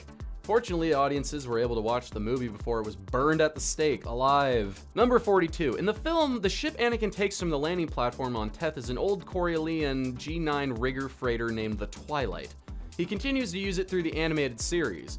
Dave Filoni has joked that this finally gives some credit to Uncle Owen's statement that, quote, Luke's father was a navigator on a space freighter. Number 43. When Padme visits Zero the Hutt during the film, she dons a white headdress and traveling cloak that were actually designed for Star Wars Episode II, Attack of the Clones. Behind the scenes pictures for the film's production show Natalie Portman wearing the headgear, but it was never actually used in the film. Number 44. The Jade Eye symbol on clone Captain Rex's helmet was originally thought up by Joe Johnson, who meant for it to be a decoration for Boba Fett's helmet. Number 45. Original concept art reveals that Ahsoka Tano was going to be named Ashla. Some of you may remember that Ashla was the name of the Togruta youngling that appeared in Star Wars Episode II, Attack of the Clones. The two were going to be the same character, but the connection was quickly dropped. Number 46. Early story treatments of the Star Wars The Clone Wars film depicted the kidnapped Huttlet Rhoda as Zero the Hutt's son, not Jabba's. Also, none of the action was going to take place on Tatooine. Let's be honest, Tatooine doesn't seem like the best vacay destination for anyone. Number 47. Star Wars The Clone Wars is the first Star Wars film without John Williams as its composer. Williams is known not only for the iconic Star Wars soundtrack, but also for Indiana Jones, Superman, Jurassic Park, Jaws, E.T. Chances are, if you like music, you like John Williams. Number 48. The DVD release for the film was set even before its theatrical release because, well, money! Number 49. The film was the first in the Star Wars franchise to not have an introductory text scroll during the title sequence. Instead, they went with an introductory text message. Number 50. The medical droid on the Twilight is voiced by James Arnold Taylor, who based his performance on Jeff Goldblum. Number 51. The film has a running time of 98 minutes, which makes it the shortest Star Wars film to date. Number 52. Zero the Hutt's voice is based on that of Truman Capote. Much like Capote, Zero looks stunning in a one-piece. Number 53. Unlike Jabba the Hutt, who has a droopy nostril, Zero the Hutt's face is symmetrical. Plunkett has said that, quote, Zero must have had work done. What other Star Wars characters could use a little work? Three Eyes, Admiral Akbar, not Chewie. It's beautiful. Number 54. According to the official chronology of the Clone Wars series, the film Star Wars The Clone Wars takes place after the Clone Wars episodes Cat and Mouse and The Hidden Enemy, but before the episodes Clone Cadets and Supply Lines. Number 55. What's any movie without a good Wilhelm scream? During the film's opening battle on Christoph Sis, a clone trooper punches a droid before being shot and letting out a Wilhelm scream that's cut short. Number 56. Zero the Hutt's Coruscant Palace was designed to look like, quote, Jabba's palace slapped right onto the side of a Coruscant building. Mission accomplished. Number 57. A clone gunship named the Lucky Leku appears in both the film and the TV series. The vessel's nose art pays homage to the pinup art that appeared on World War II bombers. The image on the Lucky Leku most closely resembles that of the B-24M bomber, Night Mission, of the 30th Bomb Group 819th Squadron. Seriously, what a bod, even with a blue skin. Number 58. Star Wars The Clone Wars is a work of art, and the crew spared no effort to get the itty-bitty details right. They had access to assets from Lucasfilms' archive, and they did the best to stay true to the franchise. The crew met with Peter Mayhew to make sure they got Chewbacca's appearance, character, and body language correct. Sadly, they did not initially get it right, and Mayhew ripped their arms off. Number 59. As an executive producer, George Lucas was able to override certain creative decisions made by the crew. Usually, he would only use this power for minor things that wouldn't interfere with how the stories were told. Zero the Hutt's speech pattern was a last-minute suggestion by him. He was also the one to suggest that Cade Bane be designed as Lee Van Cleef in space. Number 60. You may know of the planet Korriban, where the finale of the Lost missions takes place. Korriban is also known as Moraband, a name that came up during discussion because George Lucas suggested that the latter be the planet's canonical name. Number 61. Speaking of the Lost missions, the Clovis arc was originally planned for the 5th season, but never made it to air. Number 62. Remember the awesome trailer for the finale of season 5? When Anakin is shown with two lightsabers, one is blue and the other is green. In the actual episode, the green one is red. The color was changed to throw viewers off of the fact that Barriss was behind the temple bombing. Number 63. In a test of strength, Petro uses the lightsaber technique Whirlwind of Destiny. The move was created by Hasbro's Join the Jedi contest by Brendan Lake, a 9-year-old fan. Brendan is also the most feared kid at recess. Number 64. The Star Wars The Clone Wars film had a rating embargo until it was released. It ended up with a Metascore of 35, which might explain it. No reviews is better than bad reviews, I guess. Number 65. Talk about turning to the dark side. Mark Hamill is best known in the Star Wars realm for playing Luke Skywalker, but he also voiced Darth Bane for the Clone Wars. Number 66. There wasn't much role reprisal going on in the English cast of the series, but the German dub managed to nab almost everyone they used for the live-action films. Number 67. The Lost missions actually aired in Germany before they aired in the United States and Canada on Netflix. Number 68. James Arnold Taylor voiced Obi-Wan, Plo Koon, Ossie Sobek, and Rako Hardin, which meant there was a lot of Taylor talking to Taylor. A subtle remark tied to this is made by Obi-Wan when he meets Sobek for the first time. I must say, you're not at all what I pictured for someone with such a soft voice. Voices can be deceiving. Remember phone sex operators? They're around still. Number 69. Throughout the series that the show ran, Filoni was repeatedly asked whether Ben Quadinaros would appear. He did, but not in person. Or should I say, alien. In The Rise of Clovis, there's a poster on the wall of Anakin's quarters in the Jedi Temple that depicts pod racers, and Quadinaros can be seen. Number 70. Originally, Plo Koon was only going to speak in Keldor, but this would have made things difficult when having him communicate with his fellow troopers. It was decided that he would speak in Basic. Whatever happened to good old Ebonics? Number 71. If you felt like Mace Windu and Boba Fett's conversation at the end of Lethal Trackdown was a little rushed, there's a reason. Their talk was gonna go on longer, but had to be cut down due to time constraints. Number 72. There were plans to have Darth Bane and Revan appear in the episode Ghosts of Mortis as Force Ghosts. The pair even reached the modeling stage, but were cut because having them appear seemed to go against the established methods of how Force users become ghosts. Number 73. At the end of Carnage of Krell, Captain Rex was going to be the one to kill General Pong Krell, but the creators decided against it. They felt the act didn't suit Rex and had Dogma pull the trigger instead. Number 74. Ahsoka leaving the Order at the end of Season 5 was a big deal, but it almost didn't happen. For a short period of time, the crew thought they'd have her brush things off and rejoin, but the majority of the writers felt it was a good time to have her break away. And that's just what she did, giving viewers some major feels in the process. Number 75. Filoni tried numerous times to have Ahsoka ride on the back of a wolf in the series. Tried? Why didn't he do it? What was the problem? Just animate it. Number 76. The things that could have been. If the series wasn't canceled, there would have been a Yoda Wookiees arc. Number 77. Prior to the show's cancellation, Lucas rejected a storyline that would have tied the series together with events from Revenge of the Sith. Number 78. Ashley Eckstein auditioned for the role of Padme, but sounded, quote, too young. She was a perfect fit for Ahsoka, though. Number 79. In a blog post, Dave Filoni revealed what would have been in the works for the show before its cancellation. They included a new Quinlan Voss story that would have included a duel with Darth Maul, the return of Lee Char, and a new bounty hunter arc that would feature Boba Fett, Cad Bane, Bossk, Embo, and the return of Echo. Number 80. Brent Friedman, a writer on the show, revealed what else would have been in the works. There would have been an arc about a group of soldiers known as the Bad Batch. which is where Echo would return. A Yoda-centered arc, an arc for Captain Rex that would involve him being injured as well as him working with R2-D2, and even more bounty hunter arcs. And a major arc focused on Anakin dealing with Ahsoka's absence. Number 81, but wait, there's more! At Celebration Anaheim, it was revealed that the Yoda-Wookiee arc would have taken place after the Bad Batch arc. Yoda, the Bad Batch, and Wookiees would have worked together to repel Separatists and Trandosians. There would have been some mysticism in those Mantis-esque enemies from Knights of the Old Republic, an arc about Ahsoka detailing life after the Wrong Jedi arc, and a creepy, disturbing arc in the vein of the X-Files. Other potential arcs were brought up, but if we went into it all, you'd be stuck for a while. Number 82, after confessing her crimes, Barriss was going to commit suicide by blowing herself up. Filoni decided to let her live so that she could be used again later. Number 83, the Yoda arc that closed the series was going to include the priestesses speaking with Yoda about the father, but the conversation didn't make it past the first scripts. Number 84, the season 1 episode The Lair of Grievous was produced by Production IG, a famous anime studio. It won a Golden Reel Award for Best Sound Editing and Television Animation. Number 85, at the start of the series Brothers and Revenge, the title logo is red as an homage to the return of Darth Maul. Number 86, similarly, the episodes of the D-Squad arc have a blue logo as an homage to R2-D2.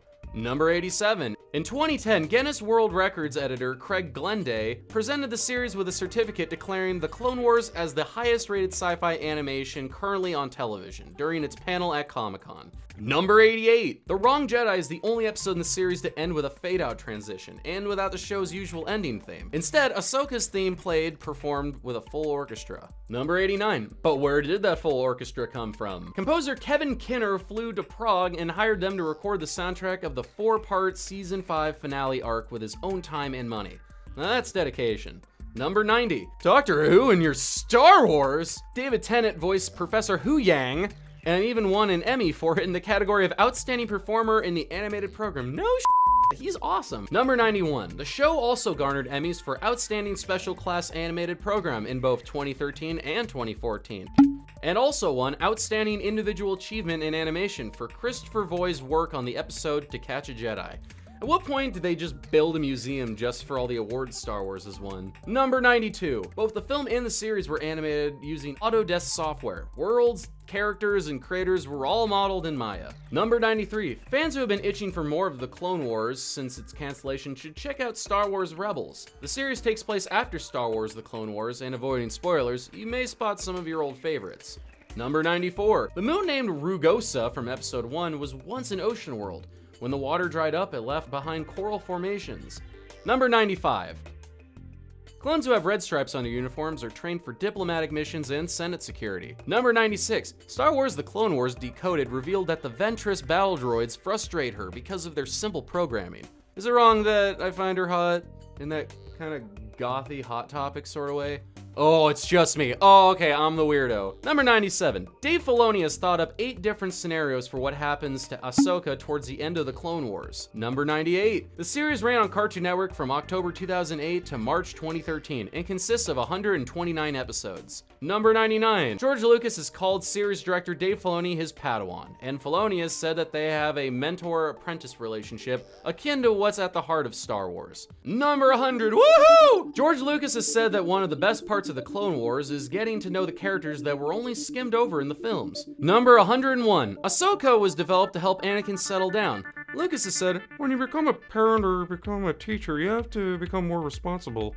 I wanted to force Anakin into the role of responsibility, into that juxtaposition. Number 102. Ventress is one of the coolest characters in the series, but did you know she was actually developed for the Attack of the Clones film?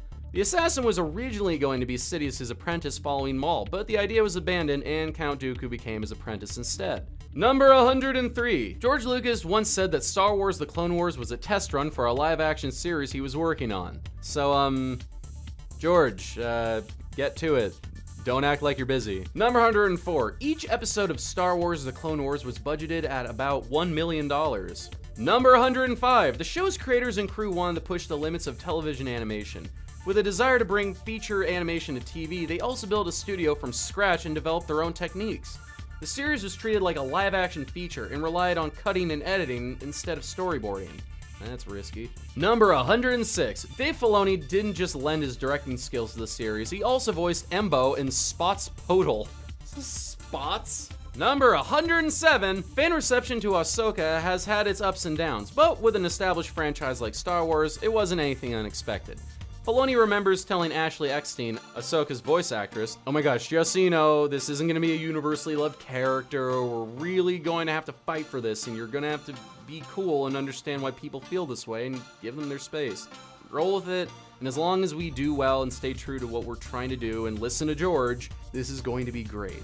And it was. Following up on all that clone action, we've got a group of ragtag rebels struggling against the Empire in the aftermath of the Clone Wars. Yeehaw! Get ready for 107 Star Wars Rebels facts you should know, Part 1 and 2.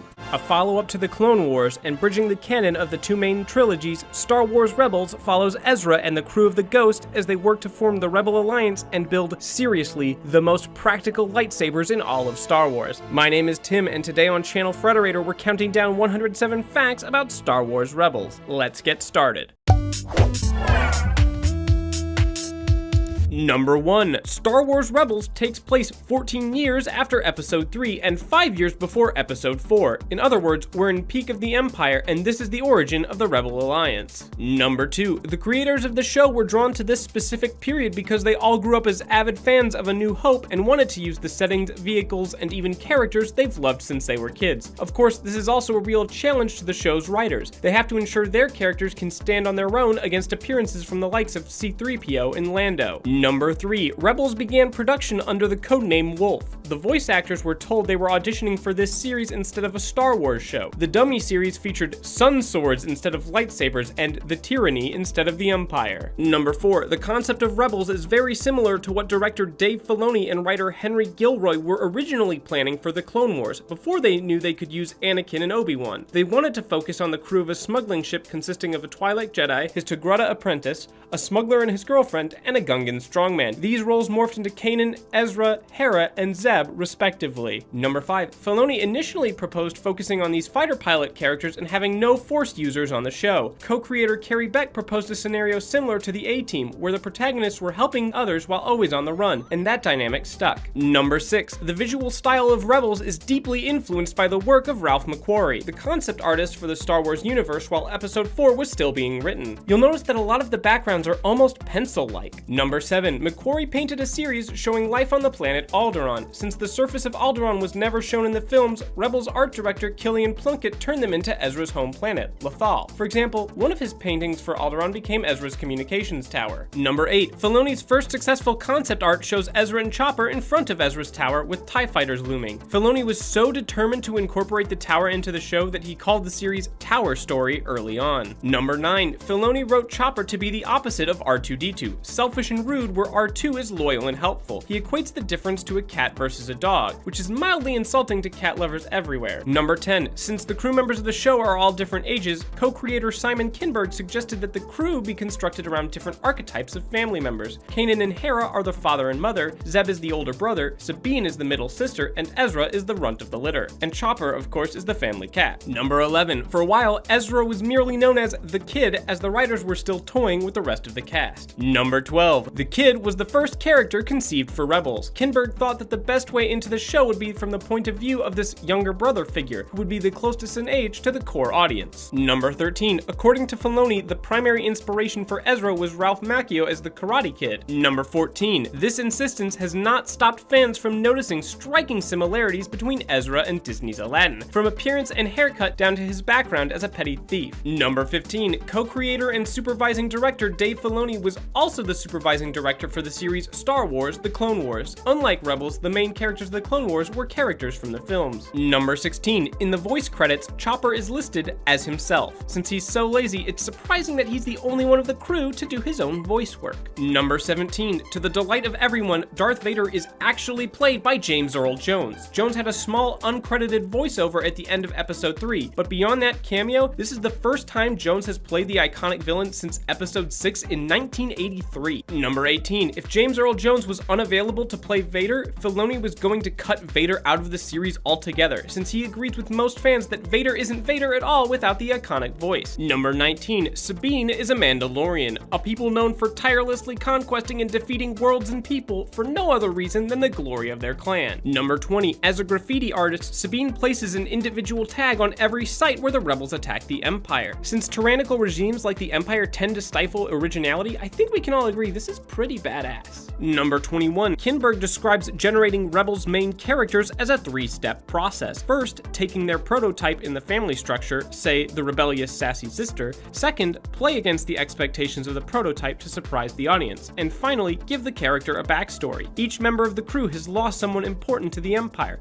and this loss motivates their fight. Number 22. Asking Steve Bloom to do a British accent for Zeb was very deliberate. Since Kinberg and the other directors cast Zeb as the tough, muscular older brother type, they wanted to play against that stereotype to give the character nuance. Number 23. The character's fashion sense calls back to the late 70s, in case you weren't already getting that vibe from Agent Callus's epic mutton chops. At one point in the show's development, Zeb was even dressed in bell-bottoms. Number 24. Even though he looks the part, the Inquisitor is not a Sith. Unlike a true Sith, he doesn't get his power from his emotions. Instead, he gets it from a sense of purpose in his mission. Number 25. Speaking of what people are not, Kanan is not a Jedi Knight. He was still a Padawan when Order 66 was executed and forced him into hiding. He never officially finished his training and became a Jedi Knight, much less a Jedi Master. Number 26. Because he was forced underground by Order 66, Kanan hasn't had a chance to use his lightsaber from the time of the exterminations until right when the series starts, which means he's probably really rusty. Number 27. The Clone Wars series ended with the Disney purchase, ostensibly so Lucasfilm could focus on Episode 7 and Rebels. The Clone Wars' sudden ending left a small unused collection of vehicles and backgrounds that were recycled for the first season of Rebels. Number 28. One major setting discarded from the Clone Wars was Fort Anaxis, where Ezra taps into the dark side and summons a giant Frynok. Filoni was anxious to push the tension in Ezra to a point where he's not himself, and points to Akira for the scene's inspiration. Number 29. Using the Force to summon an animal is a relatively new idea in Star Wars. Filoni gets incredibly philosophical when explaining why and how the Force can be used in this way. He says, it's just a connected awareness to other living things Ezra can influence. He can call things to action, or he can take the fear of something and manifest it in a creature. The Force is really about your connection to life,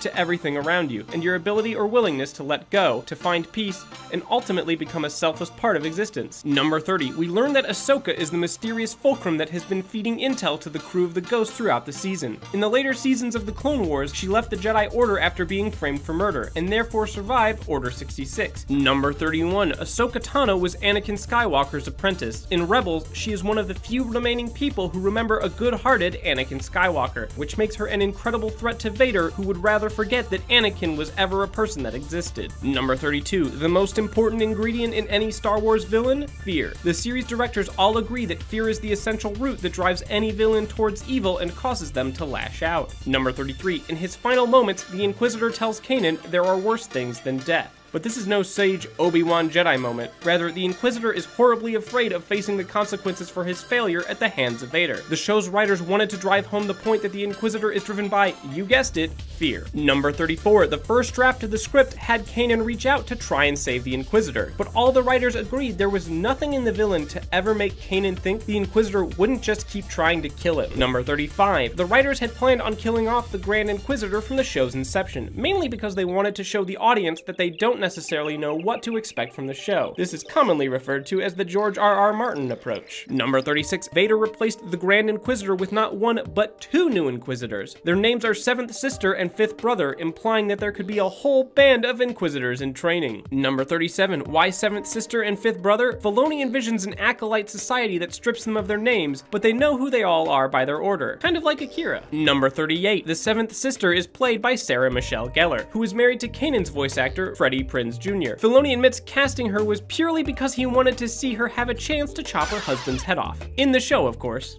Or maybe not in the show.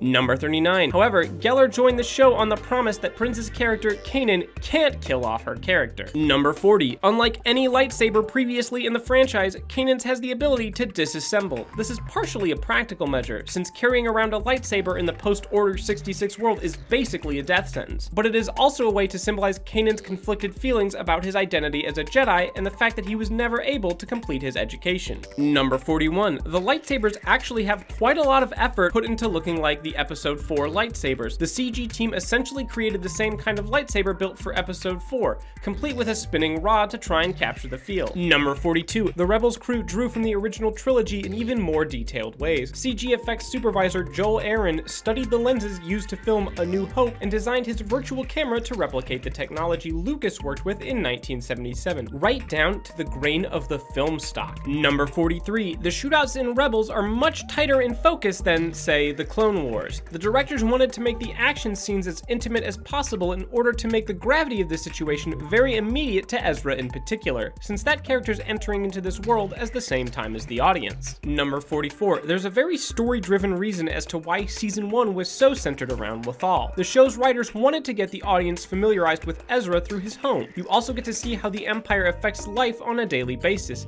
and therefore realize that the situation on Lothal has gotten worse and will only continue to disintegrate. Number 45. Rex, a clone trooper captain who debuted in the Clone Wars, makes a triumphant return in Rebels. No media exists that covers what happened to him between the two series, so when he and Ahsoka are talking about events, it's based on a history that Filoni has written, but the audience hasn't seen yet. Number 46. The Vader in this series is different from the original trilogy. He will never show remorse, kindness, or hope of reform. Filoni thinks the pivotal moment to show this difference is his order to burn down Tarkin Town, the village of refugees, knowing full well the rebels he's after aren't there. Number 47. The most evil character in the show isn't any of the Inquisitors or even Vader. Filoni thinks Tarkin takes the villainous cake. He's everyone's boss and is unimpressed with everyone's lack of effectiveness and general evilness. Seriously, even Darth Vader isn't enough for this guy.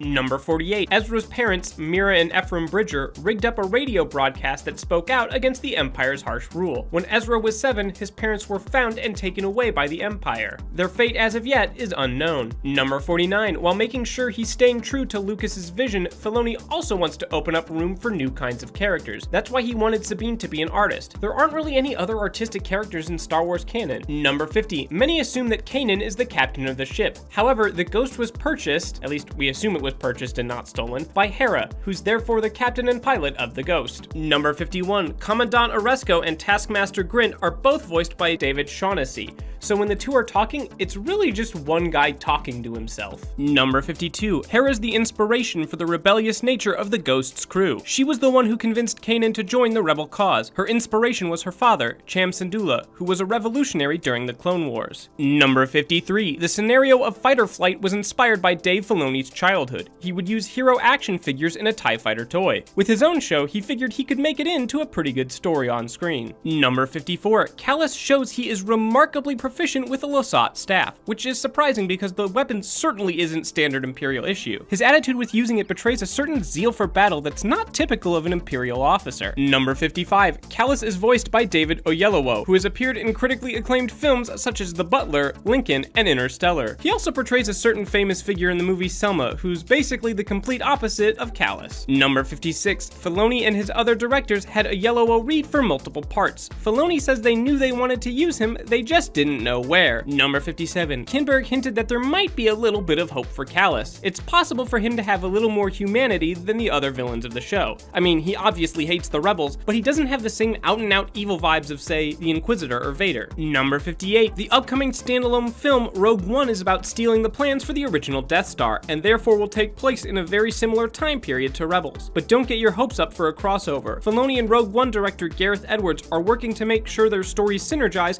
but don't intersect, so that each one retains its own novelty. Number 59. Another method the crew used to emulate the feel of A New Hope is the transitions from scene to scene. Oh, how we missed you, outwardly expanding circle transition. Number 60. Frank Oz reprises his role as Yoda. Oz has supplied Yoda's voice for every Star Wars film. He's also acted as Fozzie, Miss Piggy, Animal, Sam the Eagle, and more with the Muppets, as well as Grover and Cookie Monster on Sesame Street. Number 61. According to the man, the myth, the legend, voice actor D. Bradley Baker, former Clone Clone Captain Rex is the character he relates to the most on a personal level out of anyone he's ever voiced. Number 62, personal hero D. Bradley Baker, thanks to his numerous background appearances, voices more characters than any other person in the Star Wars franchise. Number 63, the shopping list Hera gives to Ezra and Zeb in Fight or Flight has translatable text on it. Among it are all the supplies that Ezra reads out loud, but there's another supply they didn't mention: space waffles. Number 64, as part of a Rebels recon gag, the droid Chopper took over the official Star Wars Twitter and proclaimed itself the best droid in Star Wars, and besmirched R2-D2. R2 fans, unaware of the gag, did not take kindly to the hashtag R2D-Who? Number 65, despite the series being called Star Wars Rebels, the Rebel Alliance isn't a thing yet in the series. According to Lucasfilm's Pablo Hidalgo, the show displays a number of separate Rebel cells, but they lack any kind of cohesion. Number 66, when we see the old clone troopers, Gregor is spotting an odd undershirt. The design on it is for Power Sliders, a restaurant and diner he worked in at the conclusion of the Clone Wars. Number 67, Dave Filoni speculated on a top 3 list of who Darth Vader most wants to kill. They placed Obi-Wan as a definite first, and stated that second place is a close race between Ahsoka Tano and Yoda. Number 68, Ezra collects trooper helmets. This doesn't mean that he's been relentlessly killing troopers though. We can see from the short Property of Ezra Bridger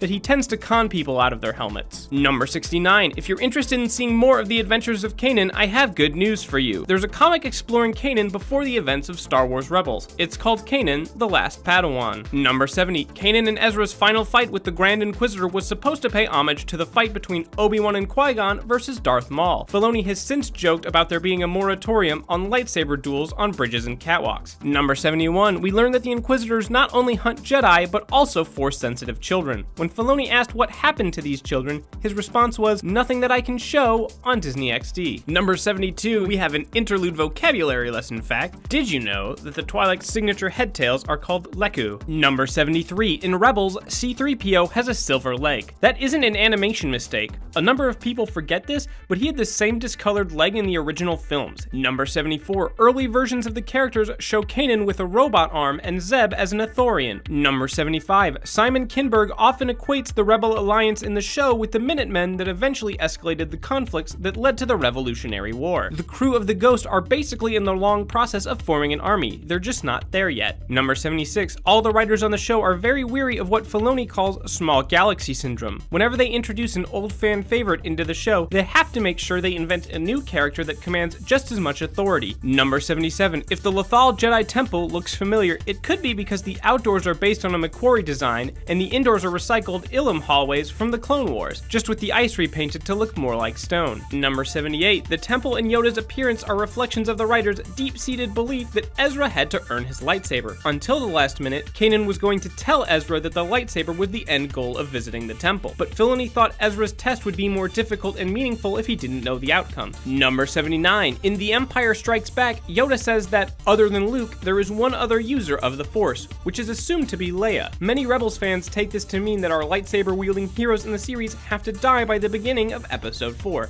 but Filoni argues that's not necessarily the case. He argues that only the Sith deal in absolutes, but they're also not gonna not die either. Number 80, unfortunately, even if they don't die, the Rebels will never score a major victory against the Empire until the very end of the series, if ever. The opening crawl in A New Hope discusses the threat of the Rebel Alliance's first major victory, so our heroes have about 5 years of defeat ahead of them, interlaced with small victories. Number 81, Star Wars Rebels is the first Star Wars television series to utilize John Williams' iconic score. The themes were written into the score by Kevin Kiner, who also wrote the score for the Clone Wars. Number 82, Kiner believes his score needs to invoke the spirit of Episode 4. Kiner's adaptation of Williams subconsciously seeped into some of his original material for the series. When he wrote Ezra's theme, for example, he honestly couldn't remember if he or Williams had originally written the melody. Number 83, however, towards the end of the first season and into the second, Kiner's score shifts from being heavily Williams-influenced into something more experimental. Number 84, possibly my favorite musical tidbit. In the episode Empire Day, Kiner had to take the very imposing and scarial Imperial March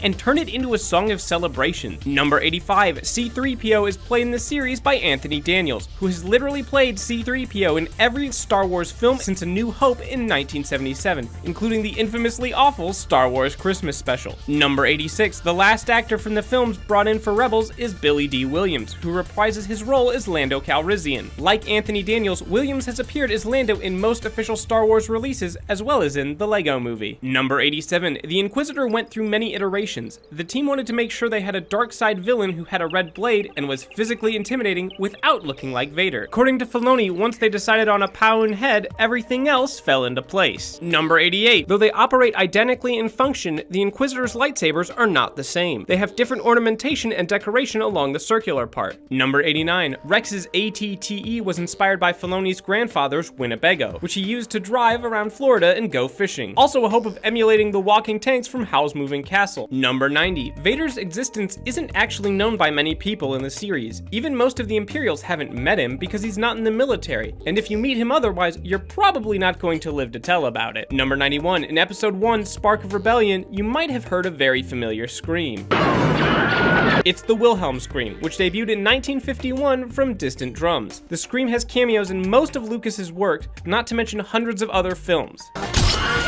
Number 92, the character Tsivo speaks Huttese at different points. To do this, the script was actually written in English, then translated by Pablo Hidalgo into Huttese, and then given to the voice actor. Number 93, according to the trivia guide, the planet Takobo from the Future of the Force was named as much in part because tacos were on the menu for the writing staff on the day the story was first being developed. Number 94, another Future of the Force Easter egg, the child captured at the beginning of the episode is named Alora. It's a reference to Alora Danan, a baby from the Lucasfilm movie Willow. Number 95, the notion that Amon Calamari developed the B-Wing dates back quite some time to a Star Wars tabletop RPG book, Strike Force Shantipole. Number 96, another example, the Black Sun Gang in Blood Sisters comes from the 1996 N64 video game Star Wars Shadows of the Empire. Number 97, Hondo's jacket has his gang's logo on its back. Pirates have really good graphic design artists for whatever reason. Anyways, if you look really closely, you can see this logo in one of the flags in the Force Awakens trailer. Number 98, early drafts of The Siege of Lothal would have turned out a lot better for Minister Tua. In the early drafts, the yet unseen Governor Price would be killed by the Empire, giving Minister Tua a promotion to Governor. Number 99, Chopper is lost in a game of sabacc in Idiot's Array. In case you were wondering, it is a real game with real rules. It's a little like blackjack, except the goal is to get to 23. Number 100, the Inquisitor manages to figure out that Kanan's master is Depa Billaba. If you want to get a better picture of who that is, you can see her in episodes 1 and 2 and in the Kanan comics. Number 101, Imperial crew members all use the same model, so they have their hats pulled down low to make this less obvious. Number 102, in Rebel Resolve, you can see a list of Wookiee prisoners in the Imperial cruiser. Translated, one of them reads, Wookiee Jam Crew. Number 103, Sabine might be one of the few Mandalorians in canon that isn't a bounty hunter, but she certainly has some affection for them. If you look at the graffiti in her room, she has illustrations of Cad Bane and Embo. Number 104, the fifth brother Inquisitor might be totally original, but the team didn't start from scratch on his design. He's actually based off of unused concept art for The Force Awakens. Number 105, in Always 2 There Are, Rex and Kanan are playing Dejarik. It's a form of chess in the Star Wars universe. It's been fully developed into a real game. However, there isn't a publicly released rule set. Number 106, the fifth brother is a species that hasn't been revealed yet. The seventh sister is a Marielon. Number 107, let's face it, the crew of the Ghost will never have a chance against Darth Vader. Filoni explains Vader's purpose in the show is the ultimate manifestation of fear and inability to move forward. But the Rebel Alliance does need to exist if Luke is ever going to join them, so even if they can't have a major victory yet, they still might do enough to make a difference. A long time ago, in a galaxy far, far away, we brought you 107 facts about Star Wars Rebels. Okay, so it was a year ago and it was on Cartoon Hangover, but still, in the age of the internet, that's a lot of time, and a lot has changed in Rebels. We've seen the return of old faces, old faces who were expelled from canon, and familiar faces with new hairstyles. So there's a lot of ground to cover, like this fact submitted by user Team Rocket. In Star Wars Rebels, occasionally the producer / former supervising director Dave Filoni will voice some of the stormtroopers. I did not know that. Thanks, Team Rocket. Although I feel like we should point out that somebody who goes by Team Rocket probably denounces the evils of truth and love. Should maybe investigate that fact. Hi, I'm Tim with Channel Frederator, and we've got the scoop on all big Rebels moments. From Ahsoka and Darth Vader's duel, to the long-awaited return of Grand Admiral Thrawn, to the future of the series itself. So let's bust open those holocrons and have some of our questions answered as we cover 107 more facts about Star Wars Rebels. Let's get started, and may the Force be with us always.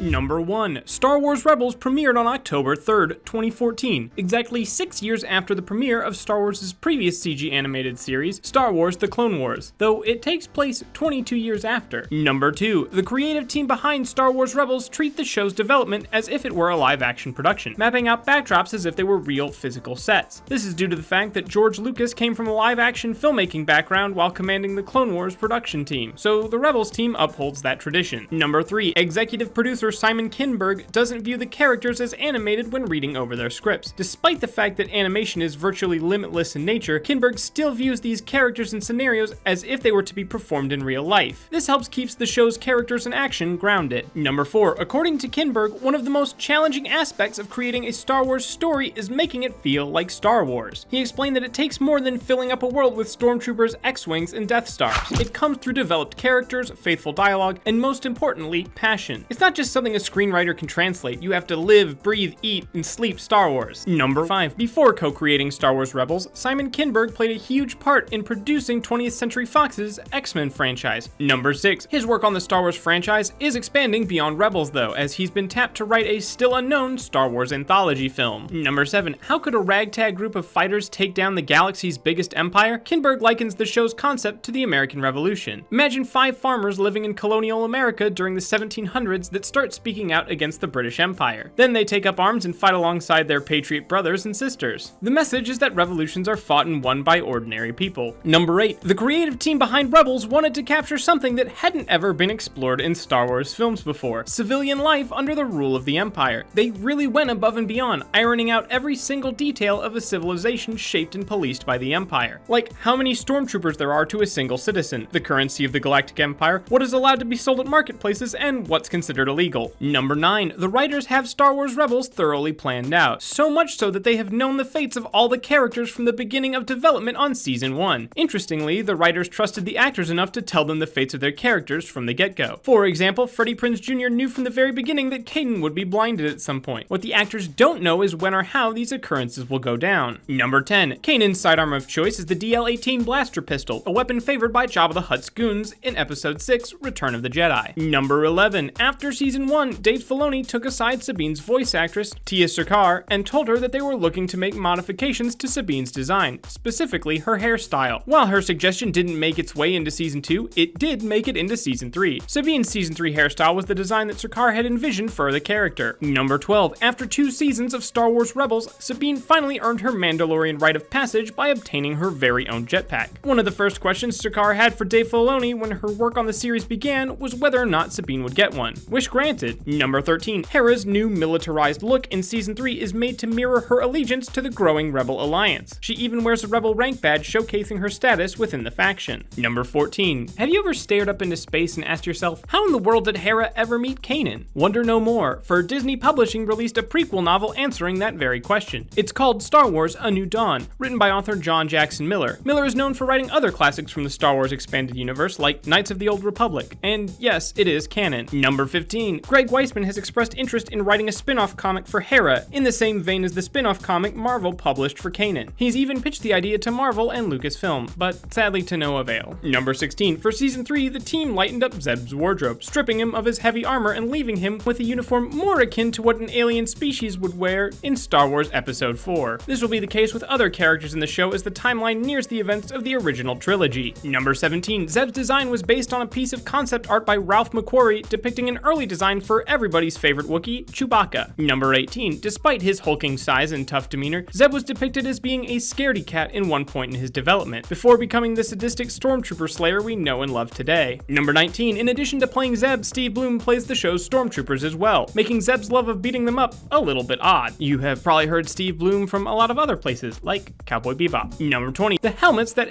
Morrigan's henchmen wear are based on an unused design for the galaxy's greatest bounty hunter, Boba Fett.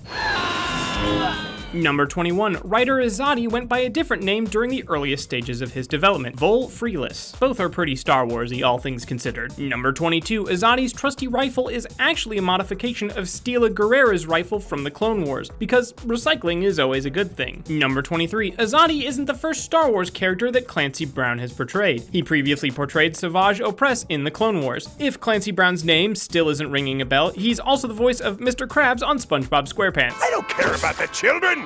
I just care about their parents' money! Number 24. In our last video, we likened Chopper's behavior to that of a grumpy family cat, but he wasn't always this way. His sour attitude is the result of many years of repairs and patch jobs, leaving him beat up and worn out with no personal tune-ups in between. Number 25. Chopper's name is a reference to his model number, C110P. If you merge the dashes with the ones, you get an H, and if you replace the 0 with an O, you get the word chop. Number 26. The owl-like creatures that inhabit the show are called converies, named after Dave Filoni's wife, Anne Convery Filoni. They actually debuted in Star Wars The Clone Wars during the Waska arc, when Ahsoka is kidnapped by the Trandoshans. They appear on many different planets throughout the galaxy. Number 27. One of the most significant writing challenges of Spark of the Rebellion was finding a balance in making characters like Ezra and Sabine mature, yet youthful, and sophisticated, yet inexperienced. Kinberg strove to make their banter appear playful as opposed to whiny bickering. Number 28. Simon Kinberg had always wanted to do a zero-G chase sequence, admiring a zero-G sequence in Apollo 13, but they're incredibly difficult to pull off in live action. Doing one in an animated Star Wars show is a match made in heaven, and his dream was finally achieved in Spark of the Rebellion. Number 29. The shot of Bail Organa placing the chip into R2-D2 in Droids in Distress is framed exactly like the shot in A New Hope, where Princess Leia is doing the same thing. Number 30. Vision of Hope originally went by a more spoilery title, Lure. Number 31. In the episode Rebel Resolve, we gain access to a holographic file containing statistics on Kanan, including a list of crimes he committed against the Empire. These include theft of Imperial supplies, resisting arrest, assaulting officers, and piloting without a license. Number 32. So we've seen our B-Wings and our Y-Wings, but when exactly are we going to get X-Wings on the show? Dave Filoni says not to hold your breath, at least not for the time being. He claims that X-Wings are a part of a different story at a different time than the one currently being told on Rebels. They're from a time in which the Rebels are a much more unified and bigger faction, capable of doing real damage to the Empire. Number 33. The writers have a plan for how they would introduce X-Wings if and when they ever appear on the show. As a major influence, they cited a scene from Steven Spielberg's Empire of the Sun, when the P-51s arrive at the camp. Filoni really wants the moment to be a special, oh my god, this is what I've been waiting for moment, as opposed to, oh hey look, it's an X-Wing, that's cool. Number 34. Speaking of which, the introduction of fan favorite X-Wing pilot Wedge Antilles came from the writer's desire to incorporate more connective tissue from the original trilogy without relying too heavily on the big stars. They looked towards the Star Wars gallery of unsung heroes, often asking themselves, where were the X-Wing pilots at this point in time? What did Biggs, Porkin, and Antilles do before the events of the original trilogy? The inclusion of a familiar face like Wedge also serves as a good before and after for how the Rebels functioned when they first began, in comparison to the more organized Rebel Alliance that successfully steals the Death Star plans. Number 35. Before defecting to the Rebel Alliance and aiding Luke Skywalker in destroying the Death Star, Wedge Antilles actually served the Empire, honing his piloting skills through his training at the Skystrike Academy. He defected after the Empire hurt his family, friends, and a girl he once loved. Number 36. The Antilles extraction was originally meant to introduce Biggs Darklighter, and would have revealed that the pattern on his helmet was designed by the Ghost's resident artist, Sabine. This idea was dropped when the writers realized that A New Hope contained implications that Biggs joined the rebellion not too long before Luke did, so they scrapped his appearance to avoid inconsistencies. Number 37. The stolen TIE fighter seen in the episode Fighter Flight was originally set to appear much earlier in the series, over the course of a few episodes as a project Ezra and Sabine were working on in the background. All references to this secret project were moved, both to save time and to make its reveal more impactful and surprising. Number 38. The stolen TIE fighter's paint job contains some familiar iconography, including symbols from Sabine's helmet, Kanan's arm guard, Hera's Leku, Zeb's armor, and even Chopper's face. This was done to symbolize the team coming together. Number 39. The look of Malachor was based around the concept of a graveyard planet. This led to the idea of placing the Sith temple in a dark underground cavern, something akin to a tomb. Number 40. The theme of day and night is also played into the design of Malachor. When the characters are on the planet's surface, they're standing in broad daylight atop a black surface with holes poked through it. Beneath the ground in the temple, however, the ceiling resembles a starry night sky. Number 41. Do you recognize the Malachor temple but can't put your finger on why? Well, that's because the geometry of the temple is identical to that of Moraband from Star Wars The Clone Wars. Number 42. The design of the temple also plays into the themes and flows of the characters' choices. It's designed as a series of escalating plateaus. For each plateau, the writers staged critical scenes that allowed the characters to make important decisions, which would ultimately affect their destinies. They discuss their fates on the way up and make a decision upon reaching a plateau. Number 43. The petrified people found below Malachor's surface were added by the artist to give the area a sense of history, and to show the viewers, as well as the characters, that other lost souls once wandered the caverns. Number 44. These people are also a reference to the ancient Roman city of Pompeii. Pompeii, as you probably recall from high school history, fell victim to the volcanic eruption of Mount Vesuvius in 79 49 AD. The eruption caused the citizens of the city to be entombed in layers of volcanic ash. Number 45, Ahsoka carries lightsabers with curved handles, which gives off just the slightest hint of a samurai katana. Number 46, Sam Witwer and Ashley Eckstein were given a detailed rundown of what happened to Maul and Ahsoka between the end of the Clone Wars and the beginning of Rebels, in order to inform them of the history their characters had with each other. Number 47, the story of how Maul and Ahsoka had previously met wasn't just made up by Filoni on the fly. It was written a long time ago, back when the Clone Wars was in production, and was meant to be told as the last story arc of that particular series, before its run was prematurely ended. However, Filoni still wrote their interaction as if they had met, knowing their first encounter would one day be told. Number 48, and it was told. The novel Ahsoka by E.K. Johnston reveals a lot about Ahsoka's post-Clone Wars days, including her showdown with Darth Maul at Mandalore, and her final encounter with Anakin and Obi-Wan. Number 49, the season 2 finale originally culminated in a lightsaber duel between Darth Vader and Maul. Who would have won this fateful encounter, you ask? George Lucas gave his writers a rule when writing for Darth Vader: never diminish him. So, translation, Maul was going to lose. Number 50, the writers ultimately decided against having Maul fight Vader because, while it would have been cool, there's not much more to it than a nerdy power fantasy. Ahsoka, on the other hand, has a deep personal history with Vader, making for a much more compelling and emotional encounter. Number 51, Filoni consulted George Lucas about what would happen if Ahsoka met Vader, and both agreed that Ahsoka couldn't serve as a vehicle for Anakin's redemption, since that would negate Luke's role in the original trilogy. Instead, Vader views Ahsoka as the embodiment of his past, a grim reminder of what he once was. He wants to destroy anything that even reminds him of Anakin Skywalker, including his old Padawan. Number 52, one of the biggest challenges the writers faced while working on the show was devising the much anticipated reunion between Ahsoka and Darth Vader. The team had pondered every little detail, like if Ahsoka would playfully refer to him as Skydie, like in the old days. In the end, they found a middle ground between personal and distant, giving Ahsoka a playful undertone while making Vader more cold, slowly revealing to Ahsoka what exactly Anakin has become. And yeah, it would have been weird if he referred to her as Snips at any point. Getting ahead of yourself, aren't you, Snips?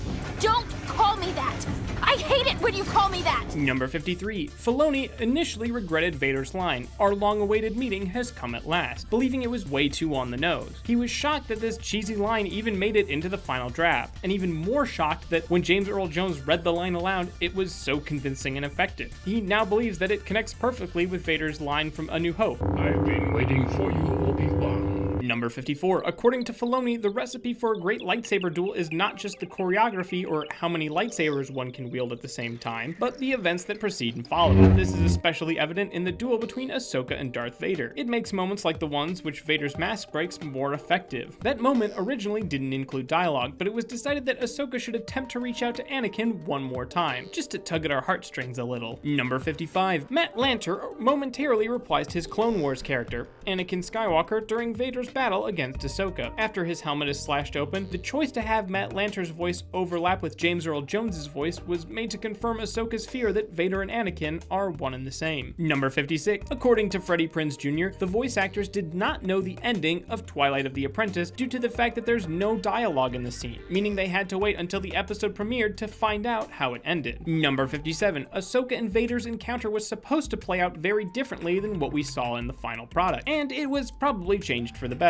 Originally, it was Darth Vader that got the jump on Ahsoka, not the other way around. Additionally, after Ahsoka slashed off part of his mask, Vader would have dealt a fatal blow to her body, implying that he did in fact succeed in killing his former apprentice. Number 58. One of the reasons the writers decided not to explicitly show the outcome of Vader and Ahsoka's duel is because the Star Wars Rebels story is not their story. That's why their fight was seen from the perspective of the characters that the show does revolve around. Wrapping up Ahsoka's arc in a story that's not her own disrespects her and deviates from the story that we're here for. The writers believe the ending to the Anakin and Ahsoka story is too interesting to be shoehorned into somebody else's tale. Number 59. When asked about Ahsoka's painfully vague fate, Filoni simply said he doesn't think we've seen the last of Ahsoka. Whether that means she got away or became a Force ghost remains to be seen. Number 60. The Inquisitors are another group of characters that will be phased out over time, the reason being canonical consistency. Number 61. During A New Hope, when an Imperial talks to Vader and calls the Force sorcerer's ways, the usage usage of the Force seems as if it's a mythical art that has not been seen in a very long time. You can't exactly claim that if there are Inquisitors roaming around doing their inquisiting thing. Number 62. Season 3 takes place about a year after the conclusion of Season 2, with the characters still coping with the events of Season 2's finale. Number 63. Simon Kinberg and Dave Filoni refer to Season 1 as the A New Hope era of the show, due to its lighter, playful tone and its means of introducing characters to the challenges they're going to face for the rest of the show. Number 64. Season 2 is referred to as the Empire Strikes Back era for its darker tone, higher stakes, and further exploration of the character's backstory. Number 65. The name of the Force-sensitive Bendu comes from the original name given to the Jedi by George Lucas. During the early treatments of the first Star Wars script, they were the Jedi Bendu. Number 66. Filoni originally envisioned Bendu as a massive creature on which the rebels would accidentally construct an entire base. After returning from a mission, the base would have just vanished because Bendu moved. He was going for a twist on Yoda's size doesn't matter message from The Empire Strikes Back, instead depicting an immense creature that doesn't use his power at all. Number 67. Bendu is based off Tom Bombadil, a character from Lord of the Rings by J.R.R. Tolkien. Much like Bombadil, Bendu is on the older end of the age spectrum with a strong sense of neutrality, but he still leans towards the good guys. Number 68. The voice on the Sith holocron is that of the ancient architect of the Malachor Temple. While her name and history are currently unknown to the viewers, Dave Filoni knows the truth and has gone as far as writing a backstory for the character. Number 69. The Sith holocron allows Ezra to progress in his training much more quickly than he would if he were being taught by Kanan. This is, of course, how temptation to the dark side works. It's been referred to as the quick and easy way, but with a heavy price to pay. Number 70. Maul's lair was originally intended to be used in an unfinished episode of The Clone Wars that would have continued Darth Maul's backstory. Because of the untold story that Maul has with this particular location, the writers thought it would make sense that the former Sith would return there and set up shop. Number 71. Dave Filoni wrote Darth Maul's encounter with Ezra to be reminiscent of Luke's meeting with Yoda in The Empire Strikes Back. Ezra's mentality during the scene mirrors Luke's initial belief that power will solve all of his problems. Number 72. The idea of Maul wanting to possess Ezra for his power came from the fear Dave Filoni felt watching Emperor Palpatine attempt to control both Luke and Darth Vader in Return of the Jedi. He decided to up the ante by having a kid be tempted by a man with a red face and scary horns. Number 73. Maul was not exaggerating about how long he's been on Malachor. He was stranded there for quite a few years before meeting Ezra. Maul had arrived on his own ship, which had broken down when he landed on the surface. He came with the intention of accessing the temple, but Maul has some terrible luck and couldn't even accomplish his initial goal. Number 74. Maul finally understands how expendable and unimportant he was to Emperor Palpatine. This left him very, very, very bitter. Filoni stated that even if Palpatine were to shove Vader aside and welcome Maul back as his apprentice with open arms, Maul would rather kill him. I mean, the dark side is kind of about holding grudges and being angry, so. Number 75. While Maul has a burning hatred for Palpatine, that doesn't make him a force for good. For the time being, Maul's willingness to stop the bad guys that wronged him outweighs his urge to return to Jedi murdering. Number 76. Kanan feels jealous of Maul to an extent, seeing how the former Sith wishes to become Ezra's new mentor. Filoni has likened the scenario to a father teaching his son how to play catch until the son is old enough to join a baseball team, by which point the son forms a bond with the coach instead. Number 77. The decision to blind Kanan was inspired by the Star Wars tradition of characters losing limbs, like Luke's hand, Anakin's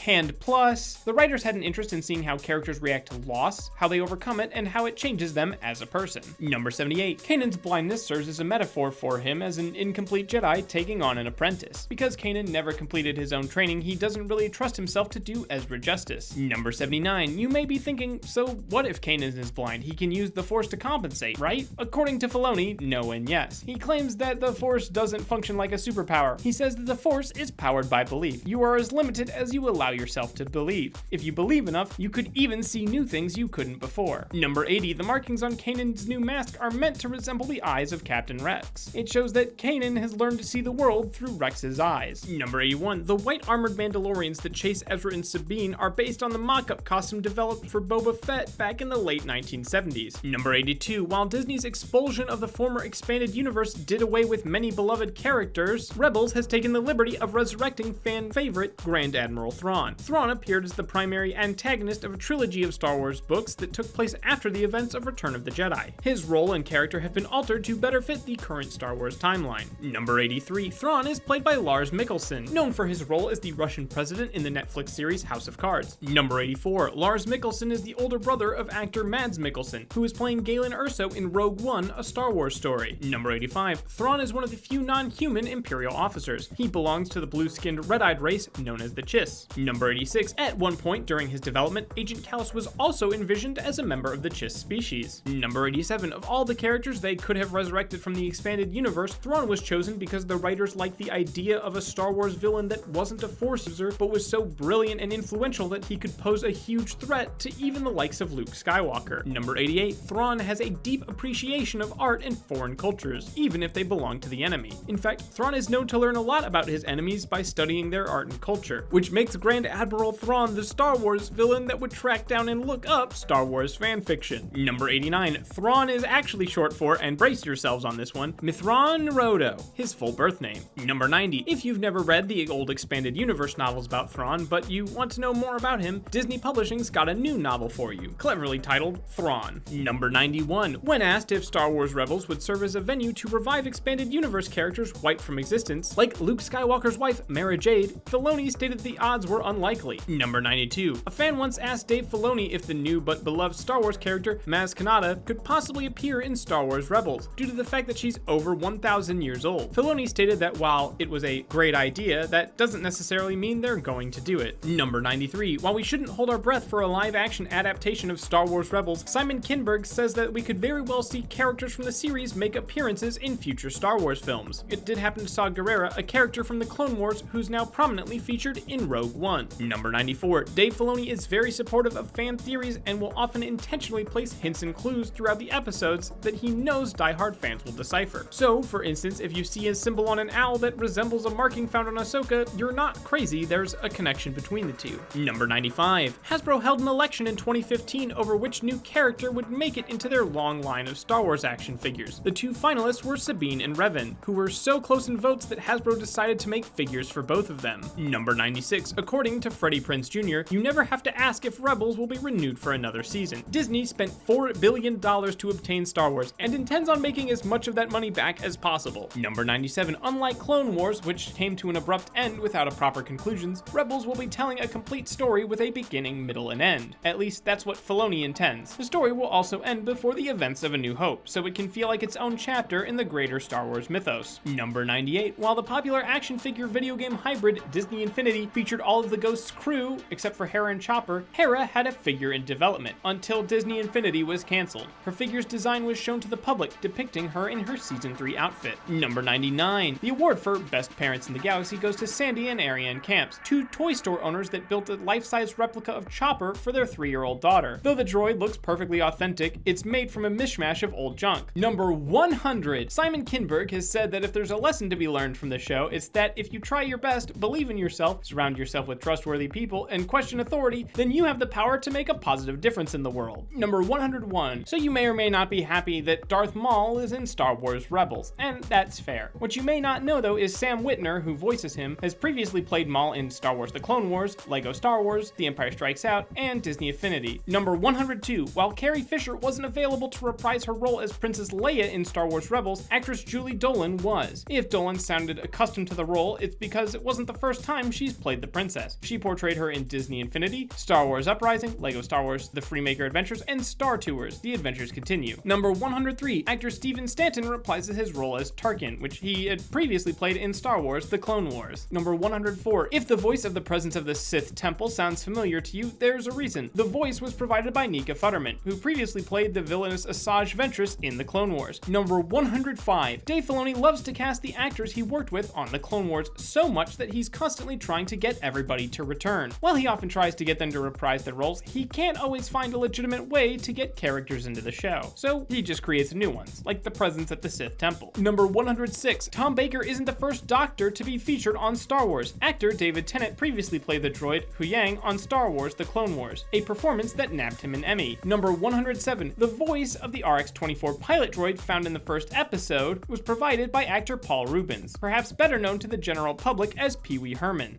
Star Wars is and always has been so much more than just movies and TV. There have been awesome Star Wars video games around basically as long as video games have existed.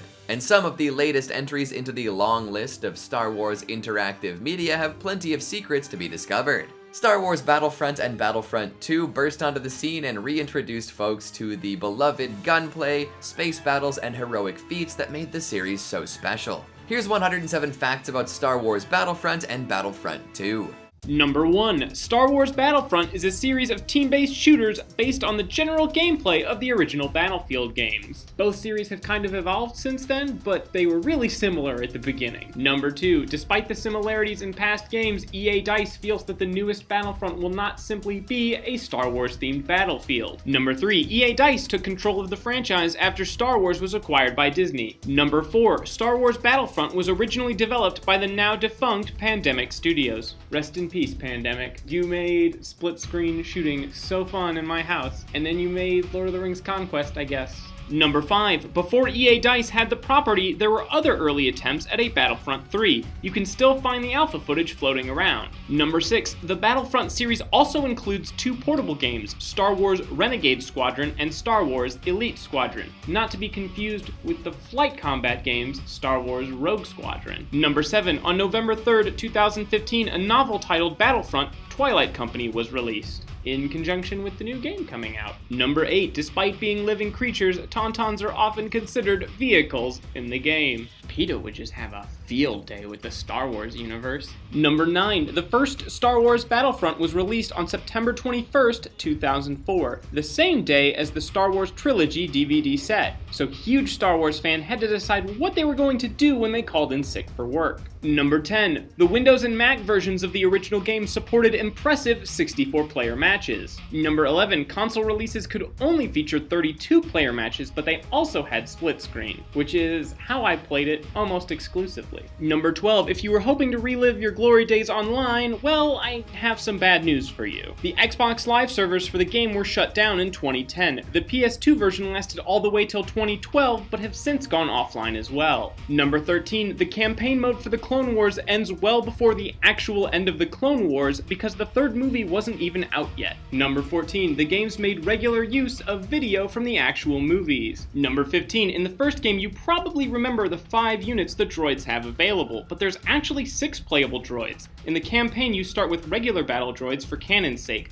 Later, they're upgraded to the normal super battle droids, at which point balance goes out the window and you win forever. Number 16. Character animations in the game were kept pretty basic and minimal to avoid taxing the hardware too much in large battles. If you remember back, you'll notice that nobody had ragdoll physics, and this is why. Number 17. The AI also makes use of a tiered system of thinking to help keep strain on the hardware down, so they didn't have too much to think about all at one time. Number 18. Many of the sounds for the game were recorded in a trip to Skywalker Ranch. Number 19. And there's a lot of recorded sounds in Battlefront 1. Over 1,200 Foley sounds were recorded. That's a lot of detail for a game where almost constantly you're just going to be hearing blaster fire. Number 20. The PS2 demo accidentally had Wookiees talking in a normal articulate voice and not the growls they typically use. A growl that, incidentally, I can't imitate. Number 21. In late 2004, Pandemic Studios released mod tools for the PC version. While they wouldn't receive official support after launch, it's a neat gesture that helped expand the game's content and longevity. Number 22. Battlefront 2 also enjoys a robust modding community. Battlefront 2 has the best mods in that it makes the greatest character in all of Star Wars canon a playable hero. And if you're wondering, who does Tim think is the best Star Wars? It's Zam Wessel. It's always Zam Wessel. Zam Wessel's the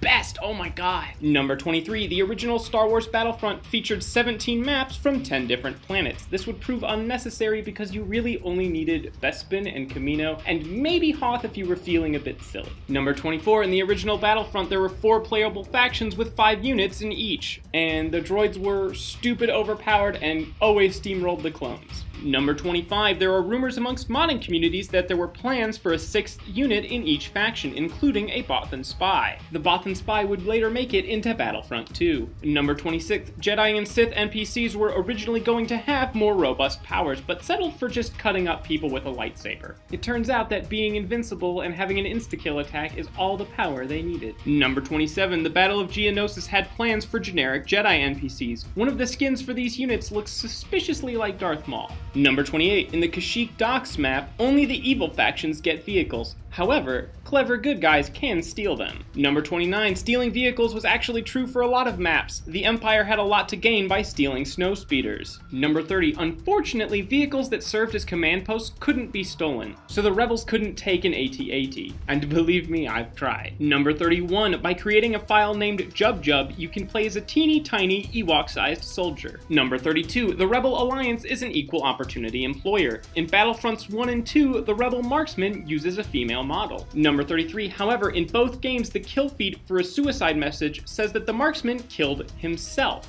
Not to mention the fact that they call the unit a marksman when it isn't a marksman, it's a markswoman, and you shouldn't tick her off because she has orbital strike lasers. Number 34, the factions for the games are mostly the same with the exception of a special unit. However, even among the regular units, there were differences in each faction. Number 35, snipers for the rebels and separatists could zoom in further. Again, droids get the best things. Number 36, rebel vanguards shot an extra rocket with each volley, but needed to reload faster. Number 37, super battle droids get rockets instead of grenades. And I know I've harped on this a lot already, but that is basically 90% of the reasons why the droids are overpowered. Number 38, if there was only one person in a multi-person vehicle, they could switch seats on the fly. This let particularly enterprising players fly a snowspeeder and operate the tow cable by rapidly switching between the two seats. Number 39, for being a mostly speedy transport, the speeder bike packed a lot of power. It was capable of bringing down infantry units in a single shot. Number 40, the droid factions are often referred to as the Separatists, the Droid Army, the Trade Federation, or overpowered trash. The last one might just be me, but they are actually listed as the CIS in the game. This stands for the Confederacy of Independent Systems, which doesn't sound like any of the other names at all. But hey, it's good to be formal. Number 41, in Battlefront 1, you can get snowspeeders above AT-ATs and attempt to land on them. However, this isn't recommended as it destroys the snowspeeder. Number 42, each faction in Battlefront 2 has a sort of home planet that they defend in Galactic Conquest.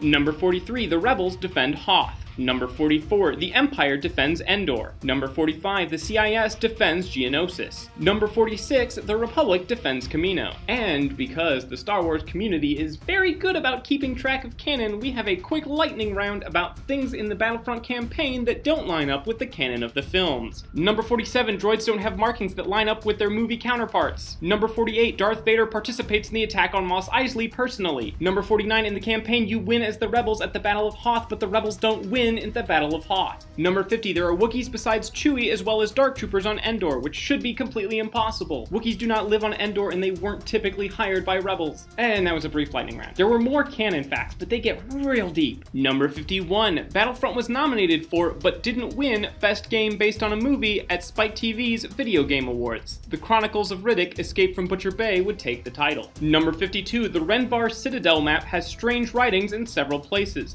This can actually be translated. For example, the markings in the observatory read blah blah blah, this game blah. Is there water on Mars? Maybe that's where the Jedi are. Number 53, Droideka are the only units that can shoot underwater, though good luck actually getting that to be useful. Number 54, in Battlefront 1's Cloud City map, you can actually see Han Solo in the carbon freezing chamber. If you see this, I don't know what you're doing. If you are playing on Bespin Cloud City, you should be fighting in the upper hallways at all times and doing nothing else. Number 55, on the Mos Eisley map, the Cantina command post has music playing, but there is no band. They could have been recorded the whole time. Do we even know if they were playing in the movies? A lot of the facts at this point have focused on Battlefront 1. We're moving into Battlefront 2 now. Number 56, Battlefront 2 set itself apart from its predecessor by including not only references to Episode 3, but also Jedi heroes and space battles. Number 57, Battlefront 2 released on November 1st, 2005, the same day Revenge of the Sith came out on DVD. Number 58, Battlefront 2's Rise of the Empire campaign follows the exploits exploits of the 501st Legion, also known as Vader's Fist. Number 59, if you've heard of the 501st, you might be thinking of the cosplay group that goes by the same name. The real-life 501st are a lot nicer than their Star Wars counterparts, though. Number 60, space battles require you to take out a communications array and a sensor relay, but your commander will call them the communications relay and the sensor array. Number 61, the Battlefront 2 box art shows a left-handed trooper, but the troopers in-game and Jango Fett, their original source, are all right-handed.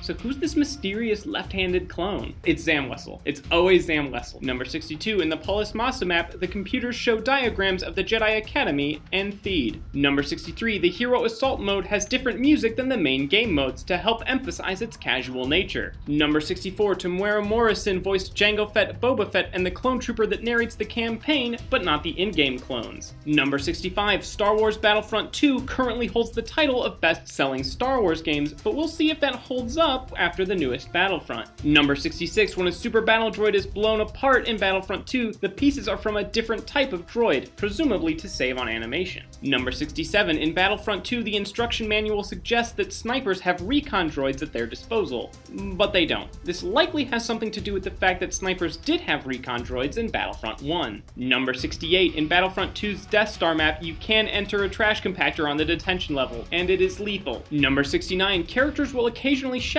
things when a hero or a villain enters the fray. When Darth Maul arrives, the clones will say, "Darth Maul, what's he going to do? Bleed all over us?" Number 70, when Han Solo shows up, Imperials will say, "Hey, Solo shot first, that's not fair." Even the Imperials are extremely passionate about correct Star Wars canon. Number 71, when General Grievous shows up, "Look out, it's Major Malevolent, General Grievous." Number 72, for Jango Fett, "Fett's here, and he brought his head." Mace Windu probably doesn't find that Easter egg quite as funny. Number 73, clones can also say to Jango Fett, "Hey Jango, can I have your autograph?" Number 74, in Galactic Civil War battles, Imperials can whistle the Imperial March. That's just patriotism. Number 75, Battlefront 2 introduced Hunt Mode, which lets you play as or destroy indigenous creatures of the Star Wars universe. So if you really hate Gungans, I have some good news for you. Number 76, Jango Fett fights with just one pistol, despite being a dual-wielding gunslinger in the movies. Number 77, the PC instruction manual shows Luke in an outfit he never wears in-game. Number 78, when the Xbox Live servers went down, Battlefront 2 was said to have the second largest community still playing. The title of first went to Halo 2. Number 79, in Battlefront 2, Darth Vader holds his lightsaber in his right hand, but it switches to his left hand during attacks. Number 80, in Battlefront 2, the clone trooper that narrates the campaign mentions him having been to a lot of battles personally. However, given the clone's lifespan,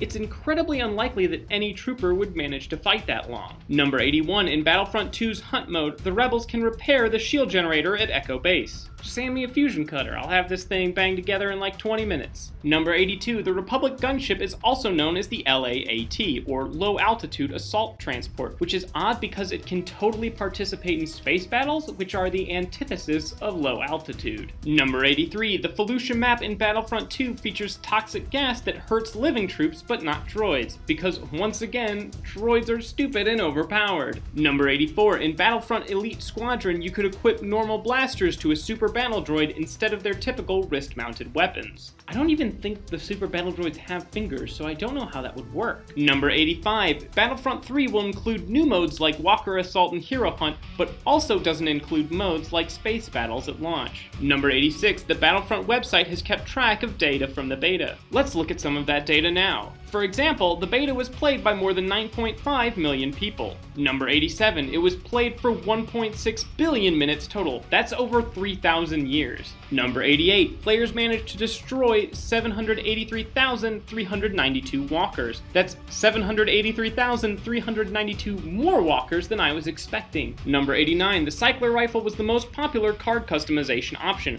which might be because it was unlocked from the get-go, or it could be because it was stupid powerful and could destroy ATSTs and felt so good. Number 90, the new Battlefront release will also feature heroic vehicles, like the Slave One and the Millennium Falcon. Sadly, the Slave One probably won't get to deploy seismic charges. Number 91, the newest Battlefront will not include the Clone War era, which is unfortunate, sure, but it also means we don't have to put up with the droids. Number 92, in fairness, the newest Battlefront will have content based on the upcoming film The Force Awakens, so it should still cover parts of 2 different trilogies. Number 93, the battle for Jakku will be based on the events leading up to the 7th film. Number 94, in the first 2 games, some maps are exclusive to an era to coincide with canon, and others aren't. The clones never go to Echo Base because that would be ridiculous, but somehow they wind up on the Death Star. Number 95, the newest Battlefront uses 3D models that were created by scanning original props. Number 96, the survival map in the beta has Tusken Raiders hidden in the hills. Getting close to them with the jetpack can actually kill you. Number 97, original plans for Battlefront suggested that vehicles would be able to start in a land battle and fly out of the atmosphere to join a battle in space. Number 98, the newest Battlefront will do away with the rigid class system of the originals in favor of a more customizable unit. Speaking of customization, number 99, a community manager on the Battlefront forums also said that players will be able to customize their gender and appearance, allowing for different alien species to join in the fight. Number 100, a player on the same forum post asked the community manager about the possibility of including beasts in some game modes. Presumably he missed Tauntauns from Hoth. The community manager responded with a coy,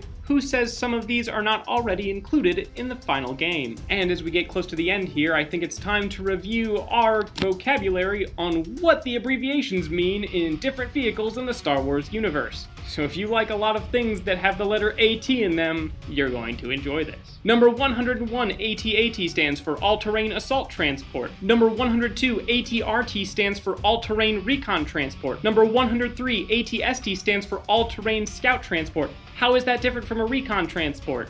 I don't know. Number 104, ATTE stands for All-Terrain Tactical Enforcer, so some of the T's don't stand for transport apparently, or terrain. And number 105, AAT stands for Armored Assault Tank. People in the Star Wars universe are not great at naming vehicles because what I named comes from 3 different factions. Number 106, the art team for the newest Battlefront went on research trips to filming locations to get a better sense of the environment. Before you think this is an excuse for a vacation, consider what senior environment artist Pontus Ryman had to say about researching Hoth. The trips were incredibly tough physically, trudging through waist-high snow and extreme blizzards with tripods and equipment, with the icy temperatures taking its toll on both us and our cameras. And finally, something that's very relevant to my interest, number 107, DICE has acknowledged its plan to change the Walker Assault balancing based on the beta to give the Rebel scum a fighting chance. The Battlemasters, EA DICE have put out another installment in the Star Wars Battlefront franchise, to the delight of fans everywhere, and we're here to dish all we know about the latest force of a game. Hi, I'm Alpha Lance with the leaderboard, and it's time to pick a side, so get that loadout ready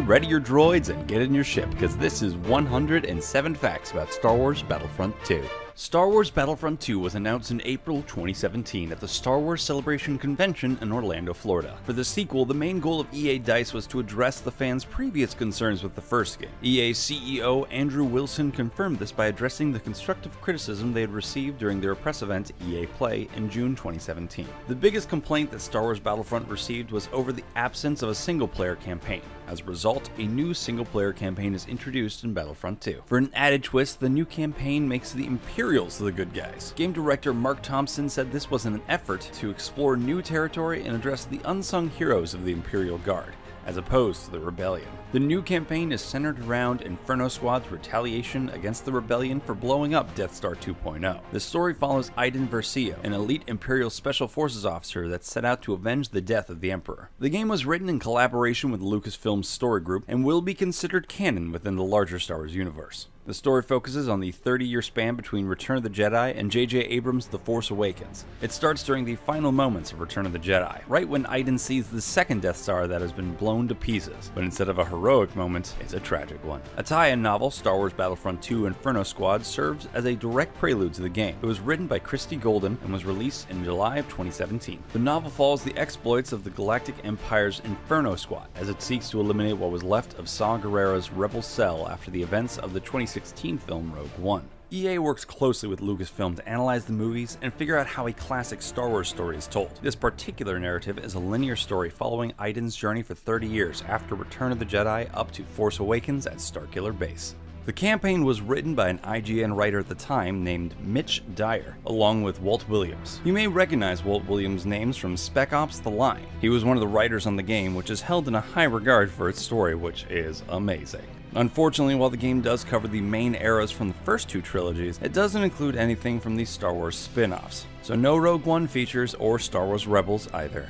Alex Freed's novel, Twilight Company, was based on the first Battlefront game, but ironically, it helps steer the storytelling of the second. Twilight Company deals with details that you don't see in the movies. This includes exploring the Stormtrooper regiment in great detail. Mark Thompson found himself fascinated with this approach. The single-player campaign of Battlefront 2 doesn't limit players to just the Imperial point of view. The game itself also switches perspectives. Thompson described this as an attempt to mimic the perspective of the films in the way that they jump from scenes focused on Luke and Leia to ones focused on Vader and the dark side. This open point of view is meant to raise questions about the whole good versus evil dynamic that the series is built on, and we're likely to see these questions pop up quite a bit in the Star Wars universe if the trailer for Star Wars The Last Jedi is any indication of the franchise's future. To really solidify this concept, players can temporarily take on the roles of key characters on both sides, including Luke Skywalker and Kylo Ren. The devs stress that although you can play as one of the heavy hitters, even small characters can change the course of a battle depending on their actions. Droids will also have a significant role to play. Our protagonist character Iden will even have a droid sidekick to help her with various tasks along the way. A darker version of BB-8 or R2-D2 if you will, or a good version depending on whose side you're on. Iden's little droid is one of the specially modified ID-10 seeker droids used by members of Inferno Squad. And in the trailer you can spot it folding onto her back like a dope origami backpack.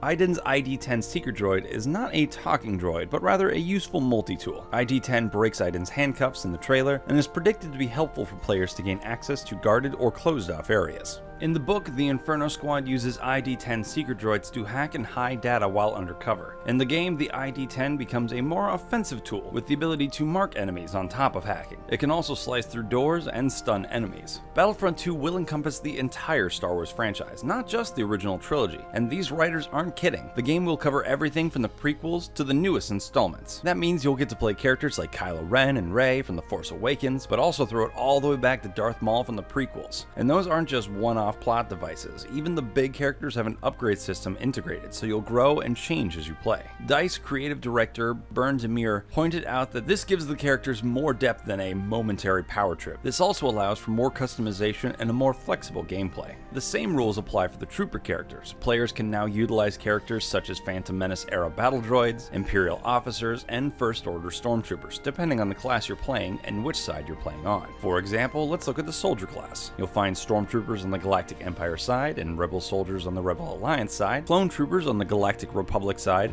and super battle droids on the CIS side. Add in the multiple weapons for each subset of soldiers and multiply it all by the number of classes and you've got a lot of gameplay. We'll get more into depth on this later. The troops change depending on the era to maintain a narrative continuity even in multiplayer mode. Remember, this all happens over 30 years and a lot can happen in 30 years. Just look back to the 80s? Oh gosh, the 80s. Similar to the first Battlefront game, items that a player unlocks along the way can carry through different missions and environments. Like we said, continuity is a big deal, and it's ultimately a game that follows a hero narrative, which means letting the hero hang on to their weapon. One thing EA wanted to change in regard to the first game was the vehicle handling in space missions. To do this, they brought on Criterion, a subset of EA, to work the same magic they used on Battlefront's X-Wing VR mission, a bonus mission from the original games that let players pilot an X-Wing in a space dogfight.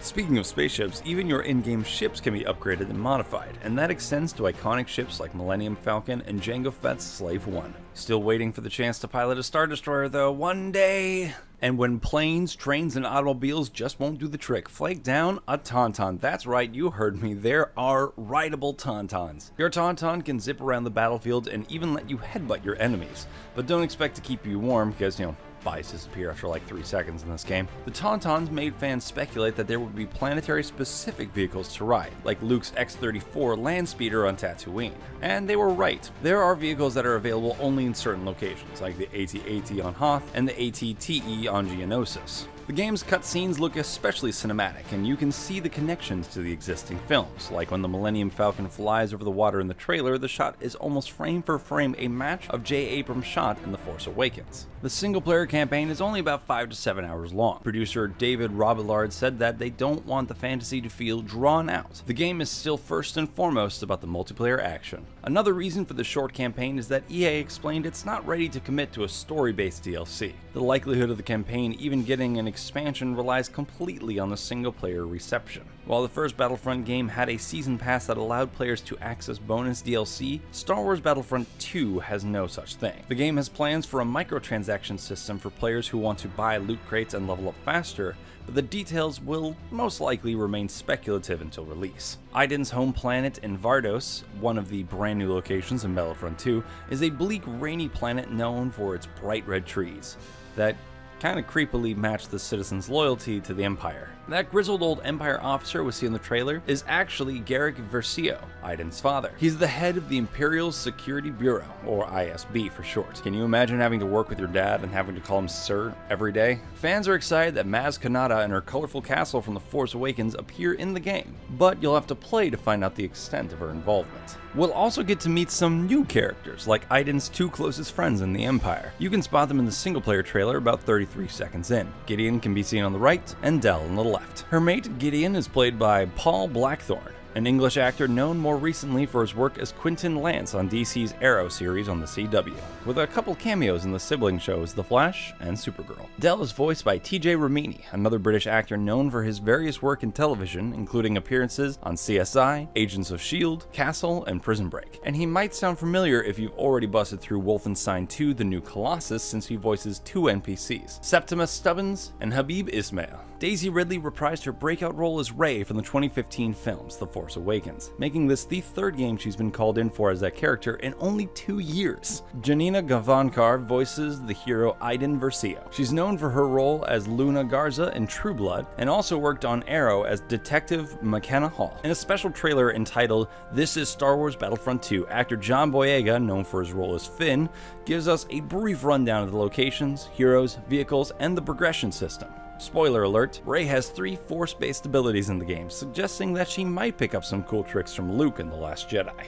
Of course, we see her doing some sick training with Luke in the trailer for the film, but who knows? Rian Johnson loves to keep us on our toes. In one of the trailers for the single-player campaign, we see Princess Leia on the planet Naboo. This might seem a little bit weird since Naboo was mainly featured in the prequels, but this isn't her first time there. Leia visited Naboo in the book Princess Leia of Alderaan, which takes place during the events leading up to A New Hope. The Battlefront 2 beta showed a playable map located within the Fondor shipyards. This is an Imperial shipyard used by the Confederacy of Systems during the Clone Wars, and is heavily guarded with 18 shield stations. And for all of you folks maybe thinking about ships on the Hudson River, don't forget this is Star Wars. This is of course a shipyard of spaceships. Since the story mode takes place in the 30 years missing between the original trilogy and the new movies, we'll see a lot of familiar faces, including franchise golden boy Luke Skywalker. We've gotten a peek at Iden aiming a gun at Luke's head, which is upsetting, but also foreshadows an exploration of the places their stories intersect.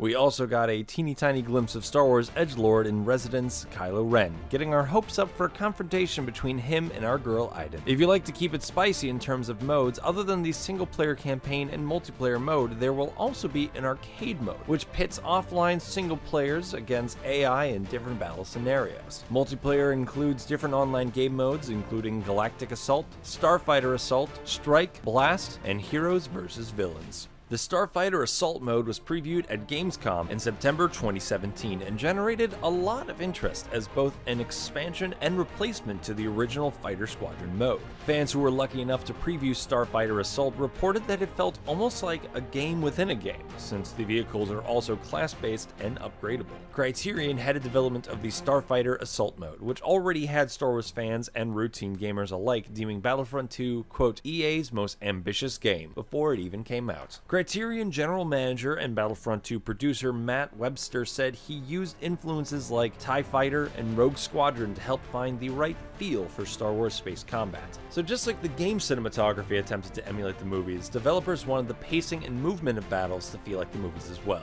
Criterion also drew inspiration from other franchises. This included many of the street racing games they previously developed, like the Burnout series and some Need for Speed titles as well. In Starfighter mode, players can experience full 3D movement.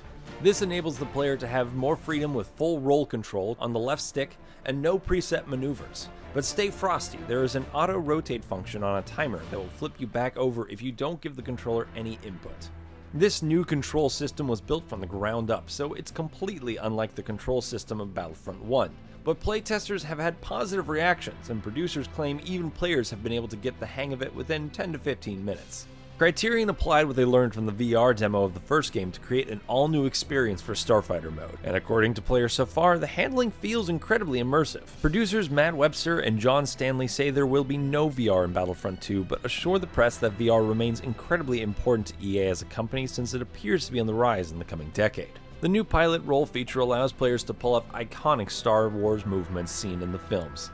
This function was missing in the VR demo though, mostly because they didn't want players to yak mid-game. Since Battlefront is a multiplayer-focused game and players will be approaching the space dogfights with varying skill levels, producers tried to keep the field level with a ton of AI ships so newer players can build their confidence against those before taking on high-level enemies. The ship you pick can also give you an edge or change the pace of the game. The lighter ships are more nimble and move quickly through the thick of the action, while the bombers have more armor and give newbies a chance to slow down and catch their breath. In some cases, this mode is harder for players on the side of the rebellion because there are specific objectives to obtain. So here's a tip from the higher-ups. If you're going in for objectives, then go as the Y-Wing. Developers claim the Y-Wing has more health and more durability. It also doles out more damage and is a personal favorite of mine. Starfighter mode also works in teams, so when you spawn into a team, all of those team members get damage multiplied. It is called a spawn wave. There's also a bonus if everyone is in the same ship, such as a squadron of X-Wings or a squadron of Y-Wings because they're a better ship. There's also the star card system, which has returned for the Battlefront sequel. Unlocking star cards allows players to increase health as well as equip weapons and other abilities. Unfortunately, Starfighter Assault is the only Starfighter mode, but because they handle the same way as aerial vehicles, the skills are pretty transferable to the Galactic Assault mode, which provide aerial vehicles for aerial support in their ground battles. This action was also available in the original Battlefront 2 game. That's right, in case you didn't know, there was another Battlefront 2 game before. It was just such a good game they had to make it twice. Peer back in EA's history and you'll find out that they already made 2 Battlefront games. That's Star Wars Battlefront in 2004 and Star Wars Battlefront 2 in 2005, with Roman numerals rather than normal numbers. Like the 2017 edition of Battlefront 2, the original Battlefront games let you play as characters on both the dark and the light side. Like the new games, the old Battlefronts cover a large time frame, with battles taking place in both the Clone Wars and the Galactic Civil War. One of the most common complaints in reviews of the 2004 Battlefront game is that all of the AI in-game combined has the max intelligence of Jar Jar Binks, which is to say not much. With the leaps in technology the video game industry has taken since 2004, we're sure the newest Battlefront game will be a big step forward. Battlefront 2 introduces 4 classes: Assault, Heavy, Specialist, and Officer. Each can form relatively conventional setups like range or firepower. Each class has their own customization and progression capabilities. They also have a variety of cosmetic character types, so the characters fit the time period, like Rebel Fighter, Imperial Officer, Stormtrooper, and Federation Droid. By diversifying your team's ranks with a variety of classes, you've got a better chance at beating one of the big hero characters that comes charging through. Your classes level up based on a resource system, which we'll cover in a minute as well, and any growth you earn will carry over between the eras. Since you have the opportunity to level up both the common character and the hero character, those heroes start to function less like unbeatable bosses and more like normal people with their own growth to work on, kind of like heroes in real life. EA also felt the addition of a class system would bring more of a strategic layer to the game for more added depth. The customization system and progression system was inspired solely by the fans' response to the first game. Many players felt that there was no real level of mastery that could be attained. EA admits they also drew inspiration from Battlefield as well as the community response from the first game. Hero characters now have career paths, allowing players to unlock new abilities for them and tailor these characters to their own playstyle. Blue pickups are now a thing of the past. There's a better system in place for players to become a hero rather than just picking up a token. Ultimately, developers decided to do away with the blue pickups because it made being a hero a short and rare experience for a small number of players, and led to players lurking around spawn points waiting for tokens to appear instead of getting into the action. Much like the troopers, there is also a class system for vehicles in the game. While smaller vehicles like speeder bikes appear to have seamless transitions, the larger vehicles seem to behave similar to how they did in the first game. EA announced an Elite Trooper Deluxe Edition pre-order that has cosmetic additions for Rey and Kylo Ren, as well as weapon modifiers for each trooper class, and an ability modifier for the Millennium Falcon. Fans were wondering if Jar Jar Binks would be a playable hero despite his negative reputation among the community. Although it was asked several times, EA only hinted at the possibility, but did not confirm anything. Design director Nicholas Fagrius of DICE said that out of every hero character they had revealed at the time, his favorite is definitely Darth Maul, simply because of acrobatics alone. There's a seasons concept that developers have implemented which refers to how the game changes after launch. Season 1 is all themed around The Last Jedi. The first season expansion is set to be released in December of 2017. New features will include a space map over Dakar, the new planet Crate, Resistance hero Finn, and First Order villain Captain Phasma. The idea behind the free season pass was made out of concern for the Star Wars community. Rather than separate players based on who can afford what, they wanted an equal opportunity game with a real sense of community. Later on, developers finally shed some light on this resource system that was kept in the dark for so long. It's referred to as the Battle Points system, and it's how you progress throughout the game. This new Battle Points system is also meant to replace the blue pickup system from the first game that we previously mentioned. Developers wanted players to be able to access their own personalized Star Wars fantasy, so instead of applying happenstance as before, players now earn these battle points. This means every time a player reaches an objective, helps their team, or kills an enemy, they'll receive battle points. When the game was first announced, it was received with mostly positive reception, but after the open beta, the game has received criticism for the system of star cards, loot boxes, and crates, and the battle point system. Basically, people were glad to have the opportunity to level up their classes, but the process itself needed some fine-tuning. Star cards can be bought with microtransactions via randomized loot crates, or through simply playing the game. They can be used to upgrade or unlock features, but only if you've reached a certain rank. In a post on their site addressing the concerns, EA stated that they want to make sure the system is balanced both for players who want to earn everything as well as for players who are short on time and would like to move faster in their progress towards various rewards. Either way, we're crossing our fingers for a well-balanced system by the time the game drops. The battle points work as separate currency, which helps players gain access to unlockable characters, vehicles, weapons, and even droids for prime customization capabilities. With the new customization systems in play, players can now explore their own Star Wars fantasy unlike ever before. This includes inciting your own favorite characters to battle it out, like Rey versus Darth Maul, or Yoda versus Kylo Ren. The possibilities are endless. Battlefront 2 runs on the Frostbite engine, same as Battlefront 1, which means the level of detail that designers can reach is almost uncomfortable. In screenshots online, we can see the individual pores on Luke Skywalker's face. Good lord. The biggest and most exciting change in the eyes of EA is simply the 3 different eras explored in one game. They did this to witness the evolution firsthand and explore every era in detail, while combining them in surprising new ways. Multiplayer maps in the trailer include Tatooine, Hoth, and Yavin 4, and on the EA website, it was revealed that other locations include Naboo, Starkiller Base, Takodana, Jakku, Kashyyyk, and Death Star 2.0. We also know that players will visit Celeste and Vardos, putting it up to 12 maps already. Multiplayer matches have a maximum player count of 40, which may be disappointing to fans hoping for a higher number of players, like Battlefield's buck wild 64 players per match, or PUBG's 99 player wildness. Just after the E3 preview, the Star Wars Battlefront 2 trailer was the most watched trailer on YouTube as of June 2017, right ahead of Assassin's Creed Origins.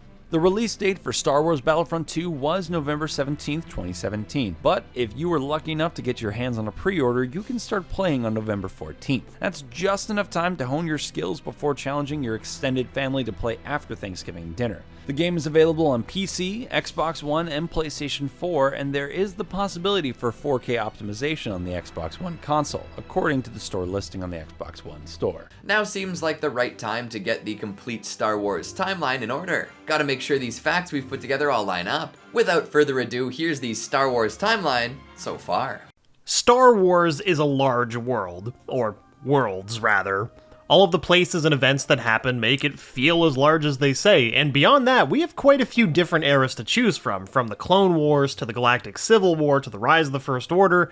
The players may change, but the board remains the same. In honor of a series that's so beloved by all, we want to cover the events within the canon series, so get into your most meditative stance, my young Padawans. Let's dive into the history of Star Wars. But one quick explanation before we do, though, for those who don't yet know, the Star Wars universe uses its own type of calendar. Don't worry, the amount of days remain the same, but they do count years a little differently. While on our calendars we tend to count years using BCE and AD, Star Wars uses the Battle of Yavin, that is, the explosion of the first Death Star in A New Hope, as their marker. That being said, the terms they use are BBY, which means before the Battle of Yavin, and ABY, which means after the Battle of Yavin. This quick explanation should help you keep track of the timeline, so let's get into it. I honestly don't know if this is a complete timeline. There's so much Star Wars, so this is a Star Wars timeline. Also, I'm gonna mispronounce some stuff. It's Star Wars, so apologies in advance. There's a lot. Prehistory. Eons BBY, the universe is formed. During this formation, a certain galaxy far, far away is formed, a supermassive black hole at its center. Stars begin to orbit around this supermassive black hole, creating what we know and love as the Star Wars galaxy. Midichlorians are also created through the wellspring of life to connect the living force generated by all living things to the cosmic force that bound the universe together. These midichlorians would form a symbolic relationship with all living things in an attempt to guide them according to the will of the Force. The father, son, and daughter would be born and come to rule over the realm known as Mortis. Ilum would also begin the process of forming crystals that would later come to be used by Jedi to focus the blades of their lightsabers. These crystals would become known as Kyber crystals and would eventually also be corrupted by the dark side to form the focusing crystals in their lightsabers as well through the bleeding process. Dagobah is also covered in lava as the formation process, which would form Mount Dagger. Non-sentient life would form on the planet of Dagobah thereafter. It would also begin to form on the planets Brevaeus, Krull, and Abinetto. These species would eventually become the Brevasians, Krolut, and Abinetto, respectively. 100,000 BBY. The first levels of Coruscant are under construction, slowly turning the planet into a ecumenopolis, a city encompassing an entire planet or moon. I did not know that word. Ecumenopolis, I think is how it's pronounced. 57,000 BBY. The planet Utapau is settled by colonialists who would later become what we all know as the Utai and the Powans. During this age, there was no hyperspace travel by sentient species, and most spaceflight was achieved by taking the long way. It's during this age that Batuu is colonized after thousands of years since the Great Cataclysm, which caused the planet's massive trees to be petrified. It's also during this time that an ancient race, having studied the Purgil, a spacefaring species of animal that can utilize hyperspace travel, develop hyperdrives for their own vessels to allow travel at light speed and beyond. This still predates the nav computer though, so moving through space at these speeds was rather dangerous, and accidents that had you traveling into a star through a supernova were common. The practice of dropping beacons was often used to create guideposts between two jump points to allow for safe jumps in straight lines, though flying through a pod of Purgil was still a hazard. 30,000 BBY. The Deveronians became adept scouts who leave their home planet of Deveron and begin exploring the galaxy, developing hyperdrives independently for their own use. During this era, the planet Benetage in the Outer Rim is abandoned. 27,000 BBY. The planet Felucia is colonized by Gossam Corvers, and human civilization has developed on Empress Teta. The era of the Old Republic. 25,000 BBY. The Galactic Republic is formed by 22 founding core planets. These planets include, but are obviously not limited to, Alderaan, Chandrila, Corellia, Coruscant, and Duro. The Dai Bendu, a precursor to the Jedi Order, also start their existence and become the first known users of holocrons. In the hopes of preserving peace in the galaxy, a being known only as the Prime Jedi founds what would be known as the Jedi Order on Ahch-To. The Prime Jedi would later have a vision and write a prophecy of a chosen one who would rise and bring balance to the Force. During this same period of time, a Jedi scout would discover the planet Ilum through Force-assisted hyperspace travel. For those of you who want to know what that means, it means he used no nav computer or beacon and just jumped randomly in accordance to what direction the Force led him. This is how they discovered Ilum. The first Jedi Temple is built on an island on Ahch-To. Thereafter, a village is also formed to hold the Jedi who would live there. During the expansionist period, the Corellian Run helps to form the Corellia system. The Corellian trade spine and Perlemian trade route are also founded. Jaros explorers find and settle Neimoidia and Cato Neimoidia and would then join the Galactic Republic. The era between 22,000 BBY and 5,000 BBY. An unspecified amount of time before the Galactic Civil War, the comet Kinro is predicted to pass through the core worlds, devastating the Republic. The Jedi Order would band together and will the comet apart. This, however, costs many Jedi their lives and sanity to execute. 22,000 BBY, Neimoidia joins the Galactic Republic as an independent world. 21,032 BBY, the Blood Monarchy is established on Thespius, the site of many battles during the Great Manifest period. 15,000 BBY, Rhodia officially joins the Galactic Republic. During this same time, the Neimoidian people and the Jaros people's physical distinctions become really clear. 12,000 BBY, settlers from Corellia colonize a planet that becomes an Ordnance regional depot known as Ord Mantell. The Jedi move their cultural center to Ossus, which becomes a near-mandatory pilgrimage site for all Jedi. The ice moon Mesula is shattered. The first Grand Zagoth of Utapau, Crinbalt Kyr, dies. An unspecified amount of time between 12,000 BBY and the Clone Wars. The Temple of the Kyber is formed on the desert planet of Jeddah. Hylamane Lightbringer is born and would later be bludgeoned to death by a chair, disproving the legend that he could not be killed by mortal means. The Jedi Knights defeat the Zygerian Slave Empire. A dark Jedi seeking more power convinces other Jedi to embrace the dark side of the Force, causing a split within the Jedi Order known as the 100-Year Darkness. These dark Jedi form a rival order known as the Sith, but are defeated and exiled into unknown space, leading to the discovery of the planet Moraband, which would become the home to the Sith. They build temples and tombs for their greatest warriors in a place called the Valley of the Dark Lords. They await the time that they can take their revenge. Using slave labor, they go to war against the Jedi using super weapons powered by Kyber crystals. Darth Momin is then born and trained by the Sith Lord Darth Shah. He would go on to kill her and hone his craft as he wanders the galaxy. Momin would later go on to destroy a city with a super weapon, but he and his acolytes are defeated by a pair of Jedi, and the Sith then deem Darth Momin a heretic and suppress any knowledge of him whatsoever. However, Momin's spirit remains, residing within his mask. Before the time of the Galactic Republic, the lushly forested planet Mustafar is inhabited by off-worlder Lady Corvax, who lives in harmony with the native Mustafarians along with her husband. The latter dies as a result of an attack on Mustafar, leading to Corvax's theft of the most sacred Mustafarian relic, the Bright Star, in an attempt to use it in a ritual to resurrect her love. The ritual fails. Instead, the Bright Star's energies pushes Mustafar into a new orbit, reducing the world to an unbalanced, chaotic state. A volcanic wasteland is created as tiny Mustafar is torn between gas giants Lafrani and Jestafad. Thus, Sith seeking the secrets of eternal life are attracted to the world. Radaki during this time leaves the Jedi Order, believing that it's wrong to force people to sever ties to attachments with people and their wealth. Radaki would then proceed to fall to the dark side and be named Darth Krall. Sith victory at Battle of Wasted Years. This would be attributed to Darth Krall, who would also be remembered for taming the Nightmare Conjunction and as one of the Lost 20. The Ordu Aspectu is formed, led by Rur and related to the Massassi. The Jedi Splinter Group comes into contact with Jedi Orthodoxy with their experiments on immortality, beginning the Intruvia conflict. A dating system based on the signing of the Domantian Accord is used around this time. The conflict is ended with the Jedi Ordu Aspectu peace treaty. By the treaty's terms, Jedi inspectors arrive at the Citadel of Rur, and believing they intended to deactivate him, an artificial intelligence made of Rur's knowledge seizes control of the Citadel's droids and slaughters its inhabitants. Rur sacrifices himself to deactivate the machine, hyperspace jumping the Citadel across the galaxy in an event that would become known as the Doom of the Order, Ordu Aspectu.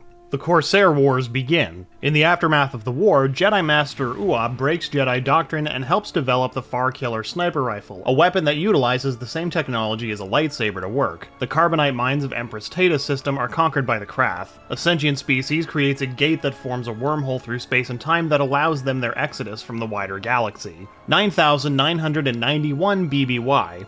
The Mandalorian people begin to originate from their homeworld of Mandalore and form a culture centered around war and honor. This is the way, Vodan. 7,977 BBY. The CRC dating system is adopted. 6,000 BBY. The civilization of Bardota begins when the Frangal cult rules over a militant society. 5,500 BBY. A super hyperroute is formed and named the Rima Trade Route. Fall of the Old Republic. 5,000 BBY. At the end of the Empress Tata Unification Wars, the Great Hyperspace War takes place in which the Sith Empire invades Empress Tata. The Republic wages war against the Sith Empire, and through the help of the Jedi Order, the Sith Lord Naga Sadow is pushed back and the Sith forces scatter across the galaxy. However, while the inhabitants of Empress Tata take this hyperspace war as fact, the wider galaxy speculates the validity of the claims due to the lack of archaeological proof. The Sith do wage a war during this era, however, against both the Jedi Order and the Republic. During this war, the capital of the Galactic Republic, Coruscant, falls to the Sith Empire. They build a shrine on the surface to exude the dark side. But the Jedi invade and manage to repel the Sith and reclaim the capital. The Jedi Library is formed on the planet Ossus as the physical embodiment of Jedi knowledge. The Massassi build the Great Temple on Yavin 4. The era between 5000 BBY and 1000 BBY takes place during the fall of the Great Republic. The Mandalorian Jedi War takes place. During this time, the Mandalorians launched something known as the Mandalorian Crusades. It was during this war that Mandalorians were faced with the strange powers of the Jedi that they didn't understand, and so they began to add more and more gadgets and technology to their armor specifically designed to be able to capture and harm even a Jedi. Due to this, the Mandalorians began winning many battles, and the technology added became a mainstay of their armor. During the Crusades, they invaded the planet Ubduria, where they're heavily offended by what they claim to be cowardly behavior. This leads to them laying waste to the planet. The Jedi manage to push the Mandalorians back though, and follow them all the way back to Mandalore, where the battle becomes so intense that the planet of Mandalore is reduced to a scorched desert wasteland too inhospitable for life. This causes the Mandalorian people to build domes around their cities in an effort to make their home capable of sustaining them. 4000 BBY. Explorers from Grismalt discover Naboo, and the native Gungans retreat into their swamps after a long war with the humans. Sometime within this time frame, the Chiss Ascendancy wages war with an unknown enemy which forces them to utilize the Starflash. The Chiss Ascendancy wins the war, but the result of the Starflash's usage results in irreparable harm to their son, which forces the Chiss to leave their homeworld of Scylla in 1019 BBY. Furthermore, in 4000 BBY's time frame, the Gungans are united under Boss Gallo and begin building their capital city of Otoh Gunga. At around the same time that the Gungans are unifying, the humans who had come to call themselves the Naboo were splitting into warring factions, marking the beginning of the era known as the Time of Suffering. Sometime during 4000 BBY, it's said that the planet of Ossus, which served as the homeworld of the Jedi Order at the time, was devastated by the Kron supernova supposedly caused by Naga Sadow. During this time, 4 Jedi Masters moved to the planet Coruscant, which had an abundance of Force energy. The issue with this is that there was a Sith shrine there corrupting the flow of the Force. So, what's a Jedi Master to do? They dump concrete on it and build a new Jedi temple over top of it. This is the formation of the Jedi Order on Coruscant and the 4 Masters who would later be venerated as statues protecting the temple's entrance, known as the 4 Founders. 3966 BBY. By this point, galactic travelers navigate hyperspace using hyperspace sextants. Sith accounts describing the Kyber weaponry built by Darth Tanis within the Sith Temple on Malachor are made. This is around the time that the massive battle station is discovered by the Jedi who invade Malachor. In an event known as the Scourge of Malachor, all participants are petrified by the superweapon, leaving it barren, with only a single holocron possessing a consciousness known only as the Presence is left behind. All information on the planet is suppressed until Yoda informs Ezra Bridger of its location during the Galactic Civil War, where Darth Maul had recently located it. 3277 BBY. The Lothal calendar is formed. 1050 BBY. The Jedi Tare Vizsla forms his legendary weapon, the Darksaber, which would go on to be revered for generations to come as the symbol of Mandalorian strength. 1000 BBY. The Galactic Republic falls, beginning an era known as the Dark Age. During this era, the Sith are once more at war with the Republic and the Jedi Order. The Army of Light faces off against the Brotherhood of Darkness, of which Darth Bane is a part. The Army of Light is victorious, though the cost is incredibly high. The Sith, which once had many thousands of members, are reduced to the point that they're believed to finally be extinct. Bane escapes and begins developing the Rule of Two, in which the Sith will later have their revenge through a single master and apprentice. Bane would later be overthrown by his apprentice, Darth Zana. She would bury him in the Valley of the Dark Lords on Moraband, making Bane the last Sith to be buried there. The war between the Jedi and Sith officially reaches its end, though the threat of the Sith is merely thought to be gone. In truth, it's become more dangerous now than ever. During this time frame, the Galactic Republic reforms, and the time of the Dark Age and the Old Republic is officially considered over. The official calendars of that time start anew, and the Grand Army of the Republic is officially disbanded. Tarsus Valorum is elected the first Supreme Chancellor of the Republic's new era. The Jedi Temple on Ilum is formed. 965 BBY. The Dai Bendu Monastery is built on Kijimi. 896 BBY. Yoda is born, and this one we actually are allowed to call Baby Yoda. 867 BBY. Naboo officially joins the Galactic Republic. 832 BBY. General Jafan ends Naboo's long-standing time of suffering and restores peace to the planet. Theed is founded, and the Theed Royal Palace is constructed in the same year under the direction of King Jafan. Uniter and ruler of all the Naboo, Jafan becomes the first ruler of the Great Time of Peace. 797 BBY. Yoda begins to train to become a Jedi. 501 BBY. The armor that would one day belong to Sabine Wren is forged. 350 BBY. The Trade Federation is founded by the Neimoidians. 257 BBY. The Jedi Order's T-1 shuttle sees action in the Iram Irono crisis. Philithar Jedi Master Simix is killed in a ship crash, leaving his Padawan Comac Vitus conflicted over the Jedi ways of non-attachment. Vitus nevertheless resolved the crisis alongside Master Laret Soveral and her Padawan, the Umbran Orla Jareni. 232 BBY. The Coruscant-based Republic Chancellor, Lina So, envisions a galaxy of great works that range from infrastructure to culture in an effort to expand the Republic's reaches. Pan the Republic reaches better connect the peoples of the galaxy and bring inspiration and peace for all citizens.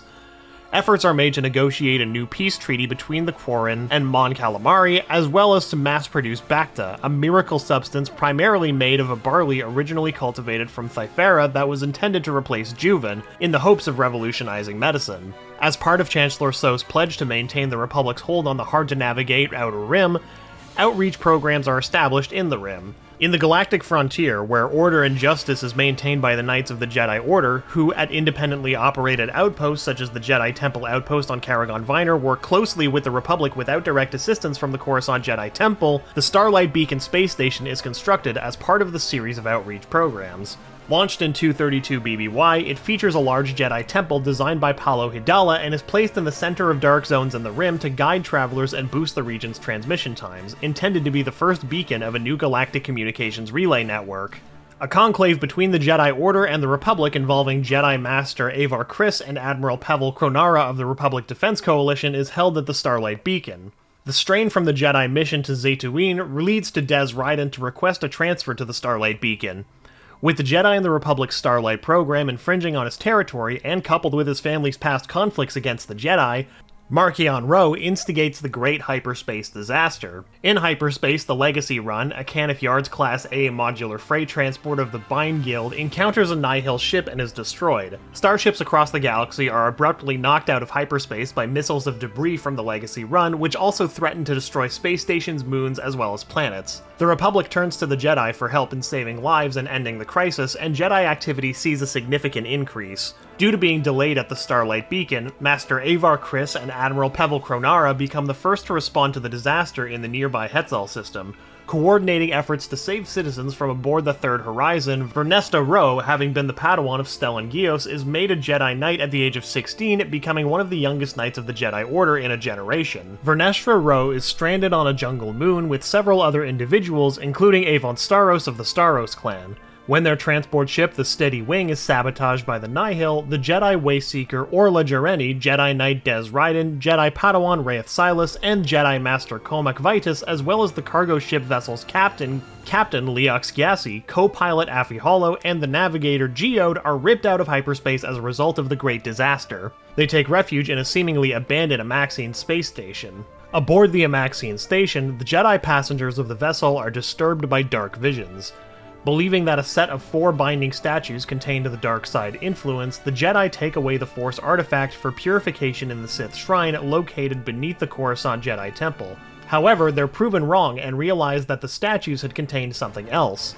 A series of emergencies come to threaten star systems across the galaxy. Following the first emergence in the Abdallah system, the Nihil attack an evacuation convoy belonging to Gorello Technologies. The Nihil attack Triman 4 as the Triman 4 disaster occurs. Zine Mrala joins Lula Talisola's group of Jedi Padawans in defending Bralanak City from hyperspace debris and raiders led by the Eye of the Nihil, Marchion Ro. The Santeca clan, having risen from a family of hyperspace prospectors in the outer reaches of the galaxy to a dynasty dynasty privy to leading technology that allows Chancellor So's Republic to continue expanding safely to new areas about a century ago, operates alongside the galactic government as it responds to the Great Disaster. While restoring the statues aboard the Amaxian station, the Jedi are attacked by the Nihil.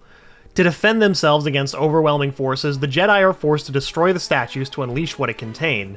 A group of Drengir, who were put into stasis by the Sith through the binding statues long ago, are thus awakened from their slumber.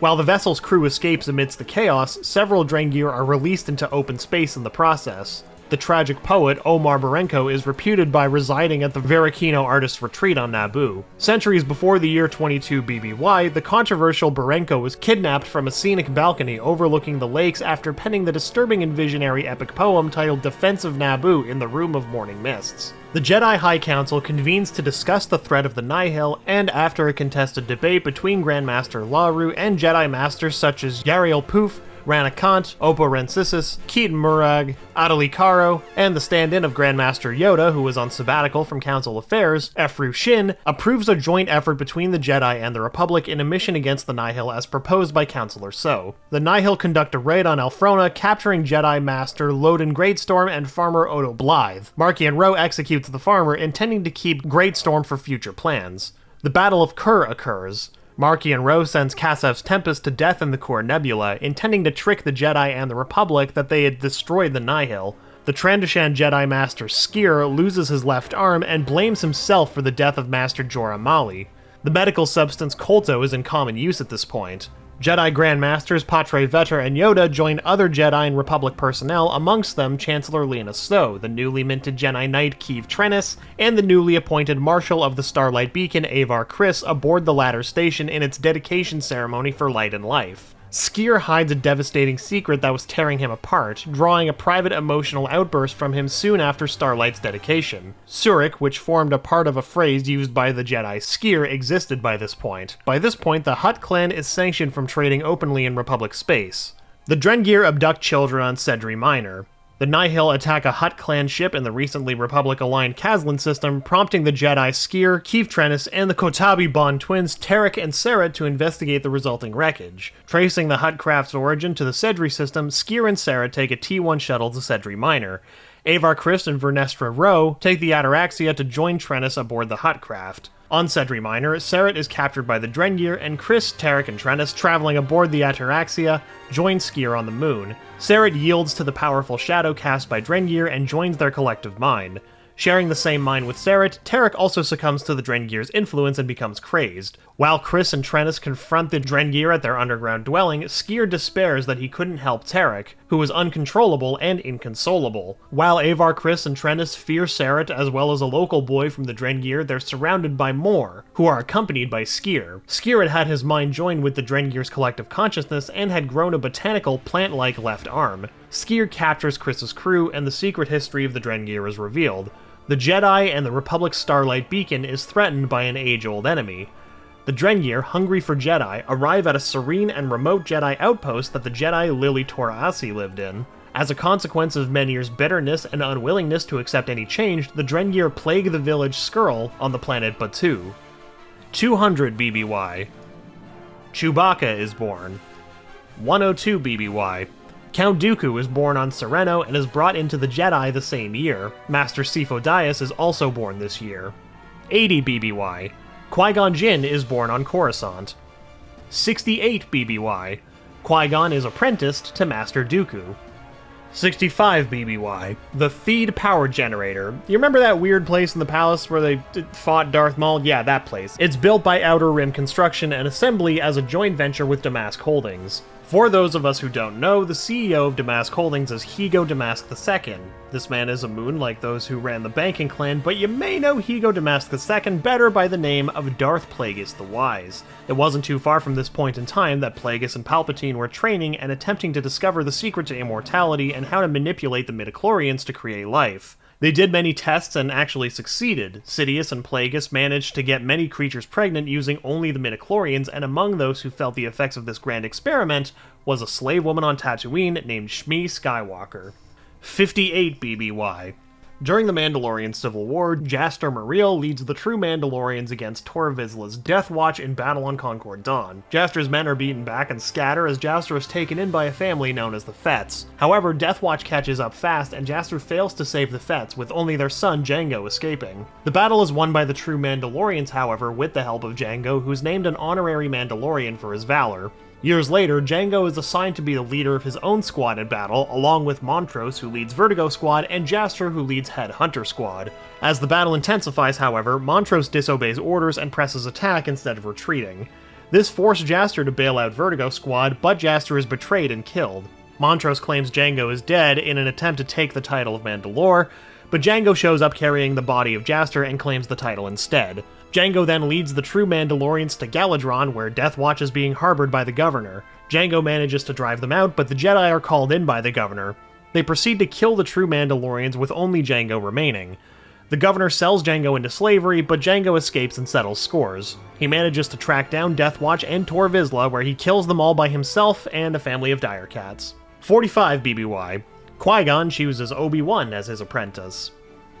41 BBY. After 9 months post Sidious and Plague's experiment to create life through the Force, Anakin Skywalker is born to a very confused Shmi Skywalker. Also, Grogu is born this year too. This is the Baby Yoda that we're not allowed to call Baby Yoda. 40 BBY.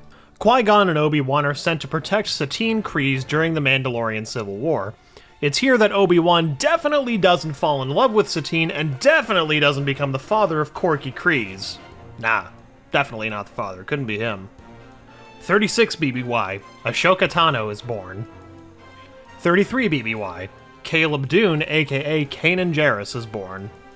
32 BBY, the Geonosians begin manufacturing droids under orders of the Trade Federation, who were themselves under the influence of Darth Sidious. Sidious also oversaw the creation of the clone troopers on Kamino. A taxation on trade routes is pushed through the Senate by then-Chancellor Valorum, which would then serve as the catalyst that begins the Clone Wars. In protest, the Trade Federation sets up a blockade over Naboo, but this is a ploy and a cover for a secret invasion of the planet. Qui-Gon and Obi-Wan are sent to force a settlement, but are ambushed and escape to Naboo. While there, they take the Gungan Jar Jar Binks into their party and escape Naboo with Queen Padme Amidala. However, their ship is damaged on the way back to Coruscant and are required to stop for repairs on the planet of Tatooine, where they encounter Anakin Skywalker. After some crafty Qui-Gon big brain moments, they manage to free Anakin from slavery and get the parts they need. They escape to Coruscant, where, after being asked to defer an investigation, as well as some prodding from Senator Sheev Palpatine, Queen Amidala calls for a vote of no confidence in Chancellor Valorum. Valorum is removed from office, and Senator Palpatine is nominated and confirmed to replace him. That night, Palpatine invites his mentor, Ego Damask II, to a night on the town where he waits for the old Sith Lord to grow drowsy from his drink and proceeds to murder him in his sleep, taking the mantle of Dark Lord of the Sith. Qui-Gon and Obi-Wan would then face Darth Maul. Maul kills Qui-Gon, but Obi-Wan defeats Maul by bisecting the Sith Lord. Obi-Wan vows to train Anakin Skywalker, and peace returns to Naboo. By this time, Dooku is turned to the dark side and is given the title Darth Tyrannus by his master, Darth Sidious.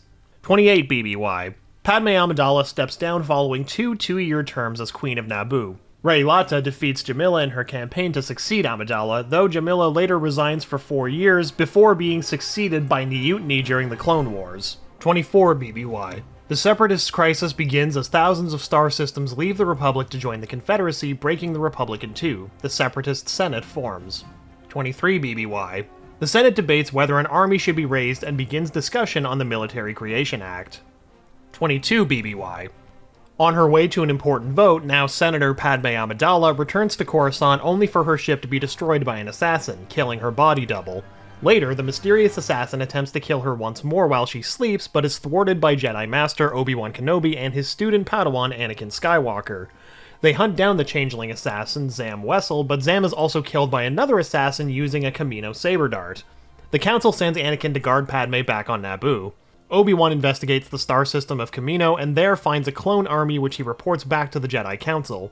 He then discovers Jango Fett, who attempts to escape, but Obi-Wan is in hot pursuit and follows him all the way to Geonosis, where Obi-Wan is captured. After having a nightmare about his mother, Anakin takes Padme to Tatooine, where they search for his mother only to find her dead. Anakin slaughters the Tusken Raiders who were responsible, an action that reverberates through the Force and is felt by many Jedi, including Yoda. After this, they receive a transmission from Obi-Wan, which they patch through to the Council. Obi-Wan tells them of the droid factory and the plans to attack the Republic. The Republic votes to create the army, and Yoda goes to Kamino to inspect the clones. After being captured, Anakin and Padme escape with Obi-Wan and the help of the newly formed Grand Army of the Republic. Jango Fett is killed, leaving his armor to his clone son, Boba Fett. They chase Dooku back to his secret base and duel him, but both Anakin and Obi-Wan are wounded and are only saved when Yoda shows up and drives Dooku away. Anakin and Padme secretly get married. 22 BBY to 19 BBY. The Clone Wars take place and culminate with the capture of Chancellor Palpatine. Obi-Wan and Anakin are dispatched to save him and manage to kill Count Dooku, but fail to destroy General Grievous. Then they crash land on Coruscant. Anakin then learns that Padme is pregnant and is plagued with the nightmares of her death. Suspicions rise that the dark side surrounds the Chancellor, and so they let Anakin onto the Council only to act as a double agent against Palpatine, which Anakin finds distasteful and discloses to Palpatine. However, Palpatine reveals himself as Darth Sidious to Anakin and attempts to persuade him to join the dark side. Anakin tells Mace Windu. Meanwhile, Obi-Wan is sent to Utapau along with the 212th Attack Battalion to deal with General Grievous.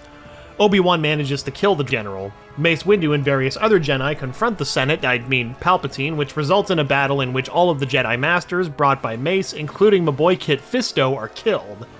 Oh, why did it have to be Kit Fisto? F's in the chats for Kit Fisto. Windu defeats Palpatine soundly in battle, but Anakin interrupts and Palpatine manages to kill the Jedi Master.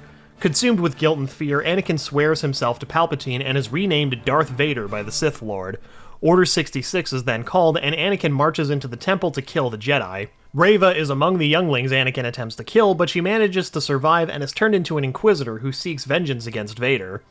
Obi-Wan is attacked by Commander Cody, and Ashoka is attacked by Commander Rex. Yes, he was named Commander before the series ended. Ashoka saves Rex, and the two flee together into hiding. Obi-Wan survives the attack and makes his way back to Coruscant, where he discovers the truth. Obi-Wan and Yoda split up to face Darth Vader and Darth Sidious, respectively.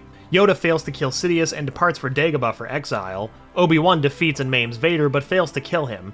Padme gives birth to twins, but dies shortly after. The twins are split up.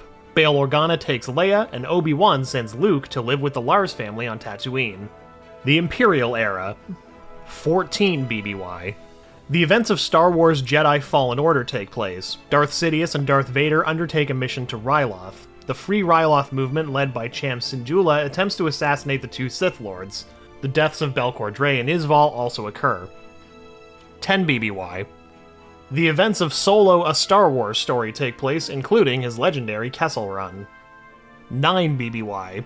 The events of Kenobi occur. Obi-Wan is sent to rescue Leia Organa, and once he does, he must safeguard Luke from Reva, though he's too late. However, Owen and Beru Lars manage to protect Luke from her for a while. Before she can kill Luke, however, she has a change of heart, and releases her hatred of Vader to return to the light side. 5 BBY. The events of Star Wars Rebels occur. 4 BBY. Kanan Jarrus is captured by the Empire, and Ezra Bridger's message echoes out from an Imperial relay station.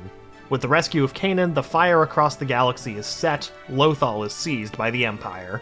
3 BBY. Kanan, Ezra, and Ashoka travel to Malachor, where they discover Maul and are chased down by the Inquisitors and Vader himself. Ezra escapes with the holocron. 1 BBY. Phoenix Squadron leads an assault on the Imperial presence on Lothal. Kanan Jarrus is killed saving his team. Sometime around this year, the Night of 1,000 Tears takes place on Mandalore, in which the Empire massacres the Mandalorian people in response to the Bo-Katan Kryze taking over leadership of Mandalore after the demise of Tiber Saxon. The Mandalorian people are nearly wiped out. 0 BBY. Lothal is freezed when Ezra sacrifices himself to take Thrawn out with a pot of Purgil, a group of brave rebels from Scarif, and steal the plans to the Death Star in which Galen Erso had put a secret weakness. They transmitted the plans to the Tantive 4, which escaped the battle. Darth Vader launched off in hot pursuit and disabled the ship. Leia then sent the plans down to the surface of Tatooine inside of an astromech droid, which would later be purchased by the Lars family. Luke removes the restraining bolt and the droid escapes. Luke goes out to find it, and while he's gone, the Lars farm is raided by Imperials and Owen and Beru are killed. Alderaan is destroyed by the Death Star. Luke decides to go with Obi-Wan to deliver the droid, R2-D2, to Alderaan. But, the planet is destroyed and they're captured by the Death Star. They escape with Leia, but Obi-Wan dies fighting Vader. They head to Yavin 4, where they deliver the plans to the Rebellion. It's then that the Death Star pops out of hyperspace. However, the Rebellion scrambles fighters armed with proton torpedoes that will be able to get into the exhaust vent and set off a chain reaction which will blow the station. And thanks to Luke and the ghost of old Ben Kenobi, the whole thing goes down, and then, everyone but Chewbacca gets a medal. We all know this. He gets one later. They give him one later for some reason. In Rise of Skywalker, I think. 3 ABY. The Battle of Hoth occurs. Vader leads the charge, but the rebels escape. Luke, having had a vision of Ben, goes to train with Yoda, while Han, Leia, and Chewbacca end up in Cloud City to be used as bait for Luke. Han is frozen and delivered to Jabba the Hutt by Boba Fett. Luke appears to rescue Leia and Han, but is instead forced to face Vader, who cuts off his hand and reveals that he is his father. Luke would rather die than join Vader, but the Force saves him and he's rescued by Leia and Chewbacca. Luke then receives a new hand from the rebels. 4 ABY. Leia and Chewbacca go to rescue Han, but are captured by Jabba. Luke goes to flex on Jabba, but nobody out-pizzas the Hutt, so he ends up captured too. They get taken to the Sarlacc to be fed, but they escape from Jabba's grasp and kill Jabba, and also set Boba Fett up for his own series. They manage to get off Tatooine scot-free. Luke decides to go back to finish his training with Yoda, but by the time he gets there, Yoda dies of old age. Obi-Wan divulges that Leia is Luke's sister about one movie too late to stop him from kissing her twice, and Luke decides that he must face Vader. He returns to the rebels, and they discuss the second Death Star and their plan to destroy it. They're sent to Endor, where Luke surrenders to Vader, while Leia, Han, and Chewbacca go to destroy the shield generator. Luke faces Vader and Emperor Palpatine, where he defeats Vader soundly and returns him to the light side. Vader, now Anakin Skywalker once more, kills Palpatine before dying himself. Luke escapes the Death Star, Han, Chewie, and Leia destroy the shield generator, and Lando Calrissian leads them inside the Death Star to destroy it and succeed. The Empire begins to fall. Fall of the Empire, 4 ABY to 5 ABY. Sentinel droids are sent out to deliver word of the Emperor's final directive, Operation Cinder. The Empire begins to launch counterattacks that bring them and their forces to Jakku to force a final battle with the rebels, which culminates in the Empire's complete destruction. Era of the New Republic. 5 ABY. Han Solo and Leia Organa give birth to a child that they name Ben Solo. Luke Skywalker begins to search for lost lore of the Jedi to rebuild the Order. Sabine Wren and Ashoka Tano search for Ezra Bridger. 8 ABY. Poe Dameron learns to fly starships from his mother. 9 ABY. The Mandalorian comes into contact with a target named Grogu of the same race as Yoda. He's requisitioned to deliver him to the Empire's remnants. He does so, but he has a change of heart. Din Djarin then returns for his target and saves him, betraying the Bounty Hunters Guild. He escapes with the help of his Mandalorian brothers and sisters, but as he escapes, they're killed. Mando meets Ashoka in hopes of returning Grogu to his kind. Din Djarin takes the child to a powerful spot in the Force where a Jedi might sense him, but he's captured by Moff Gideon. With the help of Boba Fett, Din Djarin seeks Grogu and attacks Moff Gideon with Bo-Katan Kryze's help, who wishes to reclaim the Darksaber from Gideon. Din Djarin beats Gideon and claims the Darksaber for himself and frees Grogu. It's then that a Jedi finds them and comes to save Grogu. That Jedi is Luke Skywalker. Yeah, I was surprised too, but I figured it out long before they showed his face. Boba Fett then returns to Tatooine and kills Bib Fortuna, claiming the throne of Jabba the Hutt. He then ends up in a turf war with the Pikes and is double-crossed by the other rival crime syndicates. In the end, he's victorious and kills, I say that in quotation marks because nobody just kills him, Cad Bane in the process. He then eliminates the Pike leadership in Mos Espa along with the rival syndicate leaders. Meanwhile, Luke trains Grogu but realizes that his attachment to Din Djarin is strong and decides to offer the child a choice: the path of the Jedi or to be returned to his friend. Grogu chooses Din Djarin and Luke respects his decision. Djarin works some odd jobs here and there, but he learns that he doesn't know jack about wielding the Darksaber. This is especially true when he nearly cuts his own leg off with it. However, one of the survivors who helped him escape with Grogu originally, Paz Vizsla, challenges him for the Darksaber, but Din Djarin is victorious. However, it's revealed that he had removed his helmet, and by code of the Children of the Watch, he's no longer Mandalorian and must cleanse himself on Mandalore, which is still barren from the attack launched against it by the Empire in 1 BBY. 15 ABY. Rey Skywalker, yes, I know, we're observing her claim to be a Skywalker because Luke and Leia essentially told her to take the name, just everyone calm down. Rey is born. Luke also rebuilds the Jedi Order in this year. Ben Solo also begins to train with Luke as well. 28 ABY. Luke senses darkness in Ben Solo and begins to fear. He nearly kills Ben but thinks better of it. His lapse in judgment, though, was the push that Ben needed, and Ben turns to the dark side and destroys Luke's Jedi Order, taking the name Kylo Ren upon himself and begins to train in hopes of becoming more like his grandfather, Darth Vader. 34 ABY. The events of Star Wars Resistance and The Force Awakens take place. Rey travels with Solo and Chewbacca to the Resistance base to deliver the map to Luke Skywalker, but is captured before she can do so. She escapes before Ren can make her tell him where Luke is, and awakens to the Force when she sees Finn nearly killed. Han Solo is killed by Ren. She scars Kylo Ren and escapes Starkiller Base on Ilum before the planet explodes. She then seeks out Luke to train with him. Later that year, as Finn wakes up, Supreme Leader Snoke is hot on the tail of the Resistance. Finn and Rose Tico are sent to Cantonica to find the Master Codebreaker who can help them get into Snoke's flagship. Rey allows herself to be captured and brought before Snoke in hopes that Ben Solo can be saved, but she underestimates him and watches him kill Snoke and claim the role of Supreme Leader of the First Order himself. Luke confronts Kylo Ren and shows how easy he could beat him, but doesn't because he's not really there. Luke dies on Ahch-To. The Resistance escapes destruction. 35 ABY. Somehow Palpatine returns and issues his declaration to the galaxy, and the Resistance set out to defeat this new threat. Rey, Poe, and Finn head to Pasaana, where they find a Sith dagger that tells them where the Sith Wayfinder is. C-3PO can't read it, so they take him to Kijimi to have his programming changed, which results in the loss of his memory until R2-D2 can have that memory returned to him. They learn that the Wayfinder is in the Endor system, and there they find the remains of the Death Star's throne room. There, Rey has a vision of herself on the throne and is confronted by Kylo Ren. Leia dies while they battle, and this causes Ben Solo's whole set of ideas to change, and Rey spares him. The Battle of Exegol would then happen, and Rey and the reformed Ben would face off against Palpatine and kill him. However, Rey is about to die, and Ben transfers his life essence over to her, saving her at the cost of his own life. The galaxy then rises up against the First Order, pushing them back. Rey officially takes the name of Skywalker, buries Luke and Leia's lightsabers in front of the Lars family home, and creates her own lightsaber. The galaxy then heads into a new era, as of yet unknown. The Star Wars universe has evolved in fascinating and unpredictable ways over the years. Books, comics, games, TV shows, and of course movies have had their hand in this. But when was the last time you took a true bird's eye view of how the franchise has changed? Take a look at Star Wars, then versus now, to see just how different things actually are. Hey guys, this is Brendan with Cinematica, and today we're going down a path you should follow with the evolution of Star Wars then versus now. Don't forget to subscribe and click the bell icon to become part of the notification squad. Roll title crawl!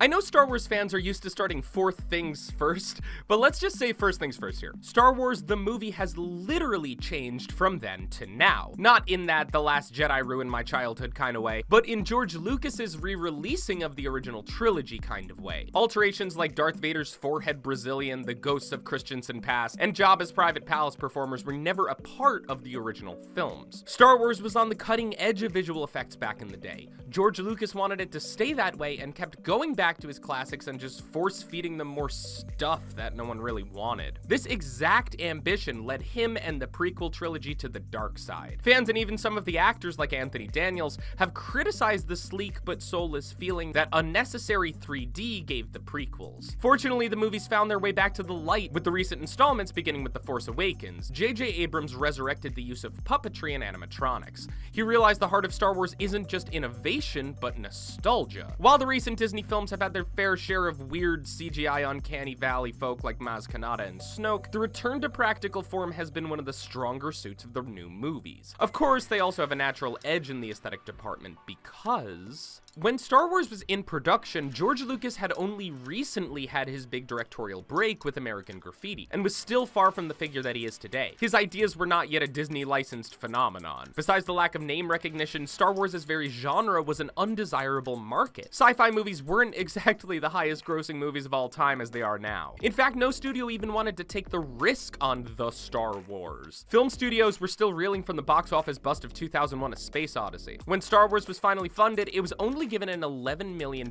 budget. Now that's higher than the movie average of $5 million, but still way below the credit given to other titles like The Exorcist II or Close Encounters of the Third Kind. With inflation, it's only $40 million even by today's standards. That's just over 1/7 of The Force Awakens' final budget. Considering that each movie from the franchise has been the top grossing movie of each year since the cinematic relaunch in 2015, it goes without saying that Star Wars ain't no indie film anymore. Speaking of budgets, have you ever wondered how exactly the Empire generated enough galactic credits to fund an entire Death Star? If you thought it was like taxation and trade embargoes and space politics, then shame on you. You go and you throw out that Phantom Menace VHS tape right now, put it in the garbage, don't look back. You won't miss Liam Neeson, I swear. No, obviously it's merchandising rights. Worked for the entire movie franchise, right? Besides pulling in those box office bills, Star Wars product licensing has made a huge impact on its growth. There are chopsticks, there are Crocs, there's this extremely distressed C-3PO tape dispenser. Hell, you can buy your own Star Wars Lego Death Star and build it. No space politics needed. Nowadays, you won't even need Bothan spies to tell you how to put it together. Nowadays, Star Wars toys are 3D scanned from the actors and microchipped, probably using a more advanced technology than they used to make the entire first movie. Sphero now produces an app-controlled R2-D2, complete with sound effects, emotive waddles, hologram simulations, and a retractable third leg. The very first R2-D2 toy had none of that. It was equipped with all the latest innovations in sticker and head-clicking technology. They didn't even include R2's tripod leg. It's like making a C-3PO toy without his iconic tape dispenser crotch. We've come a long way since those Kenner figures. Luke Skywalker himself even called out the old model for being a, quote, generic lemon-haired Ken doll. And you can see in his tweet just how close a likeness toy sculptors can reach these days. With any luck in the future, we'll finally get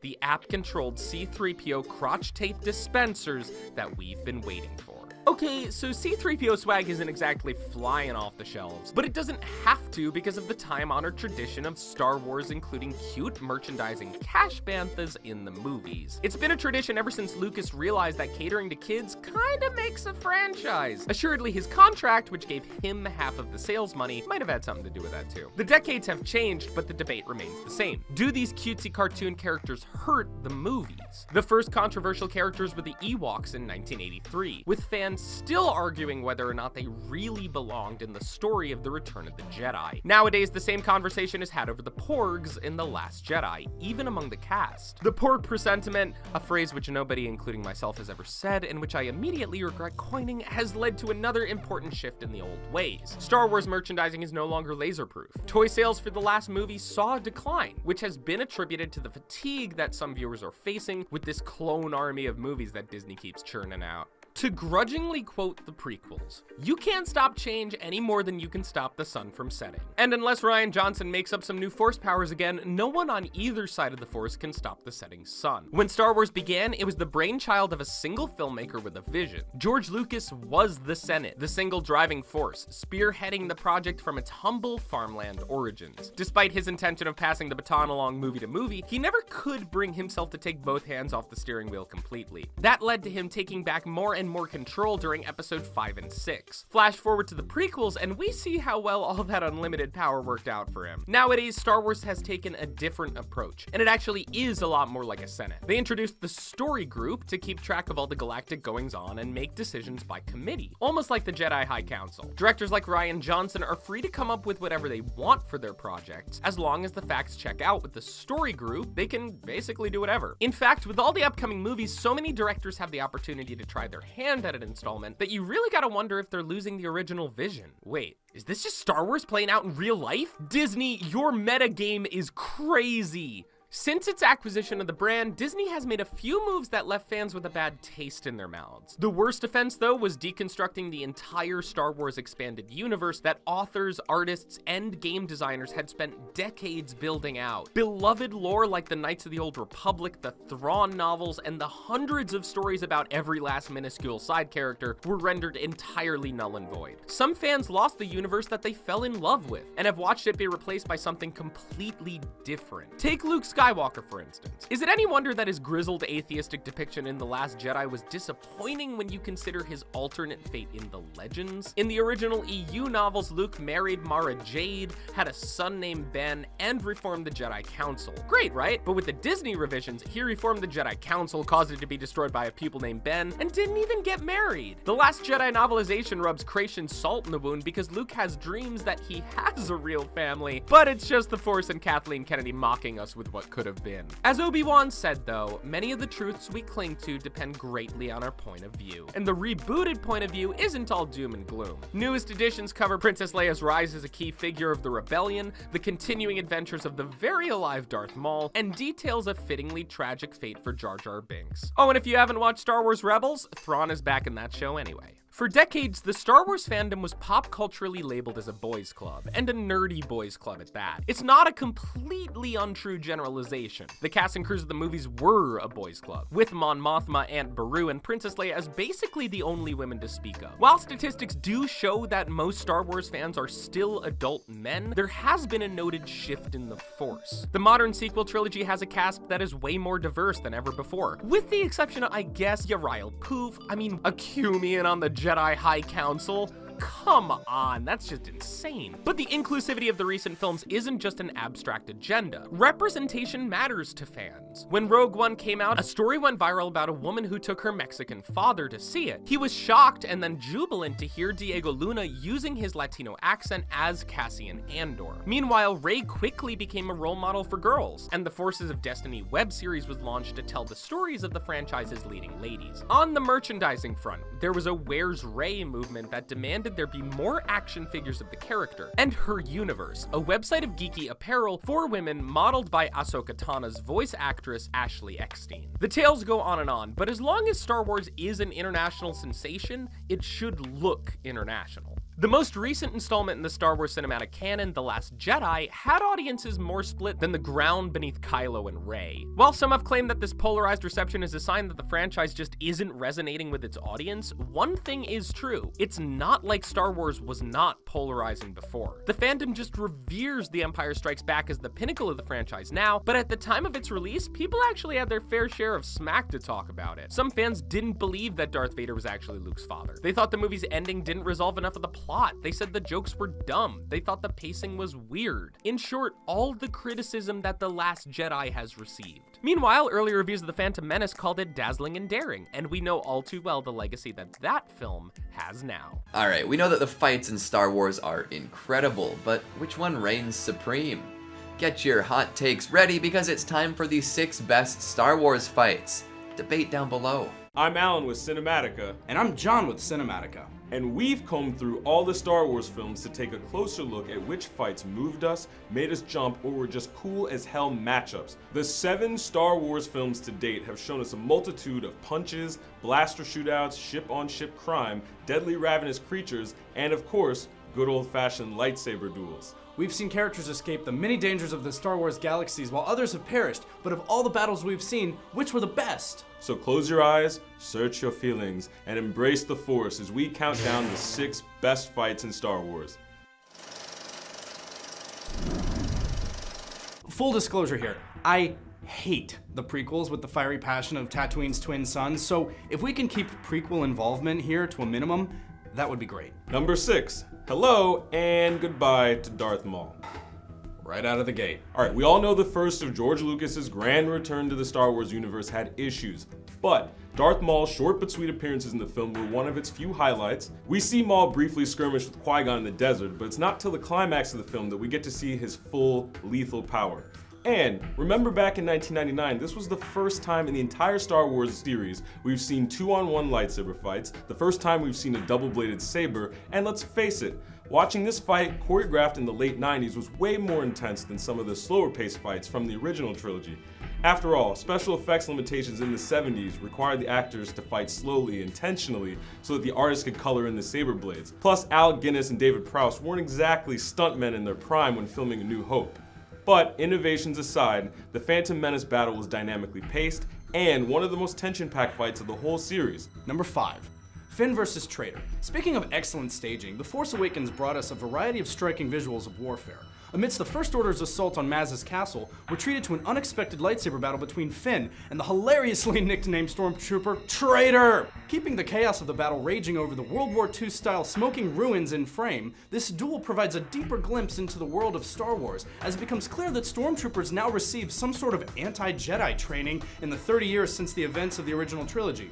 Ex-Trooper Finn has skills with the saber, and Trader pulls out some sort of stunner energy swivel baton thing to fight him with. While Finn went AWOL on the First Order because he wasn't ready to kill for them, he sure was ready to deal out some funerals to his ex-comrades when it came to protecting Rey and the rest of his new friends. It's a quick fight that Finn ultimately loses before being rescued by Han and Chewie, but Abrams' direction, the richness of the backdrop, and the insight that the fight gave us makes this one of the better Star Wars fights for sure. Number 4, Kylo Ren versus Finn and Rey. One of the other cool aspects of The Force Awakens was how the story pitted amateurs against each other. The original series had a princess, the galaxy's coolest bounty hunter, friggin' Darth Vader and his son, but by the end of Force Awakens, a random stormtrooper with a conscience, a local peasant girl, and a punk angsty wannabe Sith all come together in the snow to fight it out like drunks duking it outside a space cantina. The fighting is sloppy, all three characters are powerful, yet woefully undertrained. But, just like some of the other entries in this list, this fight is personal and passionate. Finn, Kylo, and Rey are all desperate to matter to anybody and any cause worth fighting for. And the death of Han Solo has all three in berserker mode, slashing wildly and taking out poor trees in the process. And look how gorgeous this fight is. The lightsabers cast a glow over the snow-blanketed forest at night, and Abrams makes sure to show us all the details of the steam rising from the snow as the white-hot blades melt everything around their vicinity. It makes the whole fight feel so visceral. It's just a shame Poe and Finn's favorite jacket had to get practically slashed in half in the process. Damn, that's a cool jacket. Number 3, the Sarlacc Pit Melee. Hey, not all fights in Star Wars were strictly duels between Jedi and Sith. I'm talking Return of the Jedi and the melee that happens when Jabba the Hutt sentences Luke to walk the plank into the Sarlacc pit after his seemingly failed attempts to rescue Han. But once Luke springboards up into the air and R2 shoots his lightsaber into his hands for him, the fight is on! The whole gang of heroes is here with several fights going on at once. Han Solo does what he does best, blindly punching and shooting everybody, while Luke slashes everybody in sight. Not to mention, Leia flips the power dynamic on Jabba and uses her chains of captivity to choke old fatty to death. It's madness. Basically, all of the heroes of the series get their moment to shine in this Tatooine desert brawl. It's one of the biggest set pieces and most fun sequences of the original trilogy. Hey, I wonder if they all sat around and decompressed with some victory space shawarma after the battle. Number 2, Luke versus Vader. It was the showdown to end all showdowns. Return of the Jedi's climactic lightsaber duel between Luke and Darth Vader was the fight all of Star Wars had been building up to at this point in history. Good versus evil, father against son. Luke was faced with taking down the most powerful Sith Lord in the galaxy while also holding on to his purity and sense of good. The fight was emotional, with Luke's anger fueling powerful, wild swings of the blade, trying to destroy the last of the evil empire and save his friends' lives. And despite all his anger, which seems to be driving him closer to the dark side, Luke manages to defeat Vader, but stops short of killing him as the Emperor wanted him to do. Not before managing to slip in a little payback by slicing off Vader's hand. Tit for tat, Dad. Come on, Luke. Admit there's just a bit of a dark side in you that made you tear that hand off in revenge. Wait, why is this not number 1? What could possibly be? Number 1, Obi-Wan versus Anakin Skywalker. Wait, how is Luke v. Vader not number 1? Not just in Return of the Jedi, but also Empire Strikes Back, Cloud City Chaos, Loss of Limbs, Paternity Test Results! You know what? Just finish the video. Whoa. Could this fight have been any more intense? Anakin Skywalker's turn to the dark side and transformation into Darth Vader is maybe the most pivotal event in the Star Wars timeline, and George Lucas wanted to make sure that this event was just as grandiose in presentation. Obi-Wan and Anakin have the fastest, most ruthless lightsaber fight in all of Star Wars. It literally rains lava as these two masters pummel each other, helicoptering their sabers around each other so swiftly you can barely tell what's happening. This battle is epic not just for its intensity, but also for what it means for the series. We know the destinies of both of these men, and as we see Anakin shriek about the Jedi being evil and Obi-Wan yelling at Anakin for failing to fulfill the prophecy of bringing balance to the Force, the audience is left with such a feeling of sheer magnitude. We're in the past, but we know these characters' futures because we saw it in the 80s, but now it's the 2000s. Side note, not to defend Anakin's claim that the Jedi are evil, but it was more than a little messed up of Obi-Wan to just cut off Anakin's legs and then leave him to burn to death on the side of Lava River. He could have been a pal and just, force nudged him into the river, put him out of his misery, right? Maybe on some level he wanted Anakin to suffer. Is Obi-Wan evil? Is he Force Awakens Supreme Leader Snoke? Ha ha! We've cracked another Star Wars mystery. And right after the best fights, we've got some real thinkers on deck. It's time for the 9 best Star Wars theories on YouTube. The entire world officially has Star Wars fever again. Though, let's be honest, we never really lost it. And now, with how insanely popular The Force Awakens and the rest of the Star Wars saga is, the internet is once again flooded with heated debates, conspiracy theories, speculation about the future of the franchise, and even the hidden chapters of the series' past. Hi everyone, I'm Alan with Cinematica, and today we're highlighting some of the 9 best Star Wars theories on YouTube.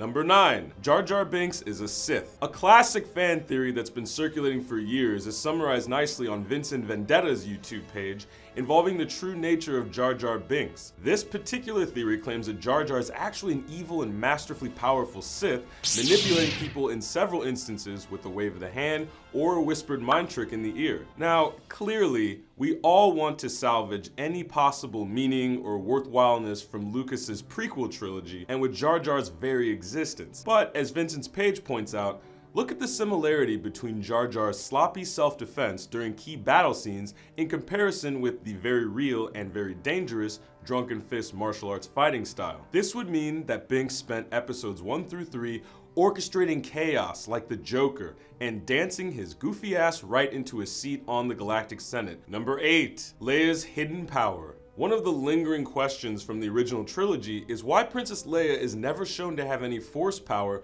despite us finding out in Return of the Jedi that she is Luke's sister and has considerable power with the Force. Now, while we could chalk this up to good old-fashioned Hollywood sexism, other conspiracy theorists, such as YouTuber John Solo, think that Leia is in fact very powerful in the Force, albeit in a different, subtler way than Luke. Remember that scene in Return of the Jedi when Luke asks Leia what she remembers about her mother, and she claims that her mother died when she was very young, but that she remembers glimpses of her? That scene becomes questionable and confusing when you go back to Episode 3, Revenge of the Sith, when it's revealed that Queen Amidala in fact died directly after giving birth to Luke and Leia. So, how is it that Leia remembers her? The theory goes that Leia is practicing a phenomenon known as psychometry, where a person can tell an object's past, including feelings and different senses, just from touching it. This level of power makes Leia like the Jean Grey of the Star Wars galaxy, and it would explain how her power manifested, and maybe even how she didn't even need to ask Rey in Episode 7 how Han died. She just force felt it when they hugged. Number 7. Uncle Owen and Aunt Beru's true killers. In A New Hope, Luke rushes back to his desert home when he realizes his aunt and uncle might be in danger if the droids were tracked to their home. But sadly, as is scarred on all of our childhood memories, Luke arrives too late, finding nothing left but badly burnt skeletons. But who exactly was responsible for this Lars BQ? The natural assumption is that they were killed by the stormtroopers who we saw previously searching for R2 and C-3PO, but as Tony over at dorkly.com points out, this seems less like the aimless blaster work of stormtroopers and more like an act of savagery from presumed badass bounty hunter Boba Fett. Tony even notes how in Empire Strikes Back, Vader reminds Boba Fett, "No disintegration." Coincidence? The theory doesn't explain just what motive Boba would have to kill the Lars. Luke hadn't even met Han Solo yet, and as far as we know, he was never tasked with finding R2-D2. But it's still fun to imagine that we got to see a glimpse of Boba Fett's handiwork, a full movie before we actually meet him. Number 6, the Jedi are evil. The Jedi are the purest group of good guys to ever grace the big screen. They're like monks with lethal fire blades resting on their hips. But as YouTubers like the Super Carlin brothers and Enforced Storm point out, it kinda depends on how you look at their actions. Obi-Wan lies to young impressionable Luke, filling his head with stories about how his former pupil turned enemy Anakin killed Luke's father and how Luke has to learn the ways of the Force to get revenge on Darth Vader. As we all know, this is a straight up lie, and it's pretty messed up to try to convince a kid that his real dad is not his real dad, but actually the man who killed his dad. And then throughout the series, the Jedi are guilty of forcing their totally unelected will on politics, obstructing votes, deposing leaders that they don't feel are up to their standards, and revenge bombing an entire celestial body's worth of innocent soldiers, mechanics, and servicemen on the Death Star. Sure, the Jedi would like to think their shit don't stink, but we suggest we all lean a little bit closer and, you know how the song goes. Number 5, Rey is the reincarnation of Anakin. There has been much speculation about Rey's origins and who her parents are, but one fan theory seen on YouTube Jack Often's page goes a bit further and addresses who Rey herself might be. This theory takes note of Rey's seemingly natural ability as a pilot and to embrace the Force when she defeated Kylo Ren in her very first lightsaber battle. What if Rey is Anakin Skywalker reborn? We heard from Emperor Palpatine in the prequel trilogy that the most powerful Sith can cheat death and stay somewhat immortal, even if not in the same physical body. And fans of the series will remember that Anakin's birth itself was apparently a manifestation of the Force impregnating his mother. If the prophecy about a chosen one who will bring balance to the Force is true, and Anakin was meant to be that chosen one, we could argue that he has yet to bring true balance to the Force and that his story isn't over. After all, how do two Sith dying, the Emperor and Darth Vader at the end of Return of the Jedi, and two Jedi living, twins Luke and Leia, represent balance in any sort of way? It doesn't. This is one of those theories too crazy to be true until you realize it's totally reasonable. Number 4, Ewoks are savage creatures. They're the cutest and cuddliest creatures of the original Star Wars trilogy, but also one of the most divisive. The Ewoks' worth is hotly debated, but everybody agrees that they're basically the Star Wars galaxy equivalent of little puppy dogs. Ewoks might be a little bit more hell beast than puppy. As explained on Cyborg Commander's channel, Return of the Jedi paints a picture of how the Ewoks fight and how they celebrate. The Ewoks fight viciously with Home Alone level defense strategy, and in the aftermath at the Battle of Endor, we see Ewoks playing the helmets of fallen Empire soldiers like they were bongos, yet we see no signs of POWs. This leaves us with the shocking conclusion that Ewoks in fact executed and possibly ate all those surrendering troopers. And don't forget, when the Ewoks first capture Han and Luke, they were only seconds away from cooking them alive, clothes and all, until they perceived C-3PO to be their god. Number 3, The Force Awakens insults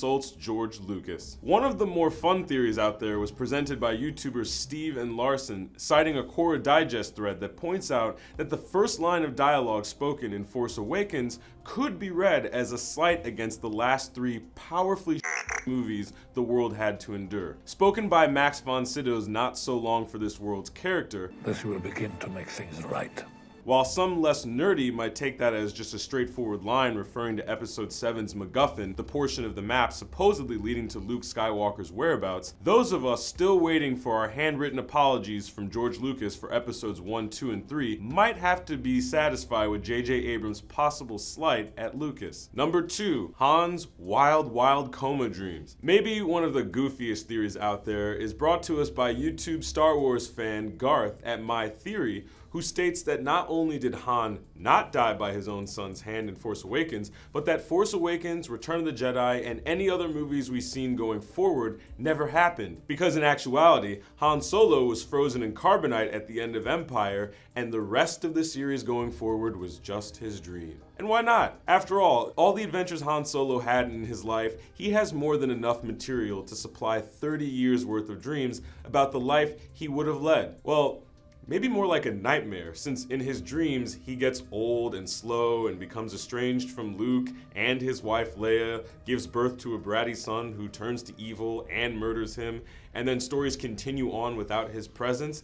That's pretty messed up, Han. Number 1, Star Wars takes place in our galaxy. Now, despite being told at the beginning of literally every Star Wars movie that these movies take place in a galaxy far, far away, some Star Wars conspiracy theorists have said nay, nothing more than a red herring as far as they're concerned. YouTube channels such as TGN found evidence to support this contrary claim. In a crowd scene in the Galactic Senate in the prequel trilogy, a group of ambassadors can be seen briefly and look an awful lot like Steven Spielberg's beloved E.T. Just a cameo reference between friendly directors, right? Then explain how in Spielberg's Raiders of the Lost Ark, a couple of hieroglyph symbols can be spotted behind Indy that look a lot like R2-D2 and C-3PO. Plus, in E.T., we see a kid dressed as Yoda on Halloween, and E.T. immediately turns to him chanting, "Home, home." Obviously, E.T. recognized Yoda since they're from the same hood and thought he was his ticket back home. If a kid is dressed up as Yoda on Halloween, doesn't it mean that in E.T.'s reality, Star Wars is still a blockbuster movie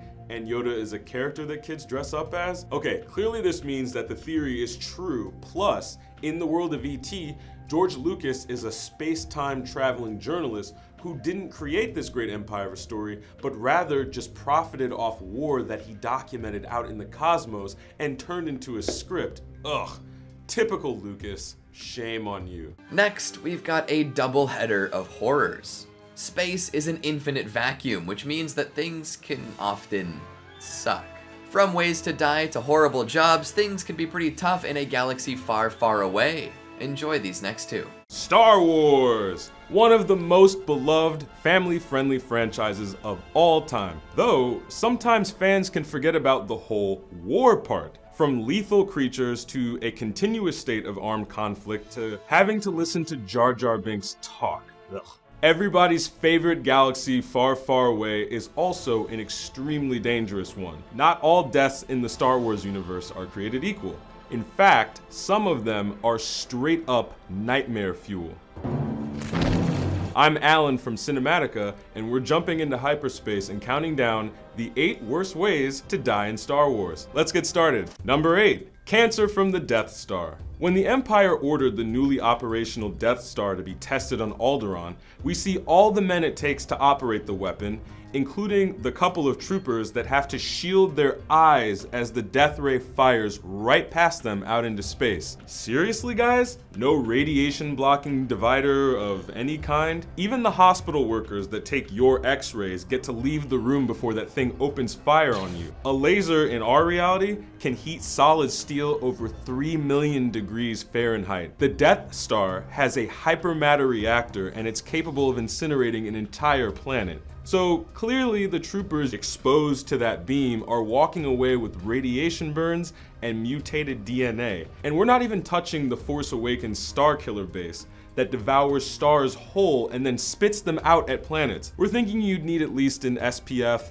3500 to survive being anywhere near that blast. The hard truth is that up to 10% of invasive cancers on planet Earth are related to radiation exposure. I hope those stormtroopers have really good health insurance. Number 7, falling off of Cloud City. Welcome to the lovely vista that is Cloud City. This lofty urban paradise is full of betrayal, heroes frozen in carbonite, and other heroes learning the painful truth of just exactly who's your daddy. But of all the features that Cloud City has to offer, one of the craziest is its open walkways, corridors, and balconies just floating at the top of the atmosphere. At that height of an altitude, all of those surfaces are going to be slick with moisture. The wind is going to be like 10 times anything you experience down here on the surface. So one wrong move, one slip off of any banister, and you're just going to plummet to certain death. So when you think of how many people die every year getting hit by cars because they were staring at their phones, how many citizens of Cloud City are just dropping like flies from such irresponsible architecture? And let's not forget, Cloud City is located on the planet Bespin, which is a gas giant, meaning there's no hard surface to go splat on. Instead, you're just gonna keep falling and falling and falling until the pressure and temperature of the planet's insides crush your fragile body like a little crumpled dead piece of paper. Number 6, eaten by a Sarlacc. You guys remember that monster from the beginning of Return of the Jedi that Jabba almost made Luke walk the plank into? That's a Sarlacc, and they're known for slow digesting their prey over thousands of years. So let's be clear what that means. Gastric juice is made up of substances that are important for absorbing nutrients. Humans produce about 3 to 4 liters of gastric juice per day. So we don't even want to know how much a Sarlacc produces daily. Hydrochloric acid is highly corrosive. So imagine swimming around in that until you melt away into nothingness. You remember how quickly that Sarlacc devoured Boba Fett? Like, they're clearly not a fan of chewing. The greatest bounty hunter in the galaxy just found himself being slowly eroded by stomach acid for how long? Number 5, tortured to death by the ITO interrogator. Word to the wise, never ever let the Empire capture you when you have information that they need. At best, a Sith like Kylo Ren will just force the info out of you, and at worst, you'll come face to face with an elegant, floating ITO interrogator. It's beautiful, isn't it? Until you realize that this droid's sole function is to inflict unbearable, indescribable, maximum pain. These droids come equipped with an absolute mess of electrified arms, probes, needles, and lights that do things to you that no Star Wars film has ever dared show on screen. Sometimes they inject prisoners with a mentally disabling chemical that decreases their pain threshold. They also like to take a reading of the body's most sensitive areas like the joints, neck, and the genitals. What? Yes, the genitals. Torture sessions typically last well over an hour, and that murder ball of a droid is nothing if not efficient. Number 4, trying to breathe on Mustafar. Let's be real, there are a ton of really crappy jobs in the Empire. Sanitation on the Death Star, or the poor bastard who has to deliver bad news to the Sith. But the worst job has gotta be being assigned to the mining colony on the lava planet Mustafar. As you might have guessed, being anywhere near an active volcano is not cool at all. I'm just saying, if the temperature doesn't kill you, then just trying to breathe will. Inhaling oxygen in an ash-filled environment like Mustafar is gonna give you horrifically painful lung scarring, or the molten hot ash will just burn your nose and throat completely closed. Imagine microscopic, jagged rocks tearing your lungs open from the inside every time you take a breath. By the way, this is an actual real-world condition called, and brace yourself for this, pneumonia ultramicroscopic silicovolcanosis. Now that is a mouthful. Number 3, death by Wookiee. Hey, what could make playing space checkers more fun? Playing with the world's most lovable sidekick Chewbacca, right? Wrong. Because if you play a game with a Wookiee, you'll probably win, especially given how floppy and useless their hands are. And as Han Solo loves to warn people, if you beat a Wookiee in a game, they will just rip your arms right out of the sockets. I suggest a new strategy, R2. Let the Wookiee win. Number 2, burning Death Star debris. As if getting destroyed by the Death Star isn't bad enough, you're even screwed when you manage to beat the thing. If you were to blow up an object the size of the Death Star, anywhere near a planet, the gravity of said planet would draw in all the debris from the wreckage. Imagine you're celebrating your big victory at the Ewok party. We won! We're safe from evil! Isn't this so much fun? We've got stormtrooper heads everywhere. Then, bam! The sky completely fills with fiery metal meteorites rocketing into the ground all around you. Seriously, you want to die instantly in this case, because Endor is a complete forest planet. So yeah, the entire place is going to go up in flames that are going to spread everywhere. Number 1, accidental lightsaber discharge. A lightsaber basically operates like a deadly flashlight. You push the button on the side and you got a laser that can cut through a steel bulkhead. But are you telling us during the thousands of years of Jedi history, not one person has accidentally pressed that button, giving a hug? With the death button right there on the side of the saber, one wrong move is gonna result in it opening up right in your belly, or somewhere lower. The worst part of the death is how dumb you'd feel. Death by stupidity is truly the worst way to go. A long time ago, in a galaxy far, far away, the rebellion and their ragtag crew of pilots and soldiers took on the forces of the Galactic Empire, each side endowed with a secret weapon, the Force. And it was thrilling! Smugglers, bounty hunters, lightsaber masters. Not exactly your common blue-collar, middle-class citizens, to say the least. Not everyone has time to futz around with the Force and go on fantastical adventures. Some people are just trying to put food on the table. Hey guys, I'm Kylie Marr with Cinematica, and I'm so excited because today we're showcasing all the other jobs in Star Wars. The ones that aren't as glamorous or as exciting as the ones at the center of the film franchise. So get ready, because Cinematica is counting down the 9 worst Star Wars jobs. Let's get started. Number 1, Rancor Keeper. Imagine dog sitting, only the dog is a 16-foot tall reptilian bear monster. That's what a Rancor Keeper needs to deal with every day of their thankless job. Now, as far as we can tell, being a Rancor Keeper is about the same as being any kind of animal handler. You have to look after its health, groom it, clean up after it, keep it well fed. I'm already seeing some problems. Alright, so let's assume that the thing is well trained enough that it won't eat you on sight. You'll want to keep a ladder on hand, because anytime your Rancor needs a dental checkup or a wound tended to, you're going up. Finding big enough food portions also has to be a nightmare. So it's lucky Jabba has so many expendable dancers and guards to chuck down there.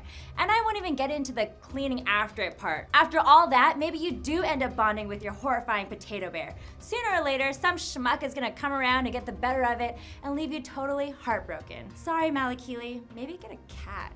Number 2, Moisture Farmer. We know Luke's Uncle Owen was a moisture farmer, and that Luke himself was destined to stay on the farm and continue the legacy if the farm hadn't, been burned down over some droids.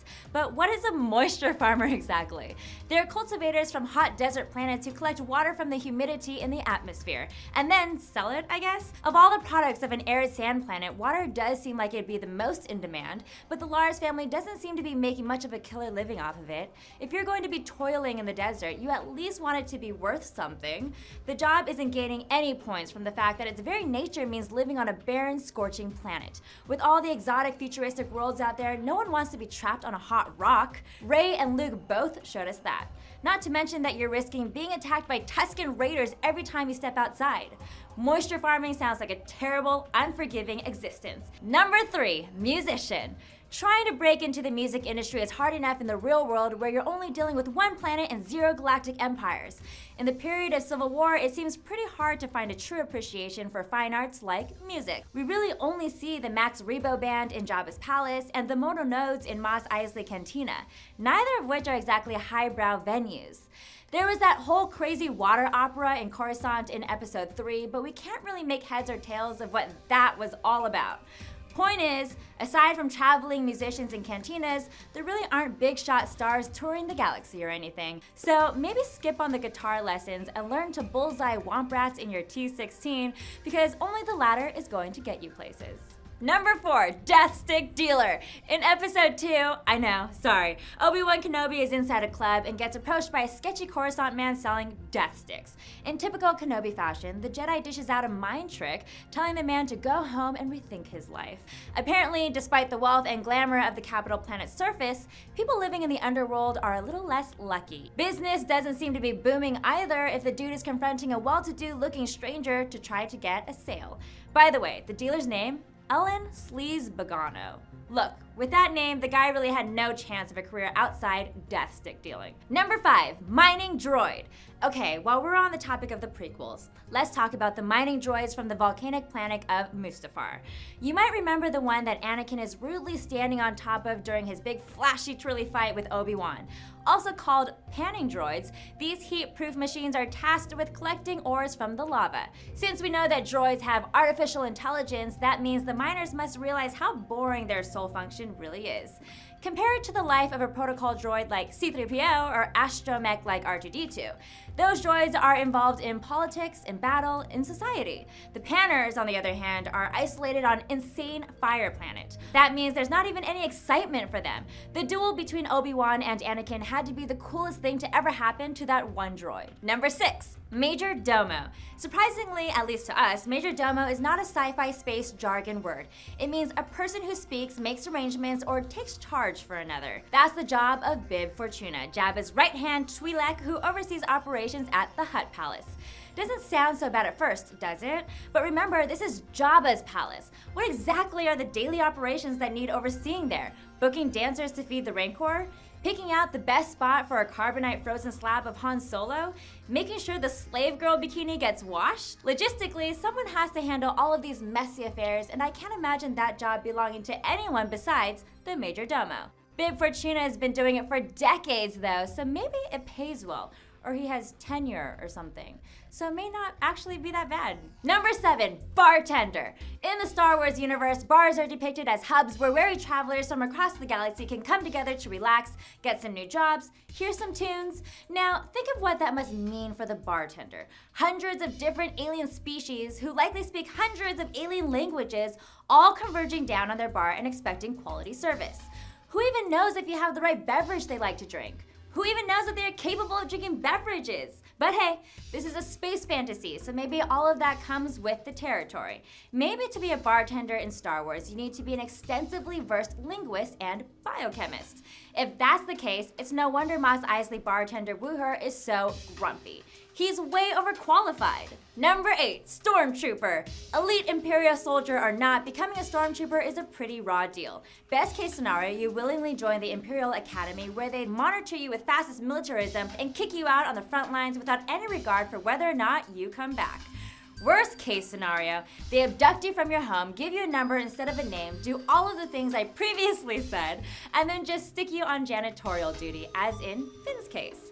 If not one of those, then you'll surely end up doing some other menial task like hunting around the desert for droids. Your commanders are truly not your friends. And when you're working under temperamental superiors like Darth Vader or Kylo Ren, they could actually be more danger to you than your enemies. And at the end of it all, you still can't shoot for shit. Number 9, Imperial Architect. If there's one occupation in Star Wars that nobody cuts any slack, it's the architects. Stuff is getting blown up or blown apart all the time. And which project was the biggest architectural gut punch? The Death Star. The battle station is like an architectural phenomenon, massive not only in its physical scale, but also in its functions. It has weapons, it has control stations, and it presumably needs living spaces, plumbing, electricity. Someone had to plan all of that. Taking all that into account, can you really blame them for the poorly placed exhaust port? After all that work, bam! It's blown to smithereens. For the second Death Star, the burden of supervision fell on Moff Jerjerrod, who, to the Emperor's displeasure, started falling behind schedule. But of course he did, because the first Death Star took decades to build, whereas the second one had to be built in only a handful. The Beware of the Power of the Dark Side novel explains how much paperwork, budget cuts, and other construction shenanigans were plaguing Jerjerrod through this whole process. Then it gets blown up again! Time to retire. Did you know that Solo had a troubled production? Who would have thought? Get ready to learn all about it with the secret production problems behind Solo, a Star Wars story. Star Wars fans have a bad feeling about Solo. For a movie about the greatest smuggler in the galaxy, it can't seem to make a getaway from its production troubles. Between an unprecedented directorial switch-up and a movie poster snafu, everything you've heard about Solo is true. Hey guys, this is Brendan with Cinematica, and Solo is starting to sound a lot like the Han himself. Good! A little rough around the edges, but you know, good. He may have made the Kessel Run in 12 parsecs, but we're making a list half the length. A parsec is a measurement of distance anyway, tell your friends. With the secret production problems behind Solo, a Star Wars story.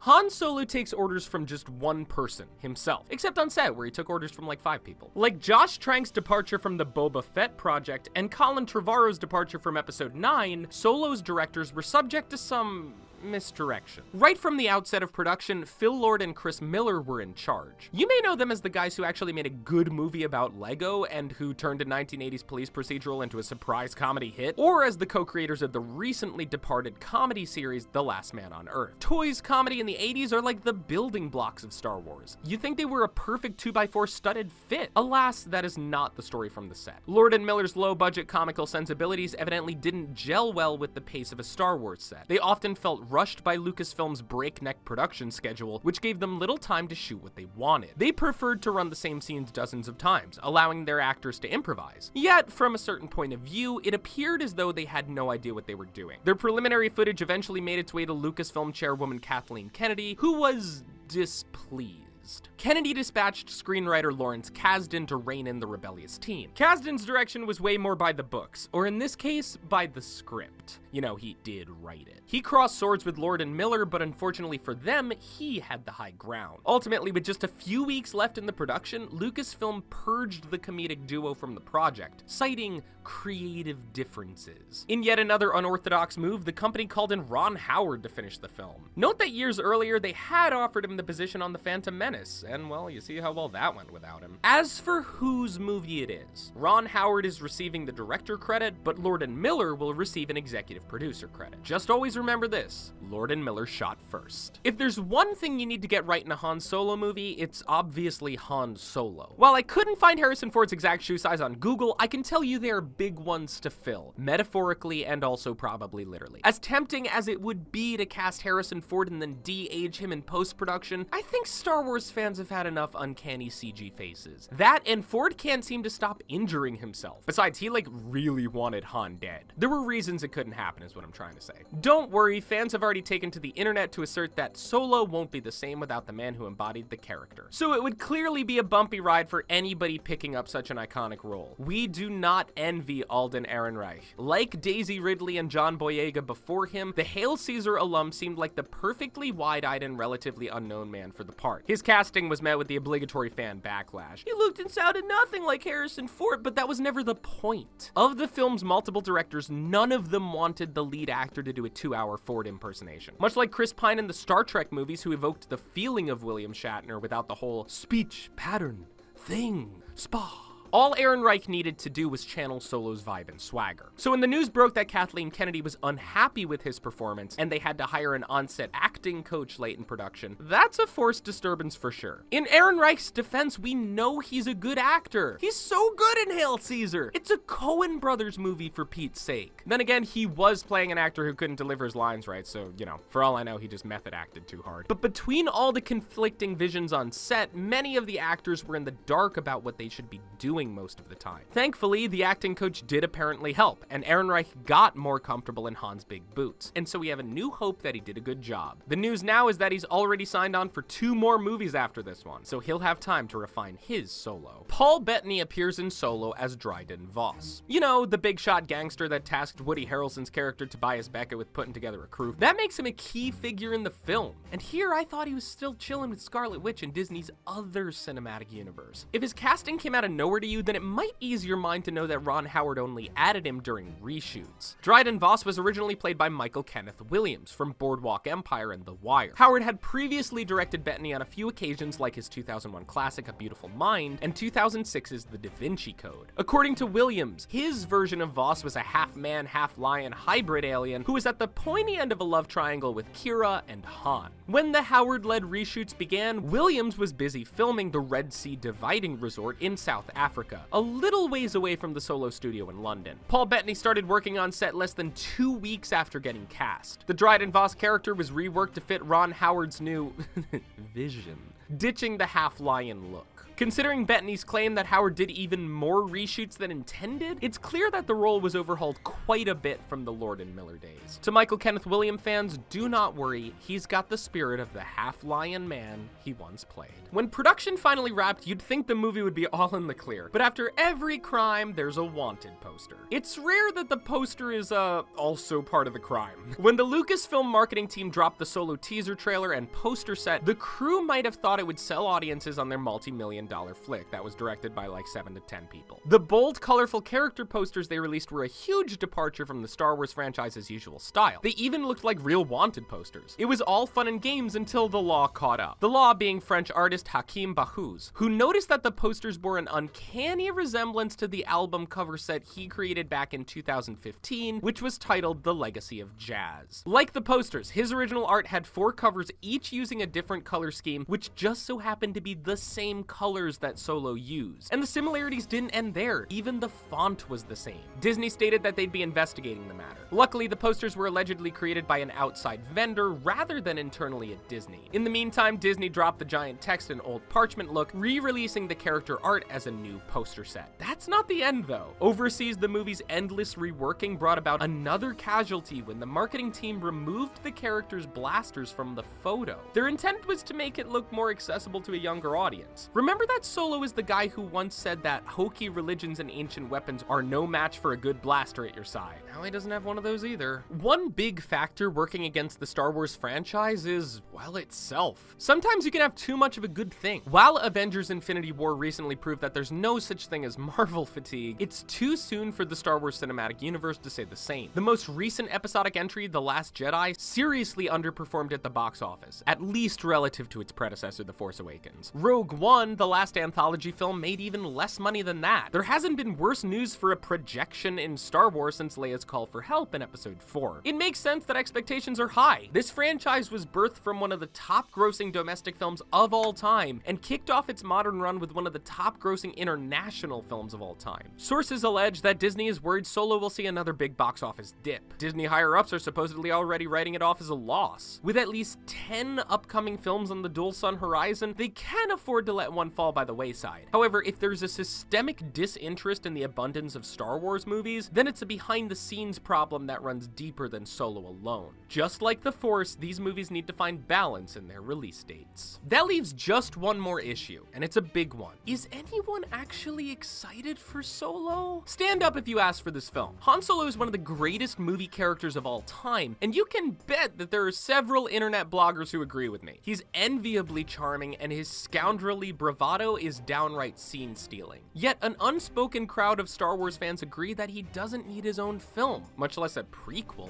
We have bad experiences with those, you know. Besides the lack of Harrison Ford, the two main concerns are that the movie is telling a safe, rehashed narrative, and that it's a thinly veiled marketing ploy to sell more Star Wars. While Han has a backstory full of exploits, like how Chewbacca owes him a life debt, how he won the Millennium Falcon from Lando, and of course how he made the Kessel Run in 12 parsecs. Maybe. That's a whole slew of stories that we know. Rather than exploring new ground, Solo is leaning on information we've already heard and already know the outcome of. And that can be just kind of boring. Like, did you see the trailer that ends with Chewbacca dangling from a train moments from being crushed at a high velocity on a mountain? Like, you think he survives? Other than the film's new characters, all of Solo's cast is wholly safe from harm. In the words of a future Solo, let the past die. Holy smokes, that was a lot of Star Wars facts, and guess what? We still haven't covered all the movies. Should we keep these videos going? If so, which Star Wars movie should we cover next? Make sure you let us know down in the comments and subscribe to Cinematica for more like this. Thanks for watching, and we'll see you next time.